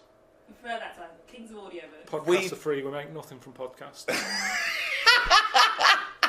Let's get it right. And you've just had your back bedroom carpeted, haven't you? That's not Well, my I'm about favourite to tomorrow. He's rolling it now. He left his job and we were doing free podcasts and we had about, I don't know, 1 million downloads. And I think it was Steve that said, why don't we just charge £1, Rick? And we did charge £1. Yeah. And now what listeners do we get? We've had about 3 million sold and about 160 million free downloads. So still they want something for nothing. They still won't give us £1 for everyone. Yeah. Everyone loves a bit of freeness, though, don't they? Yeah. Well, the British do. Which leads me nicely onto the guide to being English. English, yeah, to celebrate St George's Day, 23rd of April. Yeah. What do you think makes us English? What do you think defines us? Being born in England. Yeah. That's the main one, isn't it? Again, if you're the King of France, you'll have very little experience of being English. Yeah. Being born in England pretty much sums up being English. But this was very much something that we discuss on the audiobook, is what makes a person English, what defines your Englishness. We go from the trivial and superficial of what an Englishman looks like. I thought he was like a little stocky fella with no neck and a head like that. Whereas about sort of bald Can round. I go now? Because that's what I was here for, wasn't it? Sort of like a real sort of, you know, a little bulldog breed. Whereas Steve thinks of Hugh Grant. Always, or a sort of James Bond figure, who's someone I very much model myself on. Yeah, that's how I pictured the Englishman. Although I've never seen James Bond's glasses fall across the room when he was fighting with someone. No. It would all be over, wouldn't it? He'd go, Miss Moneypenny, can we get Q, can we have some elasticated things on these? That wouldn't happen. No, it's true, but it's one of the reasons I rarely fight international spy rings. But Karl, what was your take on the English? In what way? Anyway, right. Just answer any question. I don't know what it means to be English anymore. I don't know if I feel English. Look at the body language. What do you feel? Look at the body language. I feel more Polish. I don't know what that means. Just because whenever I walk past sort of builders and that who are Polish, they'll always sort of give me the nod. The look that I've got, I think I look more Polish than English. I think. I'm just going off that, off foreign builders and that, they always sort of give a nod. Any Polish in you that you know? What do you mean they give you the nod? You're walking past a group of builders, you don't know if they're Polish or not. No, you can tell they're Polish. How can you tell? They're just the way they look. You can tell they're Polish. And the builders, there's the first sign. Racist. Right, I'm 30 now. I can only remember being off 2 times. Oh, his memory's going as well, you had some time off.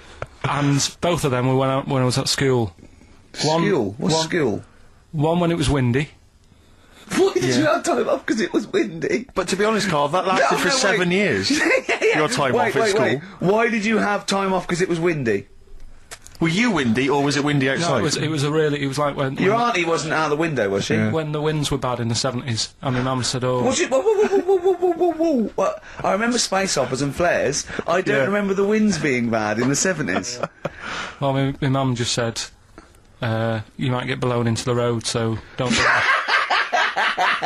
She had so much faith in you, didn't she? As a human being. Is that why she got fired from the pie shop? I'm not coming in today, I might get blown into the road. Oh, God. The funny thing it was, right, Steve, they had this thing going at school, because a lot of people used to wag it back then. Right? Used to what? Wag it, sort of not go in. Yeah. Right. And they sort of tried to make it interesting for you by giving you an education. A certificate if you did a full week. Reward for the rest of your life with achievement. That sort of carrot. And also, like, let you go home at 3 o'clock on a Friday, right? If you'd done a full week and that. Yeah. So it was lovely weather all week. Then it just sort of changed on a Friday. And I got up and it was all windy. It's My always mum windy said, for Friday on 7, isn't it? don't, you know, if you don't want, don't go in because, you know, you might get blown into the road and that. So I said, all right, then I'll stay off. And so why did you told you to hold on to a fence or walk you there? What's this? Don't go out. Immediately give up. I love this getting blown into the road. Is that based on your cats that kept getting blown into the road? Well, so I got to school on the Monday, right? And the teacher said, Took you a right, long time. today, to punish you, you're the only one who wrecked the whole week, right? Everyone else came in, you didn't. So everyone else is going home at 3 o'clock today, but you're not. Brilliant. Serves you right. And I wasn't bothered though. It was great because I said, well, you'll have to stay with me, won't you? And it was great. So all I did for half an hour was doodle and stuff. It was great that afternoon. Yeah. And that was ages ago. That was like when I was about 8. And that's one of the times I was off ill. Yeah. So it was, but that wasn't even ill. That was wind. Yeah. Yeah. So. Yeah. So I'm growing up on this estate, and there was this woman about 4 houses down, right? Who's a bit rough. All right. Didn't fancy her. Oh God, no. Right, but she had a baby. Well, tell me about her first. I'm interested in this woman. What was she? It was a very... She looked like being a man in a dress. I mean, I didn't grow up in a posh house or anything, and I'm not saying that if you live in a bit of a rough house, you're a bad person. What did she look like? But anyone can tattoos? Clean up. Looked like Tony Green with a fag on. They didn't clean up much, right? Oh. Which, even if you've not got a lot of money, you can still try and make a place look nice. Yeah. Right? But she didn't, and a kid used to take a horse into the house. Sorry. Whoa, Neddy. What do you mean a kid used to take a horse into the house? Where did he get a horse? Must have nicked it from somewhere. Must have gone. So you've seen a horse to it? No. What, is that from outside the saloon round the corner? Yeah, was it just tied up with a bit of leather? Right? Oh, that's great. Did Big Jake come looking for it? I'd been out. Oh. No, sorry, let me get this. This was before the lynching stopped or after. Where did he get a horse from? What do you mean he must have nicked it? His mum said, where'd you get that from? I bought it. Alright then, but keep it out of the kitchen. I don't want you going Catlin rustling. Where did he get a horse from, Carl? And how long did he have it for? Was he leading it or riding it? Mum, open the door, I can't stop! I can't stop it. Open the patio door as well on me. Looks like we got us a runaway. What do you mean? I don't know, but the thing is they couldn't afford to buy one because they're not cheap. So I'm just guessing. Maybe that's wrong of me. But I think... He had a horse? Yeah, right. So that's why the family didn't have any money. They'd spend it on the horse. No, I don't think, that's what I'm saying. I don't think they would have bought it. So anyway... Yeah, it's wise to whisper, Carl, in case they're listening. Yeah. And they could be in the room next door. It's not buying it, it's keeping it as well. Oh. So I was like in the car with my dad, coming into the avenue, and you used to have to drive down it to turn round. And, and you know, sort of go back to our house. You had the traditional method of transport, yeah. And the horse was in the lounge. Reading a paper? Just like walking around. Oh God! What? And when I was doing, I tried to earn myself some money once by flogging little flowers in plastic cups. What? This is genius. It just keeps coming. What do you mean you tried to flog little flowers? What do you mean? Wait. Let's play a record. Let's play a record and come back to this, because it's always going to just unravel and unravel. It's going to go for hours. Let's play a track, deeper and deeper. It's like an onion, isn't it? We've created a whole world here where there's a man living with a horse. Just walking around the lounge. I come from the West Country. I've never heard anything like that. I just think of a big sort of like orange carpet and it's got a rediffusion telly and this horse going, I'm fed up in here. Exactly. This is really... I am not taking the rubbish out again. Yeah.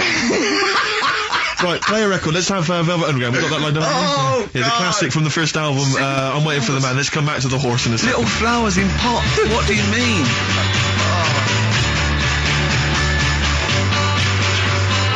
Underground and Nico, which apparently peaked at a disappointing 171 in the US charts. Think of that. And that's obviously Lou Reed, Velvet Underground and Waiting for the Man. Yeah, great track. So we were talking, we were doing White Van Man, and we got onto genetically modified babies. But and then somehow Carl started telling a story about someone with a horse, and then he got onto, he was trying to make money selling flowers. Just do the flowers briefly. Well, hang on, I just want to recap slightly. So there was a family, and who had the horse in the family?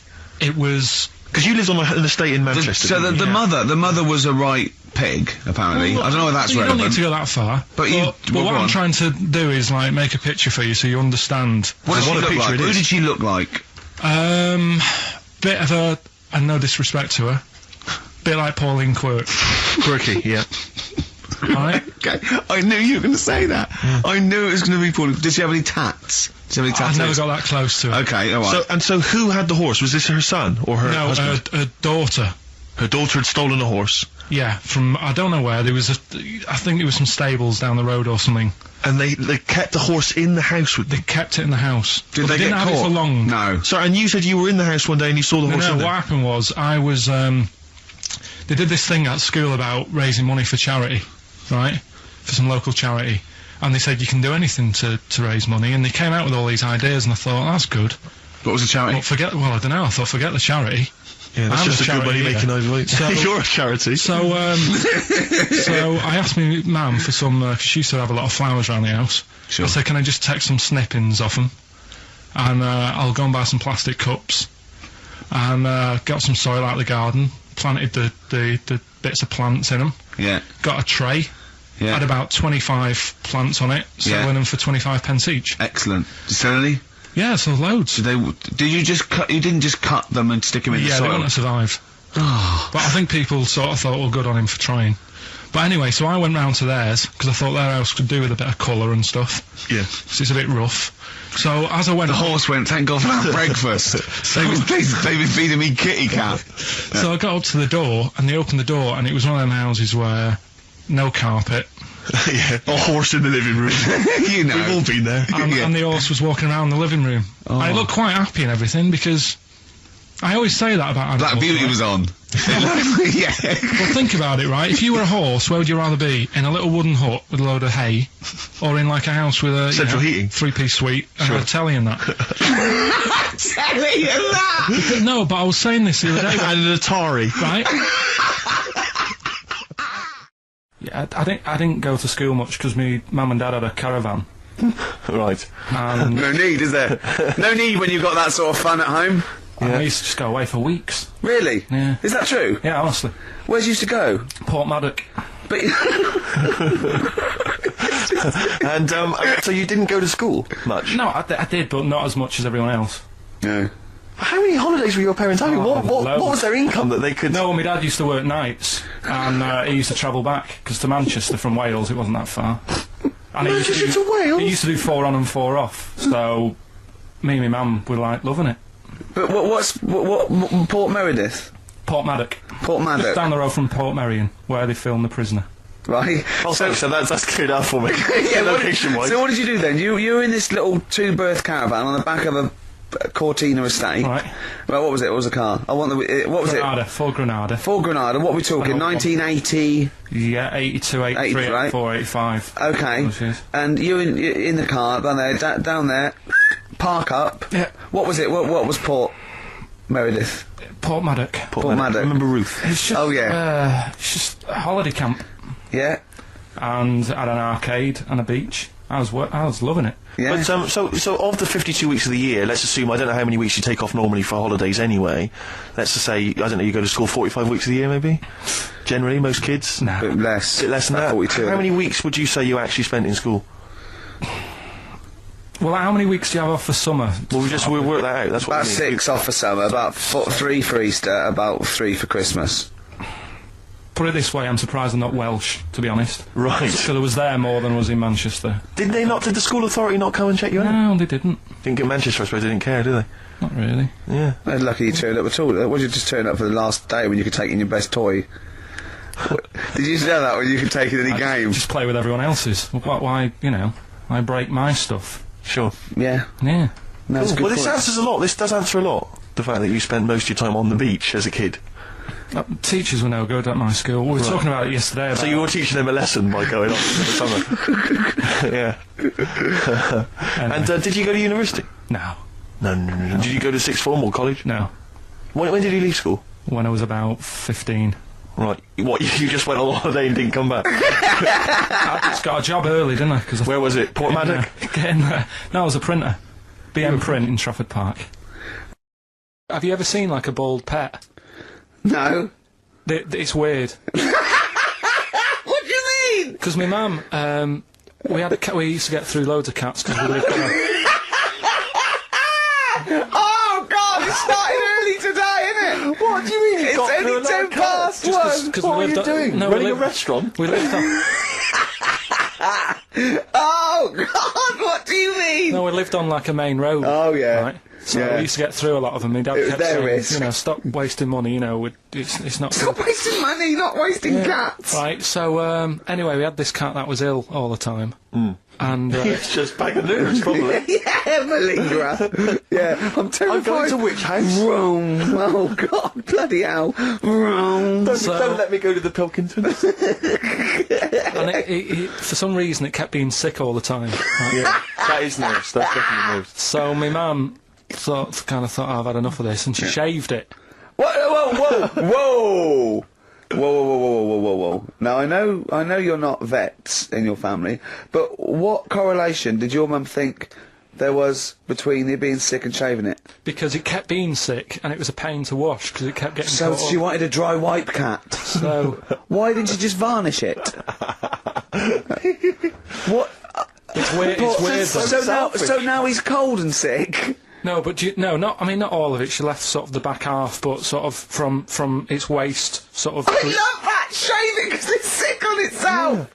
And That is it was genius. the weirdest looking thing. I mean, normally I like cats. I'm always like giving yours a stroke on the head and that. Yeah. As soon as she did that, it was like, oh, Yeah. can't touch it. And then So now it's sick, cold, and hated. Yeah. Carl. It must have. I mean, the other cats must have been taking the mick out of it constantly. It's just making things worse. Did it get? I'm hoping that it got run over and was put out of its misery. no, I think it got all right, that one. Or is that the? Yeah, it did get run over. It did. Oh God. Oh dear. How many cats do you say you've got through? I'd say whilst I was living at home, I mean, it's still on the increase even though I'm not there. So whilst I was there, probably 5. God. Wow. Oh. Yeah. And were you upset each time, or you just got used to it? It's one of them things, isn't it? Like I've said before, when you first see something, it's a bit of a shock. Do you know what I mean? It's like the Elephant Man or whatever. Yeah. First time you see him, it's that sort of, oh, look at that. Did I tell you the time when the doctor said I was going to die? All right, keep talking. Right, ages ago, must have been about 15, right? And at lunchtime there was this. We used to have a choice of stuff to do at lunchtime, right? Used to have like a burger place that had an arcade machine in it, right? So we used to go there and play on that and have a burger. Or there was this baker's, right, that my mum worked at, and did great cakes and stuff, right? So she used to like bring some home and that, but she couldn't always bring them home every night because, you know, they cost money, and she used to get them for free. And they used to say they'd rather chuck them away than give them to the staff because there's a chance that the cream might be off. Right. Right, so they used to chuck them round the back. So I used to go round the back with my mate and eat a load. Brilliant.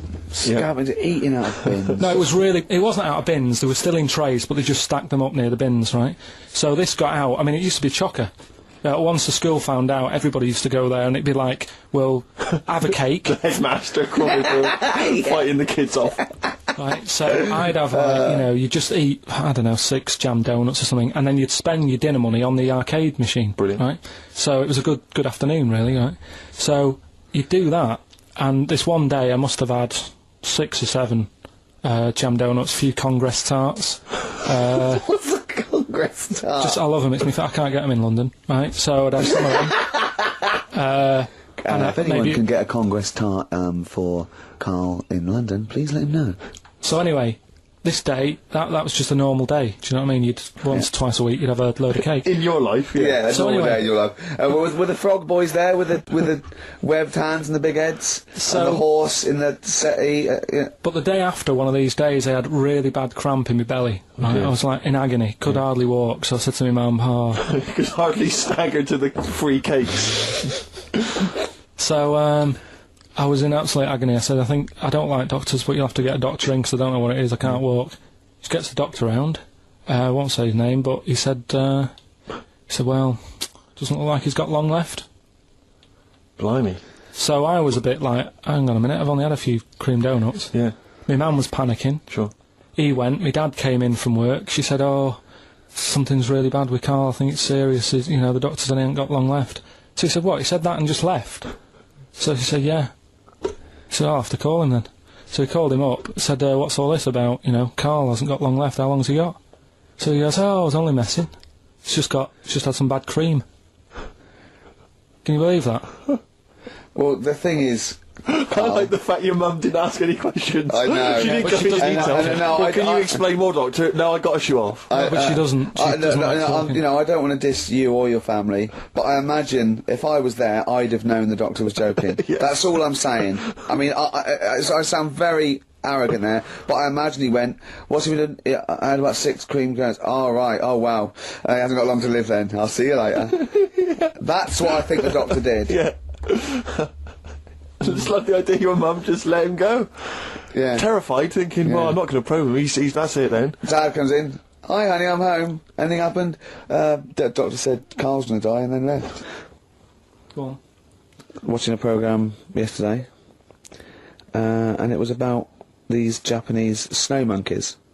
And it was all about how animals learn things that aren't instinctive, particularly sort of primates, because they see other people doing it, and they start a culture.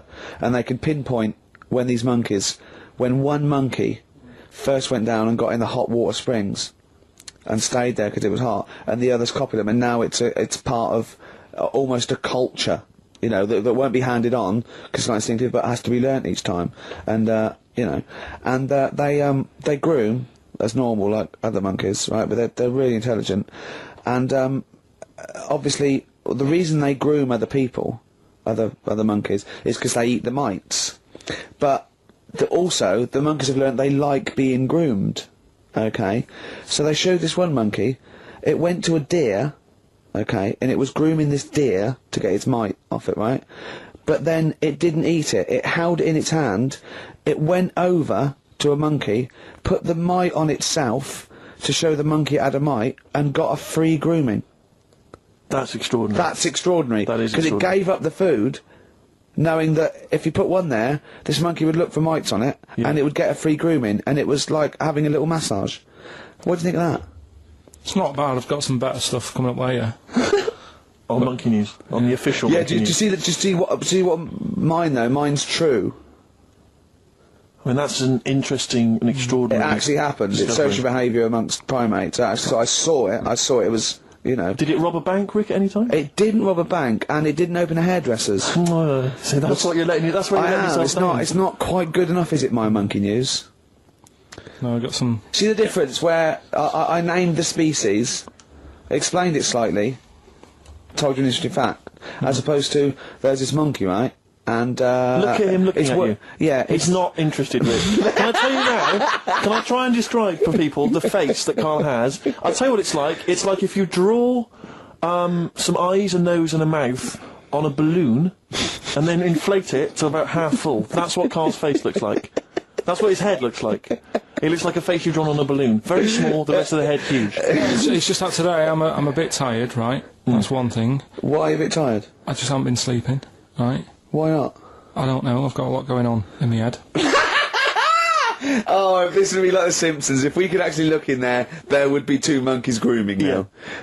Plus, you've been talking about, like, stuff that I can't relate to and that, so I'm... writing poetry? Like what? Reading books? Yeah, doing poetry and stuff. I never did any of that. What did you do? Well, at school they didn't bother. They tried to get us to write more, right? Right. By, giving you a pen? Well, they used to give us these school diaries. Yeah. Little red book. And it was a way that they kept an eye on what you were doing out of school hours. Right. So some kids would write down, Stole a bike. Yeah. Burn a house down. Yeah. But when I was at school, around that sort of 12 age, I didn't get up to much. You have no money, there's nothing you can do. So every night it was the same thing. I'd get home, and I'd have to go to the shop, right, and get some potatoes and some bread every night, right. And I kept taking this into school. Sorry, what was it, Dublin in the 17th century? Yeah. What do you mean every day you went to the shops and got potatoes and bread? That's kind of what I had to get all the time. That's what we had. Why? What did you have? Chip sandwiches? Yeah. Right, And, so you went to the... you went there. So I kept With your hoop putting and that. stick. I kept putting that in the diary, you know, every night saying, went to U Phase. That was the name of the shop. Yeah. What is it called? U Phase. What is it, U or U? Like H-U-G-H. H-U-G-H, yeah. Oh, that was his name? U Phase, right? Used to go there, get the potatoes and bread and that. I love the fact someone who's named a shop after themselves. I'm not going to say what we sell, it's named after me or nothing, or I'm not opening. Mainly potatoes and bread. White sliced loaves, King Edward's. And the teacher used to always say, just write something different in there, make something up. Because, like, you know, Monday, Tuesday, all the way through to Friday, every night, it was just, went to U Phase. Went to U Phase? So you sort of, you Are you sure it wasn't an advert? Sure he wasn't paying you to say, get my name in the book? Yeah. The only time that it changed, and she said, oh, that's made it a bit more interesting, was when it was my birthday, and I had to buy a cake. Potatoes and a cake. And she said, oh, that's good. Yeah. That was my 13th birthday. My mum said, I got home from school, she said, oh, you're 13 today. Teenager, big turnover. Go and get a cake. That's your experience of writing? No, what? Well, no, that's your experience of your 13th birthday. Oh, by the way, you're 13 today, go and get a cake. Yeah. Brilliant. Big surprise?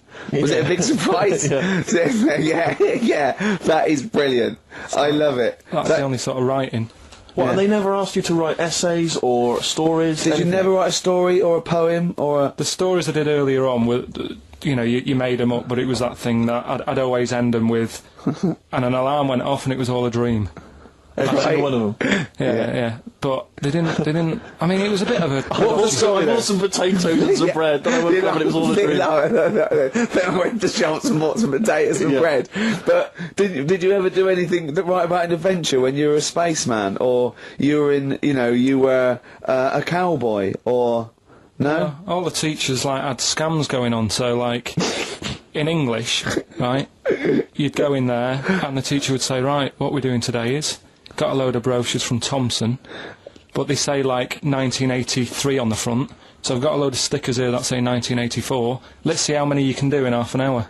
You are joking. Did you go to school with Oliver Twist? Sorry, you are joking. I'm not, that's what they did. So the teacher must have been getting a freebie or something for helping them out. Honestly, yeah, that's what it was. That is fantastic. They were all at it. They were all, other than Mr. Fagan, you had... Yeah. And then when they saw Karate Kid, they had every kid washing their car going, wax on, wax off, hurry up. Yeah. I'm teaching you something. Wax on, wax off, paint the fence. So I'm just saying, you know, that's why I'm a bit quiet, because you're talking about stuff I can't relate to. And why didn't you sleep last night? I haven't slept well since I was about 12. Do you sleep well, Steve? Oh, wait, you can't let that go. I haven't slept well since I was 12. What do you mean? Do you know, a proper...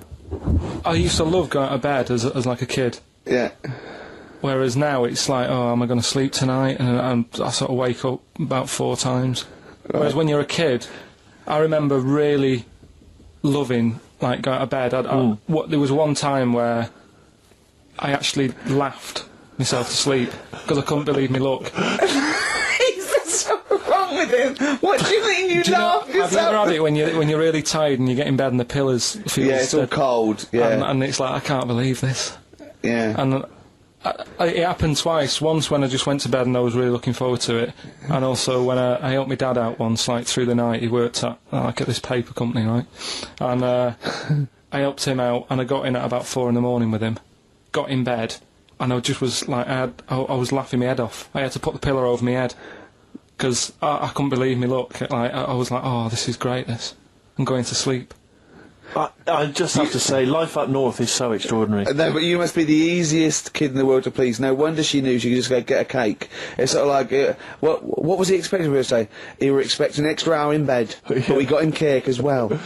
Go to bed without any supper. Brilliant. Brilliant, yeah. Your own bed. How long was it before you got your own... What did you used to do before? Just some straw in the corner? No, it's just that thing of when you're really tired and... And do you ever do this with Suzanne, though? Do you ever laugh yourself to sleep with her? No, that's what I mean. She can't sleep because you're chuckling away. I don't know what's up with me. I've got a lot going on. Carl was in Heat this week, and they mentioned that he does this thing on Sky. What is it? It was... this thing with Richard Bacon, some programme about watching telly, and you just talk about what you're watching and that. And he was annoyed because he said because his parents are out and so he's not doing it. He's not going to turn up because they mentioned it in Heat. And so his parents might watch? Yeah. Why are you worried about that? I don't like him watching stuff, do I? I told you, it dates back to when I did Little Donkey at school. I don't want people watching me. What's that? Just renew us on Little Donkey? What happened? It was just, you know, I was there to play the drums and that, in We Three Kings. I was loving it, you know. I got a bit carried away. How old were you? About 13, yeah. Right? Really? Probably. Yeah. About 10 probably. Yeah. 6. Between 6 and Where old were you? What school were you at? Okay, you were playing Little Donkey. So, and, No, No, but it was one of them schools where everyone sort of was in the same one. Do you know what I mean? Oh, a Manchester school. Just the one do you classroom. mean? Well, it's like you. What, sweeping chimneys in the day and then 1 hour of learning? What are you talking about? What school were you at? Was it infants, junior or secondary? They didn't really do that. It was What one do way. you mean? You did that? They still have to abide by the laws of the land in Manchester. No, but it was a lot more like you had infants, but Yeah. you also had like the older lot. There's kids there who, when you're in the younger year and that, you'd see kids and you go, "Is that?" Talk English and use terms that people do when they're talking about schooling. I don't even want to talk about this. No, how old were you? What? Oh. I'm guessing maybe 6 or 7 or 8.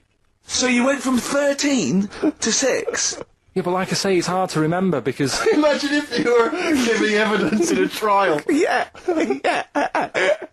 How old were you? I don't know. Yeah. I mean, I don't know. I can't really narrow it down other than 7 years either way. You know, theoretically, Yeah. he could get called up for jury service.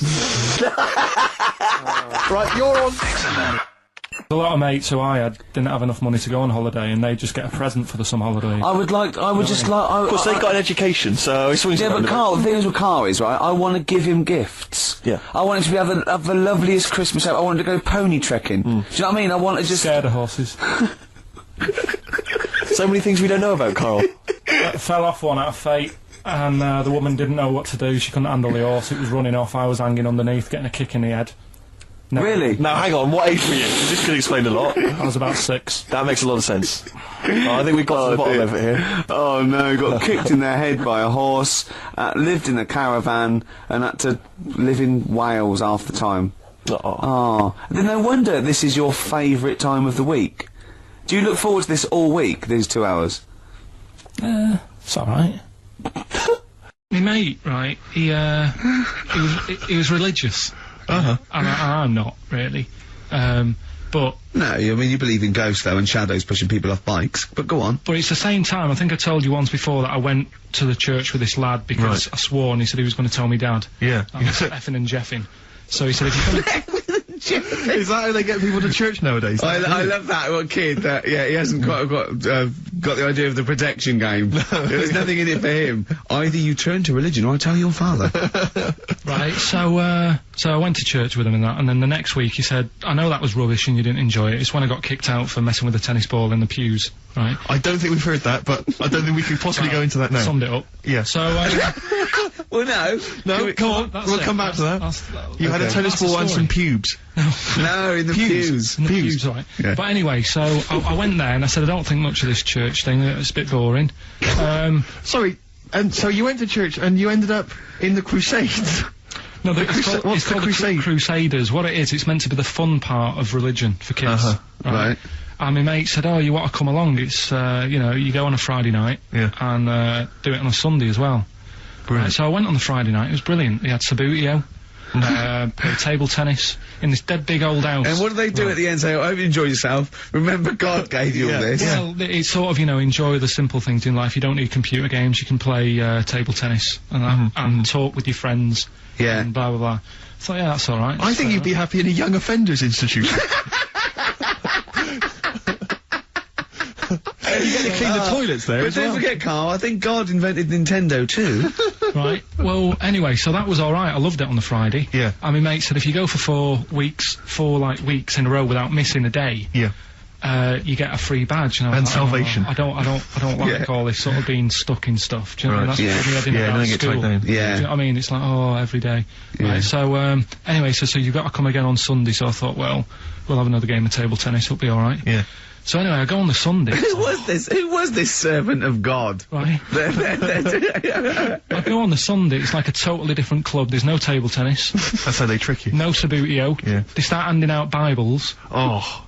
It's like a timeshare thing. Hang on a minute, right? They trick you.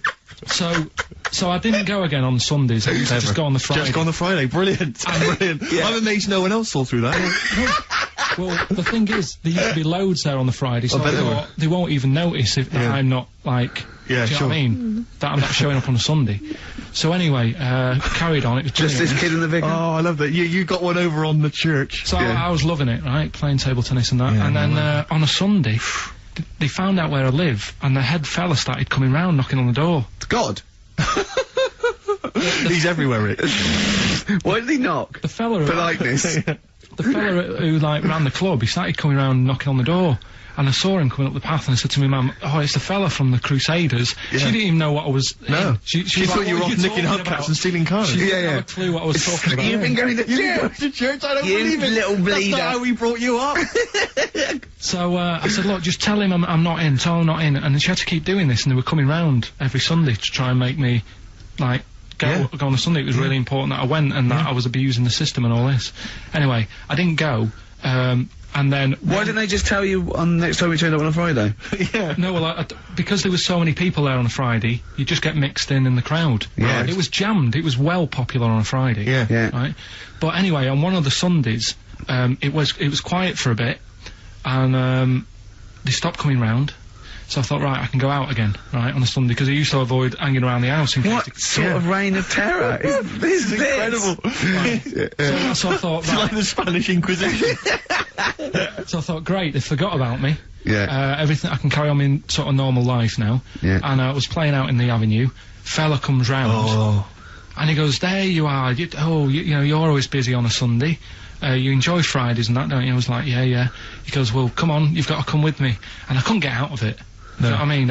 It's like, what could I say? Charlie says. Right? Yeah. So, anyway, he nearly killed me in a car crash. So that was the excuse I used next time. He had a Mini, right? And he was driving us there, and he hit the curb, nearly sort of turned over the Mini. Right? There was like 3 of us in the back. So I said... Is that a record? So... Next time, he came round to pick us up, I said, "Look, really enjoyed it and that." I said, "But ever since that journey, I really, you know, I don't want to get in the car with you again because it scared me a bit." And I said, "All right then, I didn't have to go again." That's right, isn't it? That's extraordinary. Yeah. He almost killed you in a car crash. It's a parable. Thank God no one was hurt. Yeah. I remember that your life moves in incredible ways. Yeah. Rather like God. Yeah. So, they're probably round there now, aren't they? Going, is he coming tomorrow? So, would you like to start on your, to Steve, because I've heard all these. We won't do them all. Well, we'll start off with the Mr. Freeze. Tell Steve the story of Mr. Freeze. This is the first time he nearly died. This is the most serious of the lot, really. So, what it was, do you know, like, I don't know if your mum and dad did the same thing, but, like, they do the weekly shopping on like, a Friday. Yep. So when you got to Thursday, there wouldn't be much stuff left in the cupboard. It'd just be like, you know, your Jacob's crackers and stuff like that. So when they'd been to the supermarket and they came back, I was like, you know, what's that saying? Like a pig in... You know, I loved it. It was like loads of food coming in, loads of biscuits.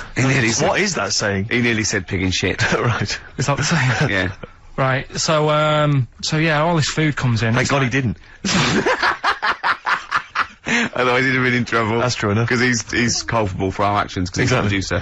So technically, that twat's in charge. Go on. Right, so anyway, so there's loads of food, and I'm like, oh yeah, look at this, and chocolate biscuits, and, you know, penguins and stuff. Bacon.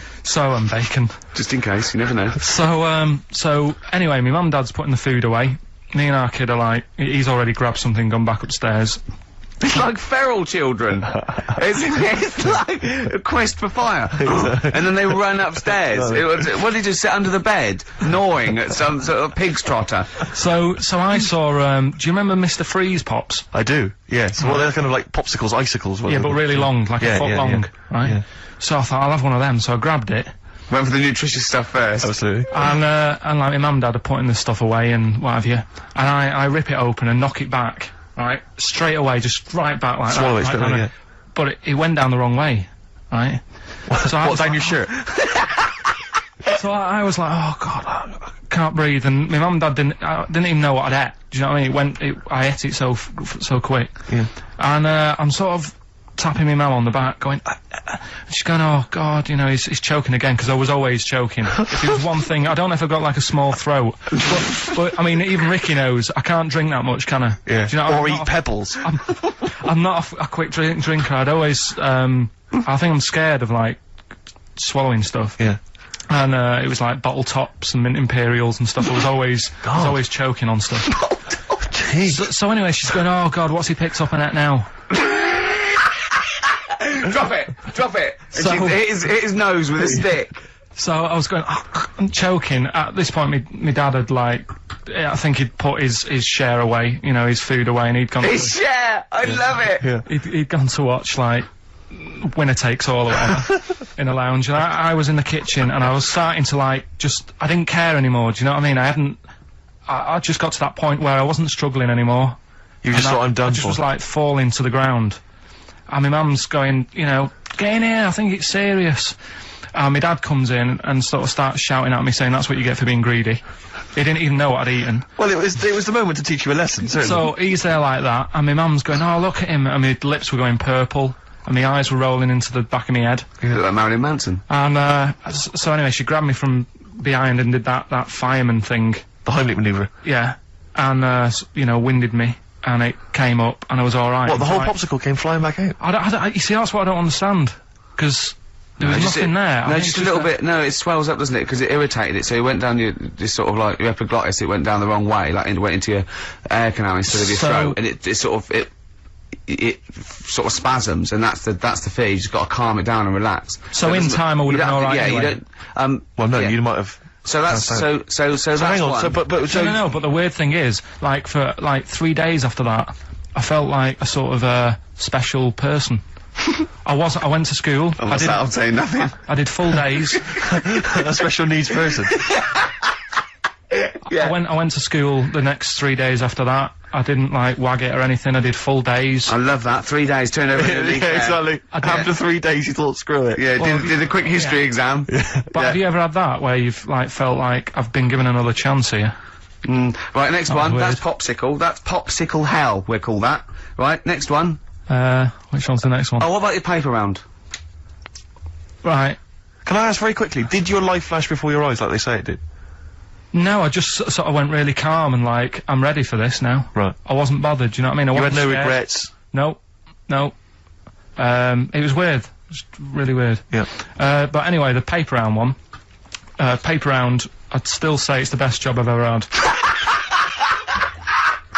And he means it! No, I really enjoyed it. It's like, you know, you don't have to work with anyone else, right? So you make your own rules. Just think of that. You know, you sort of You're spreading information to people, vital information. Giving a service, and no one else is around, you know, you can just do what you want and think about stuff whilst you're cycling around on your bike. It's really good. Yeah. So anyway. Imagine the stuff he's thinking about when he's riding around his bike. So getting in the head of a salamander. So anyway, I loved it, and even though I only got like 50p a day, right, no matter what the weather was like and stuff, I used to get up at 4:30 and go and do the round. And why'd you get up at 4:30? Because I wanted to watch the Pink Panther at 5:30, so I wanted to get me paper round done. I said, why didn't you watch Pink Panther? And then he went, I can't sit there thinking I've got my paper round to do.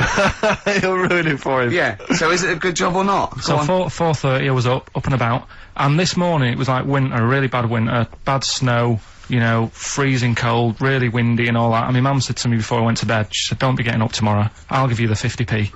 I said, it's not about the 50p. So, you know, people want the papers and stuff. So, conscientious. So anyway, I went to bed thinking, you know, that's it, I've told her I'm still going, so, you know, whatever. Go to sleep, get up in the morning, and put all my kit on. And I used to have layers of clothing on because it was really cold. I had like a big anorak on with the fur on. I had like waterproof pants, and I got my paper round bag. And I went downstairs to get out, and tried to open the door, and it was locked. Oh, God. So she'd locked it so I couldn't go out, so I'm searching around the house looking for the keys. She must have hid them somewhere. I thought, oh, God, you know, I've got the papers to do. So I thought, how can I get out? So I went upstairs, climbed out of the bathroom window. God. Right, and to try and jump out of the bathroom window onto the porch. But the problem was, I had so much gear on, I was like the Michelin Man. So I could hardly move as it is. Yeah. And I'm trying to get out the window, and I'm like, trying to stretch down like that, get my foot on the porch, and my bag got caught on like the hook of, do you know like how you have a hook so you can put the window open? Right, yeah, the little arm goes on. My bag had got caught on that. I was holding onto the wall and my foot on the thing, so I couldn't sort of pull it away in case I pulled it away and then fell on my head. Yeah. So I'm stuck there. Dangling. My dad comes back from working nights. Yeah. He thinks I'm a burglar. Gets out his gun. So he's shouting and stuff, going mad and going, Dad, it's me. And he had to give us a hand using a... He's heard that wily trick in Manchester before. He had to help me using a washing prop thing. A big stick. What did he do? Well, he said, just hold on for your dear life, and I'll sort of push the paper bag off the hook. Why didn't you go upstairs and sort it out? It was at that point where I was in the middle, there was nothing you could do, do you know what I mean? It's at that point where you've just got to make a decision. Yeah. And by the time you got upstairs, who knows what might have happened. Sure. Do you know what I mean? You've got to act there and then, not messing around. Yeah.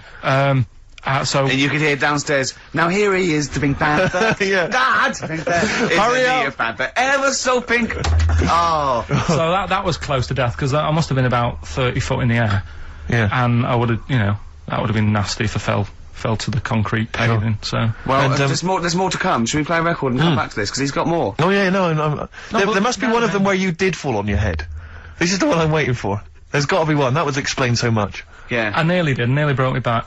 Jeez. Once. My dad said I better can't kick me out. And I said I better can. And I don't remember this. You didn't tell me this one. I bet it can what? I was in the garden summer's day, and it was that era when like doing kung fu and all that was really popular. Sure. And I was like messing about in the garden, punching the tree and stuff. And my dad said... What a kid he must have been. My dad said, I bet you can't kick your height. Kick your height? What, you mean kick as high as yourself? Yeah, so I must have been like 5 foot or something then. And I said, of course I can. So I bet you can't. But instead of doing it on the grass, I did it on like the concrete bit. Kicked it, actually did it. I went, there you go. But then like, get my foot down quick enough and land on my back. You paused to say, there, I've done it. Yeah. As opposed to putting your foot back on the ground. And landed on my back, and I'd still get back trouble now. Do you? Because they say that, don't they? So, to cut a long story short, he gave me about 4 or 5 near-death experiences, and he went, and the whole point of this, he went, so that's why I think I'm going to die of something horrible, like cancer. And I went, why? He went, right, you ready for this? Yeah. He said, well, I don't check my balls. Wait. He said, I don't like the feel. Karl, have you ever logged on to Friends Reunited? It was the site that everyone was talking about last year. No.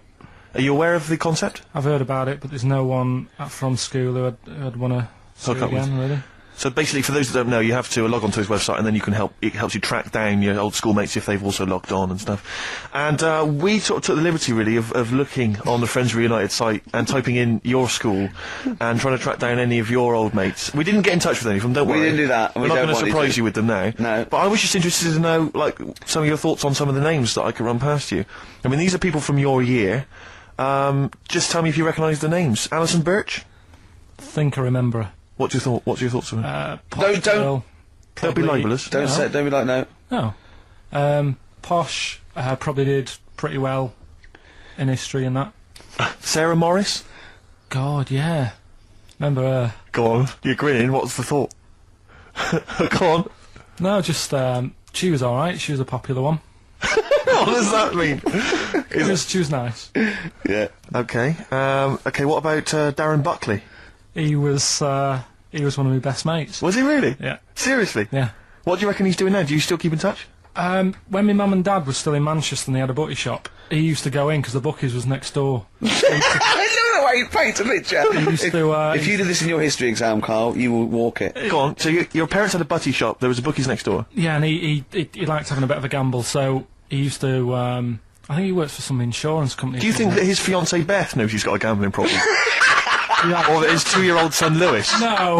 Yeah, they live in Cheadle Home. Hume. Sheila Hume.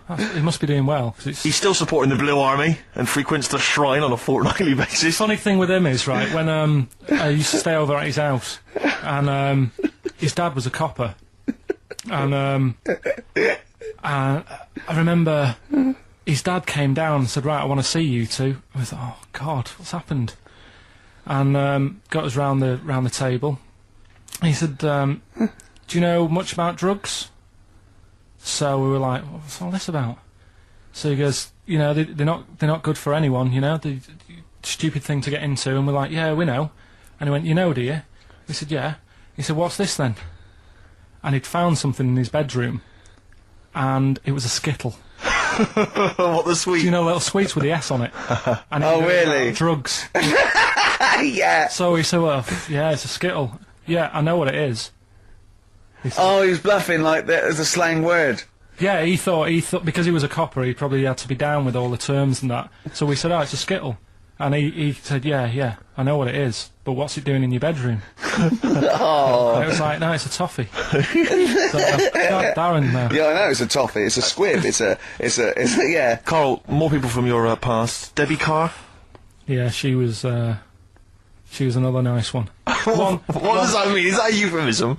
No, she was one of them that you'd sort of go, she's nice, but she'd never be your girlfriend. Do you know what I mean? She was, Not really. Even though she was in the same year, she seemed a lot older. Right. And like, wasn't a teacher, was it? There was 3 of them who all hung together, and they seemed to hang around like the older kids, the ones who looked like men.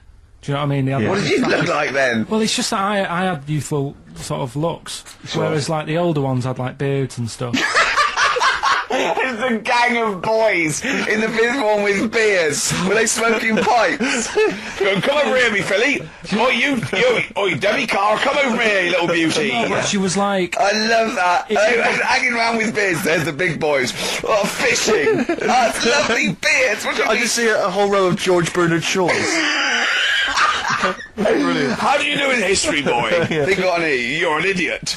Oh. They were like, you know, I'd be there sort of punching people in the arm. Cause we used to play that that's a school. great game. Oh, I love that, punch people in the arm. Is that part of the Olympics now? it's I think it was exhibition this year. Right. But it's going to be a pro next It's going to be the Winter Olympics because you've got to do it in just a cap sleeve shirt in winter. Yeah. So you're playing that? She, but whilst But she didn't appreciate that. She used to go, ow! No, I always think whilst I was doing that, they were like the Charlie's Angels and they'd be sorting out a mission somewhere. Because they were really like, there was something about them that you thought, you know, they're special. They were private detectives. What do they work for a man they never see? Okay, here's a name I'm interested in because, well, let me just tell you the name first. Adam Clifton. Oh. Go on, what are your thoughts on Clifton? He was one of them kids, he was alright, but he had that thing when, if you didn't have enough milk, he had like wrinkly hands and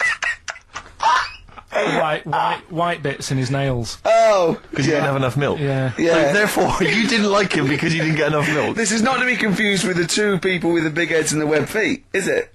Webbed hands. Well, this was I know that they weren't related. They must have been somewhere along the evolutionary sort of trail. Do you know what I mean? They must have come from the same sort of stock. But you wouldn't have liked him. He's just one of them people. He was all right, but before you say any more, on Friends United, you can leave a little message which explains what you've been doing and what your life's like now. And most people leave maybe 2 paragraphs. Right. Adam, I've printed it off. He seems to have printed. I think there's about 6 pages here of stuff. He keeps updating it, and he just basically lists his memories about everyone. Okay, at the school and what he thinks of everyone. And he says, I often see Simon, he's doing all right for himself, self-employed illustrator, Mark Cooper, Karl Pilkington. Right. And your name comes up. Now, I don't know if you've told us this story. I think you may have done, but I can't remember the facts about it. It just says, Karl Pilkington, with his pet bird. Was it a magpie? I can't remember. He brought it to school to show everyone, and it flew away. Oh, God! Oh, no, they do that, don't they? You show them what was the story there, You give them seeds and they just leave. What do you mean? Well, this sounds like Kez. Well, that's it. I was a big fan of Kez. And it was the time our dog had just died. Yeah. So I didn't have any pets, and the cats were always getting run over. Yeah. And so we didn't want any more pets. Yeah. But there was a magpie that used to fly about on the estate, and I managed to sort of tame it. And in the end, with a chair and a whip. What do you mean you tamed it? Well, just used to sort of hang around it and talk. But how did to you it. get hold of it? Did you catch it? Well, eventually, yeah, it used to just come to me, and the annoying thing was, it got to a point when I wish I hadn't bothered, because it used to pop me bike tyres. It used to sit on like, if I was talking to my mates and I was on my grifter. I love the way he just throws things in. It's like an Alan Bennett play. It landed on my tyre, and it used to peck at the tyre and pop it, and then it used to then never go away, so it was always like around the house, and my dad said never bring it in. So he used to sit on the porch, and I used to go out, and it used to fly down and land on my head, and it really hurt. It used to like peck and stuff. He thought it was a tyre. So it wasn't so much tamed as a stalker. Oh God! So you took it to school and it flew away? Yeah. So did you take it in proudly, going, "Look at my magpie"? Oh. Yeah. Oh well, no! I think it got a bit confused in the area that it was in, because I used to just keep it sort of around our estate, but the school was a bit of a distance away. How did you get it there? Carrying it on my finger. Did you walk? Yeah. Wow. So it was happy there, and then it got. But it used to be one of those things that people would stop me in the street and sort of go, "Oh, what's that?" And I don't suppose Maggie, called it Maggie. You didn't get Charlie's Angels to go and find out what happened to it? Investigate? Were they impressed? No, not really. A few more names that you may recall from Friends Reunited. Go on. Lisa Shufflebotham? Do you remember her? Yeah, she... Was she one of Charlie's Angels? No, she wasn't that nice, but she wanted me. her and her mate Rachel, I remember, I don't know why, but it was some sort of PE lesson where it had to be a bloke and two girls, and they were fighting over me. Could you hear what they were saying? They were just like, I want him, and I was loving it. Stuck in the middle, and they were fighting over me. And then the next week, I thought I'll sit near them. What sort of game do they play at his school? I don't know. That's an incredible game. But I think punch me on the arm. No, punch me on the arm, Carl. They just went through it, because the following week I thought, right, I'll sit near them again, because I quite enjoyed the way they fighted over me. But then they picked somebody else, and I don't know who I was with that week. So you didn't get any action with Shufflebotham or a friend? No. And then as she got older, she went a bit off. She didn't look that good. She's probably nice now. It's just, I mean, I'll say about myself, when you get to sort of the end of secondary school, you do sort of go a bit odd looking. Right. Do you know what I mean? When your sort of head grows funny. I would just love to go back to his school of that era. I mean, just what happened to people, whether, you know, all people sprouting limbs. No, do you know and what things. I mean? When you're like 12 and that, you quite... No, not 12. When you're 10. When you're 7 to 10, you sort of look healthy, and you look at your pictures when you go, yeah, I was a good-looking lad. But then when you get to late secondary school, something happens, and you just look a bit odd. Okay, well, what about Alison Thorpe? Not sure about her. I sort of know the name, can't put a face to it. Damien Comer? Again, know the name. Yeah. Can't remember anything. No. Yeah. It's a shame. Well, these are pretty much all the names I could find. We've had some interesting thoughts, though, and interesting anecdotes. Yeah. Anyone in particular that you'd like to say hello to that maybe listening now that No, I think I would have mentioned Darren Buckley if you hadn't have brought him up. Oh, right. He was like me buddy. Yeah. Did you ever see the magpie again when you took it to the school and confused it? No. You're joking. That was the end of it, was it? Yeah. So where did it go? Probably to some other kid. Because, I mean, actually, it probably got killed. Because if it was being that friendly with other people, some people might have took advantage of it. In what way? Well, there was a programme on the other week about... What, in the way that Shufflebotham was trying to take advantage of you? Well, there was a programme on the other week about bear whisperers. Yeah. And some blokes got really friendly with a bear, and then when they were leaving that area where the bear was, they said, oh, we've caused a problem here, because there's some bear hunters coming in and moving into this area, and it's going to get a bullet if it acts like this, so they had to scare it away, and that's what I should have done with Maggie. I should have terrified it a little bit, so it wouldn't trust humans.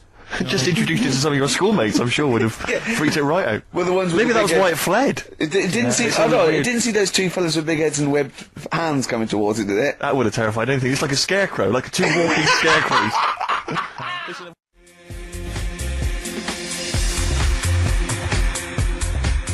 Express 2 featuring David Byrne, Lazy, XFM 104.9, 1:45. I'm Ricky Gervais. Steve's got the sun. Yes, we're just going to be doing White Van Carl, where we ask Carl the questions the Sun asked some other bloke. That's right. Because we think Carl's got more to say than anyone on anything. Karl only tells the truth, by the way. Just remember that, listeners. Off you go. Yes, well, today's white van man in the sun is John Slade. He owns his own door maintenance company. His answers are very informative, I have to say. But, Karl, what do you make of the Channel 4 producer, aged 30, who duped a school into believing he was a teenager for a documentary? Are you familiar with this story? No, go on. Well, basically, a 30-year-old guy kind of fooled the school into thinking he was a pupil for a secret documentary. The school's outraged. Do you think that that's, for you, should anything go when it comes to making TV? I think I've said to you before, there's loads of kids at my school. I remember being in the first year, and kids who, what year do schools go up to? I was in the first year, what is it? 11. 5? Oh, sorry, first year of infants and juniors. No, secondary school. 11. Right, year 11. Kids have beards and stuff. No, not year 11. They're 11 when they first go to secondary school. Right. Well, I'm 11. The kids at the older end. Well, there's a fifth form, and then there's you can leave when you can leave when you're 16, I think, can't you now? Right. Well, kids who were 16 looked old. They did have beards. I remember going there and thinking some of them were teachers. I think he's answered that. Next one. What's the next one? Tattoos and everything. I think they're kids in the earlier years even. What do you make of the fact that Mariah Carey's £38 million payoff has cost EMI staff their jobs, and we're talking 1,800 EMI staff who have lost their jobs? What do you think of that? Yeah, I mean, is that silly money, Mariah Carey, on 38 million? She doesn't need that much. She doesn't need that much. She has to dress nice, though. It's not her fault. I'd say it's bad business. Okay. Because EMI, did you say? Yes. Right. They've got rid of them staff. Yeah. Mariah Carey's left. Who's going to do the work? Do you think Mariah should come back and do some temping? Well, they should have got a loan and paid her. Okay. Do you know what I mean? Vicious circle, that. Right. You've done a business degree, haven't you? Have you? Commerce. You did commerce. Where did you do that? What did you do with that? At school, I'd learned how to fill out a cheque, pay a bill, and I think I had a trip round Kellogg's. Did you get an O-level or GCSE? We know he didn't. You know. But was there a commerce exam, or was it just a division of Can't maths? remember. What did you fill out a Was it check? a subset of It maths? was an option. It was like, if you want to do it, you can. What was it? Fill out a check. Pay a bill. Pay a bill. Have a visit round Round Kellogg's. Kellogg's, and I saw my sister's boyfriend there at the time. He sorted me out with some variety packs. Really? What was in them? You know, Rice Krispies and Good stuff. Cocoa Pops? Space Dust or whatever it is. Space Dust? So, sorry, that wasn't Ken Dodd, no. No. That was someone else, that was an aunt. That wasn't Special K. What do you make of fears that dumped Britney Spears? She's been dumped by her boyfriend. There's worries that she may be cracking up, Karl. You concerned? What are the signs? I'm not entirely sure. I'm just reading from this section, but I would assume that she's obviously showed signs of depression, maybe. She'll be alright. I remember, like, you know, Zoe Harris, when she sort of got bored of me when I was a kid. Yeah. Get over it, I don't even think about her now.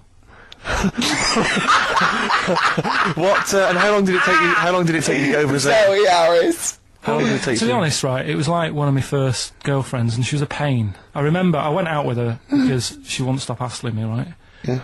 And I remember... I love that. Oh, go on then. I never talked to her, and then the bit that really got me, I thought I half liked her, and then I remember, right, we were at a school party, sort of infant school.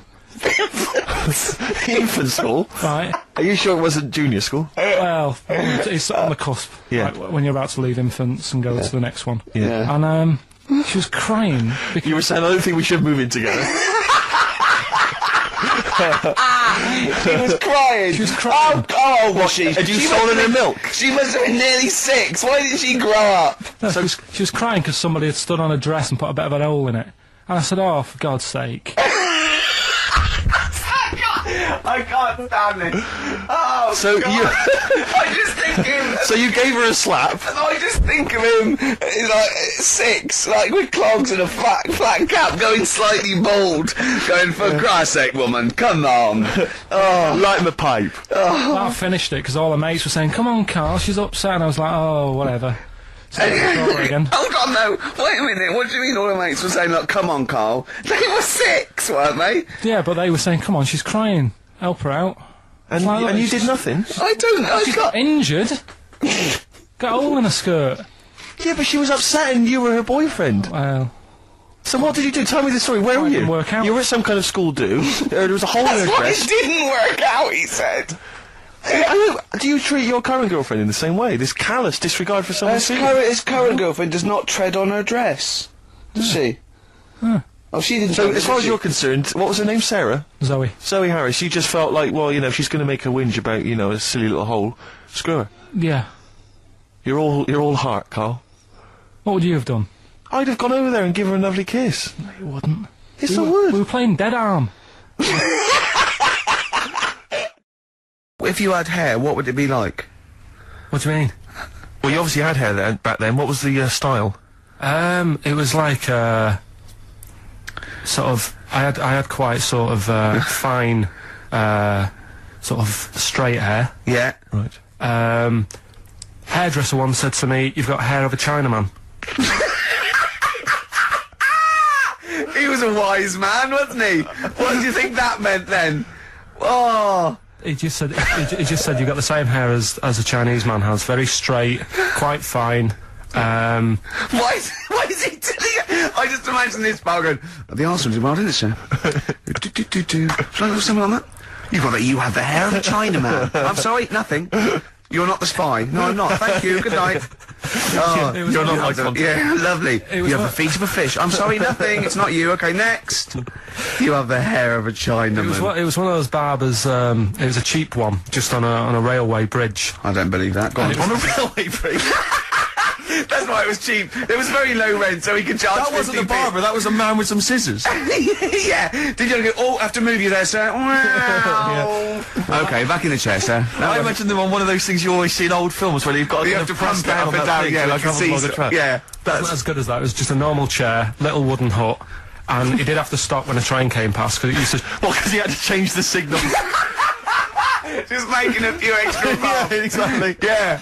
Oh, I love that. That's Manchester for you. Oh, God. I always it wasn't Bernard Cribbins, was it? I always remember him saying, "Do you want your hair washing?" And I said, "Is it free? You know, does it come with it?" And he said, "Yeah." So I said, "Oh, go on then." He said, "Hang on now, I'll just have to wash these mugs up." He had like a sink full of mugs. Oh, so I'll God. just take these out and then I can wash your head. Oh, no. And that's why. Why did you go to this man? It was cheap. How much was it? About £2. And when was this? God, at 88, 89. All right. Yeah. So what happened to your Chinese hair? When did it start coming out? You have the hair of a bald Chinaman now, don't you? You've got the hair of a Chinaman in a box now. I used to just work a lot of hours, and I think that's what made it fall out. Yeah, of course. No, it's not. It's genetic. You can't stop it. It's not genetic. Of course it is. Is your dad bald? No, he's got more hair than me now, I think. Is your mum? Kojak's got more hair than you, Carl. Anyway, don't have a go at Carl's hair. That's a bit harsh. Oh, look at his little face. What did it say before in that book about going bald? It said it had a little tip, didn't it? We'll go over them later. It says if you're going thin, doesn't it say cut your hair short and something like that? So it makes you look thicker. I've never been into getting presents and that. I had the problem at that Christmas one, that time with the Victoria Plum. Yeah, we'd hate that. We'd hate to bring that back. We've done that. Because you talked about the book, because it's kind of to do with your dad, isn't it? He's a very bad gift buyer, was that the problem? Well, yeah, my dad just wouldn't bother. It was my mum who sort of made an effort, and she sort of worked out half of what I wanted, then she left it to me dad to get it off someone, see if he could get one cheap or whatever. I love the fact that usually people talk about, like, drinking heavily or violent abuse, right? Yeah. But here's what he's been left with and scarred with from parents is bad gift buying. Yeah, and that's the Victoria Plum incident. In the greater scheme of things in the world, that's not a bad thing to have, is it? Right, there was this is what it's like about getting presents and stuff, right? With my mum and dad. Go on. My mate, Colin, right? Colin Bacon? No, Colin Bailey. Oh, right? Yeah. He had a little Sinclair Spectrum, right? Yeah. Computer, which was like the thing to have at that time, right? Yeah. You used to always go round to his house. The deal was... Not the one you had to play through the window, because you weren't allowed to. No, that's another lad. Oh, right? yeah. This is a different lad. And the deal was, he came to our house, and my mum gave him a pie. And then I'd go round to his, and I'd stay there for a few hours playing, you know, Hungry Horace and stuff like that on it. Sure. Right? Now, my mum and dad knew that I really wanted one of these computers, right? So I waited about a year. Came round to Christmas Day, I thought, I reckon might have one. Turned out, they bought me the wrong one. They bought me a ZX81 instead of a Spectrum, right? And, Christmas Day, I'm there trying to load the games up, it's not working, I'm thinking, what's wrong, right? And the thing with me, when I was a kid, I used to get quite sort of agitated. This is the moment. Right? I found out that it needed a RAM pack to make it work, right? Looking in the thing, and it's saying, and make sure you put your RAM pack in the back. And I was like, oh, where's the RAM pack? And my dad's going, I don't know, I've got you the main bit. That's it. So, I was that wound up, I just was sick, right? Just sick. I didn't feel sick or anything, I just was like, oh God. Went to the sink, just sick. Because I was that on edge about it. I said, come on, we've got to get one. And my dad's like, Tandy's shut, we're not gonna get anything today. Ruined again, Christmas Day. That was after the year when my train set got blown up by our kid. Following year, no RAM pack. And now you ask me, why don't I get good presents? He's scarred. He just I'm gonna die. Honestly, I'm gonna die. It's just screaming sick. Yeah. There's no RAM pack. Did you get to the bottom of it? Why wasn't there a RAM pack? You have to buy them separate. Oh, okay. What do you mean I can't play Frogger? Oh no. So, wasn't there another incident when you threw up? Spontaneously threw up? Through sheer anxiety? I do get it. It's not so much now, because I've relaxed a bit, but as a kid I used to be quite on edge all the time with certain things. Do you think that's what happened to your cat that kept being sick? That it didn't get the food it wanted, and it just threw up? Do you remember that? Yeah. God, so they shaved it. Yeah, but again, you see, the cat thing, I mean, it's mad. I was thinking about it the other day, right? I used to think I had quite a normal upbringing. You didn't. Right, and someone was talking Your about mother once told you not to go to school because it was windy, Carl. It was not a normal upbringing. The cat was being sick, so she shaved it, so it was easier to clean. Right, well, my mum and dad went on holiday, right, and I stayed at the Rosses down the road. Oh, yeah. Only a kid, must have been about 5 or something, right? And, I was always running around in the house. I had a lot of energy as a kid. What the Rosses did, they had this cat that was dead violent, the most violent sort of angry cat I have ever witnessed. A tiger? It was honestly, Steve, if it was bigger it would have been, because it was just always having a go at you. Yeah. If you went to pat it on the head, it went to bite you and stuff. And what they used to do with it, to stop me running around, I'd sort of be running around, and then I'd get a bit tired, and they'd say, have a lie down on the settee. So I'd lie down on the settee and I'd nod off. And what they used to do, I'd wake up, and they'd have put the cat on my belly. Right? So I'd be scared to move, because it's like it's going to get me. But it would keep you there. It kept me there, and it used to sort of slaver on me, and they'd sort of, you know, go out or whatever, and I'd be lying there. That's not normal, is it? Carl, sorry, were you created by the Brothers Grimm for one of their fairy tales? What kind of a life is that? Alright. Questions for Carl, just to sort of try and tap into his brain, see what's going on there. Yep. The questionnaire that is often featured at the end of the TV programme Inside the Actor's Studio. If heaven exists, what would you like to hear God say when you arrive at the pearly gates? Is that how it works? Oh. No, What do you mean? What's the question? Well, I don't know. You hear so many other things that you have to go through other gates. I can't imagine him being on the door, is what I'm saying. If he owns a place, what's he doing there? He could put anyone on it. It's St. Peter, isn't it, who's normally minding the gates, famously. Right, so it's him asking me. OK, well, let's say it's St. Peter. No, you go through the gate, Peter goes, oh, you're expected, he's got an appointment, we're going through to God, go through a few doors, go up top floor, right, past the executive washroom, into his big office, OK, that overlooks the universe. So what? So you've gone in to see God, it's an audience with God, you've died, you've gone to heaven, and what would you like God to say to you at that point? Probably just say, you've done well and that in your life. You never did anybody any harm. So, welcome to heaven. Any problems, give us a shout. you know, here's a little layout of like a, you know, like a little map. It's kind of like... I love this. This is a great answer. And my favourite one is you never did anyone any harm. That's great. That's a brilliant thing for God to say. Yeah. So hang on, he's giving you a little map. So he's giving you a little map of the area. It's And big. he'll sort of say, this is where you go for this is where you go for that. I'd probably ask him about the ghost situation. I'd say, am I now a ghost then? Or is this just like another planet that I've come onto? Right. I don't know if he'd answer that. I don't know if he'd be sort of a bit cagey. Yeah, a little bit like, well, I don't want to panic you and stuff. I'd say, right, is it right that I can see past family and that? Because to be honest, I probably prefer to stay away. He doesn't even want to. No, but because the thing is, if that's you've done amazing. I've done all that in this life, so it's about moving on to another life and meeting different people, isn't it? Yeah. Otherwise, what's the point? It's just Yeah. like the same all over again, but everywhere's white. I mean, I don't know if it is like Do you this. think God would like this podcast? Well, I suppose it just kills half an hour, doesn't it? Well, yeah, but time's not a problem for him, is it? Yeah, it is, because he lives for ages, so he needs loads of filler. I bet he's, you know, doing stuff that he's just like, I'm not really into this, but it's something to do, isn't it? Sudoku and stuff. But I think there'll be just as many problems up there as there is here, because at least people are leaving here, whereas up there, that's the thing that I'd be worried about the most, actually, that it's really crowded. Because it's years and years of dead people, isn't it? London does me head in. Up there, it's going to be well busier than that. All right, Australia, how's it going? Just letting you know that I've got a DVD out right now.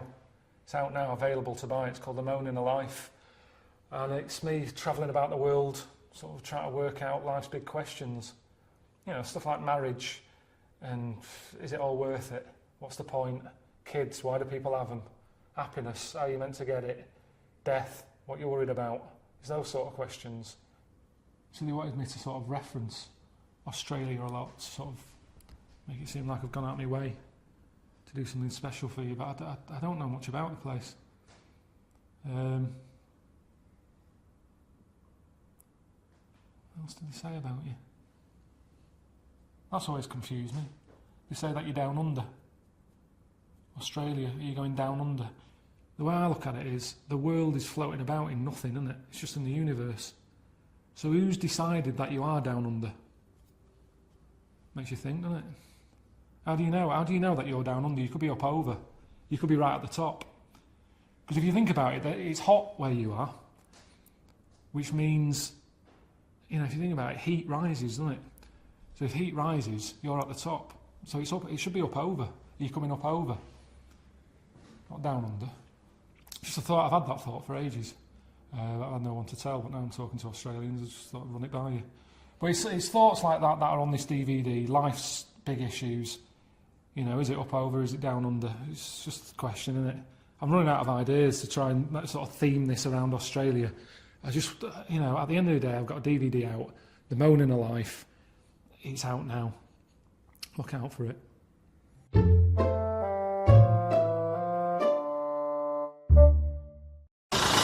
And apparently I'm going to meet one of his disciples, a fella called Davram.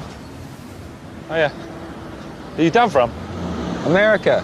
Davram? America. What? Are you Davram? Yes, I am. What do you mean, American? Oh, I thought you said, where did I come from? Yes, my name is Dave Ram. Davram. Okay, Yeah. brilliant. We should just explain that the point we've reached now, obviously, we did the podcasts, millions of people became fascinated listening to our conversations with Karl, and now HBO have decided that that is worthy of an animation, and they've animated those conversations. You excited to be on the coolest channel in the world? Never seen it. Never seen it. No, but you've seen some of the programmes that our stable mates are incredible. Sopranos, Curb Your Enthusiasm, The Wire. Some of the greatest programmes ever made, I've Karl. seen them. So I've heard about them. People like them, but there's just so many of them now, isn't there? Well, it's classy, wins all the awards, just brilliant, up to date, cutting edge. Because we're up against some good stuff. Yeah, we're not up against them, are we? Well, is it better? That's that problem, isn't it? Is it better to be, you know, the small fish thing? Is it better to be next to a load of rubbish and people go, oh, thank God, something decent is That's a good saying. That's a lovely saying, Yeah. That's a lovely analogy and metaphor. Is it what was the saying? Is it better to be a small fish thing or next to some rubbish? Good Isn't that point. one of Obama's? I think so, yeah. That's good, that. What was it again? You know what I mean? Go on, well, what- people, it depends. No, don't on say the saying The again. saying's daft. That's why I didn't say it all. They say Yeah. it's better to be. Well, no, they say. I didn't say. They say it's better to be a big fish in a small pond than a small fish in a big pond. Yeah. What do you But think then, of that? well, it's daft, isn't it? That's. If I was that big fish in a small pond, I'd be going, put me in the big pond. Give me. Why would you want to be a big fish in a small pond? I don't think the pond's so small that the fish can't fit in it and it's flapping around outside. It doesn't mean that, oh, me, I can't move. It means I'm in charge here. This is good. I'm the big I am in here. In a big pond, I'm nothing. There's bigger fish than me. Isn't that better? What? Just not being noticed. It's like when you see those big sort of pools of fish swimming about, and you've got a whale that goes along or a basking shark, Yeah. and it goes right through them. Yeah. Don't knock about in that crowd. Be a loner. That basking shark couldn't be arsed chasing me. They'd go, I'm never going to catch that. He's on his own. Don't Right. knock about with the crowd. Well, Go off on your own. actually, it's better to be in a crowd. Definitely not. Yeah. Nah. Go alone. Be your own fish. Be alone. And the basking What's shark that won't saying? go There's a anywhere saying near. coming out of this. What's the saying then? We've got word to say. I'd say be a small fish in a big old ocean. Yeah? Yeah. Don't stay in a pond because you're restricted. Okay, is this still part of the saying? Are you going to... Yeah. Okay. Nothing's good about that saying. A big fish in a small pond. Well, let's face it, it's not in charge. Even the big fish in the small pond isn't in charge because it's a pond.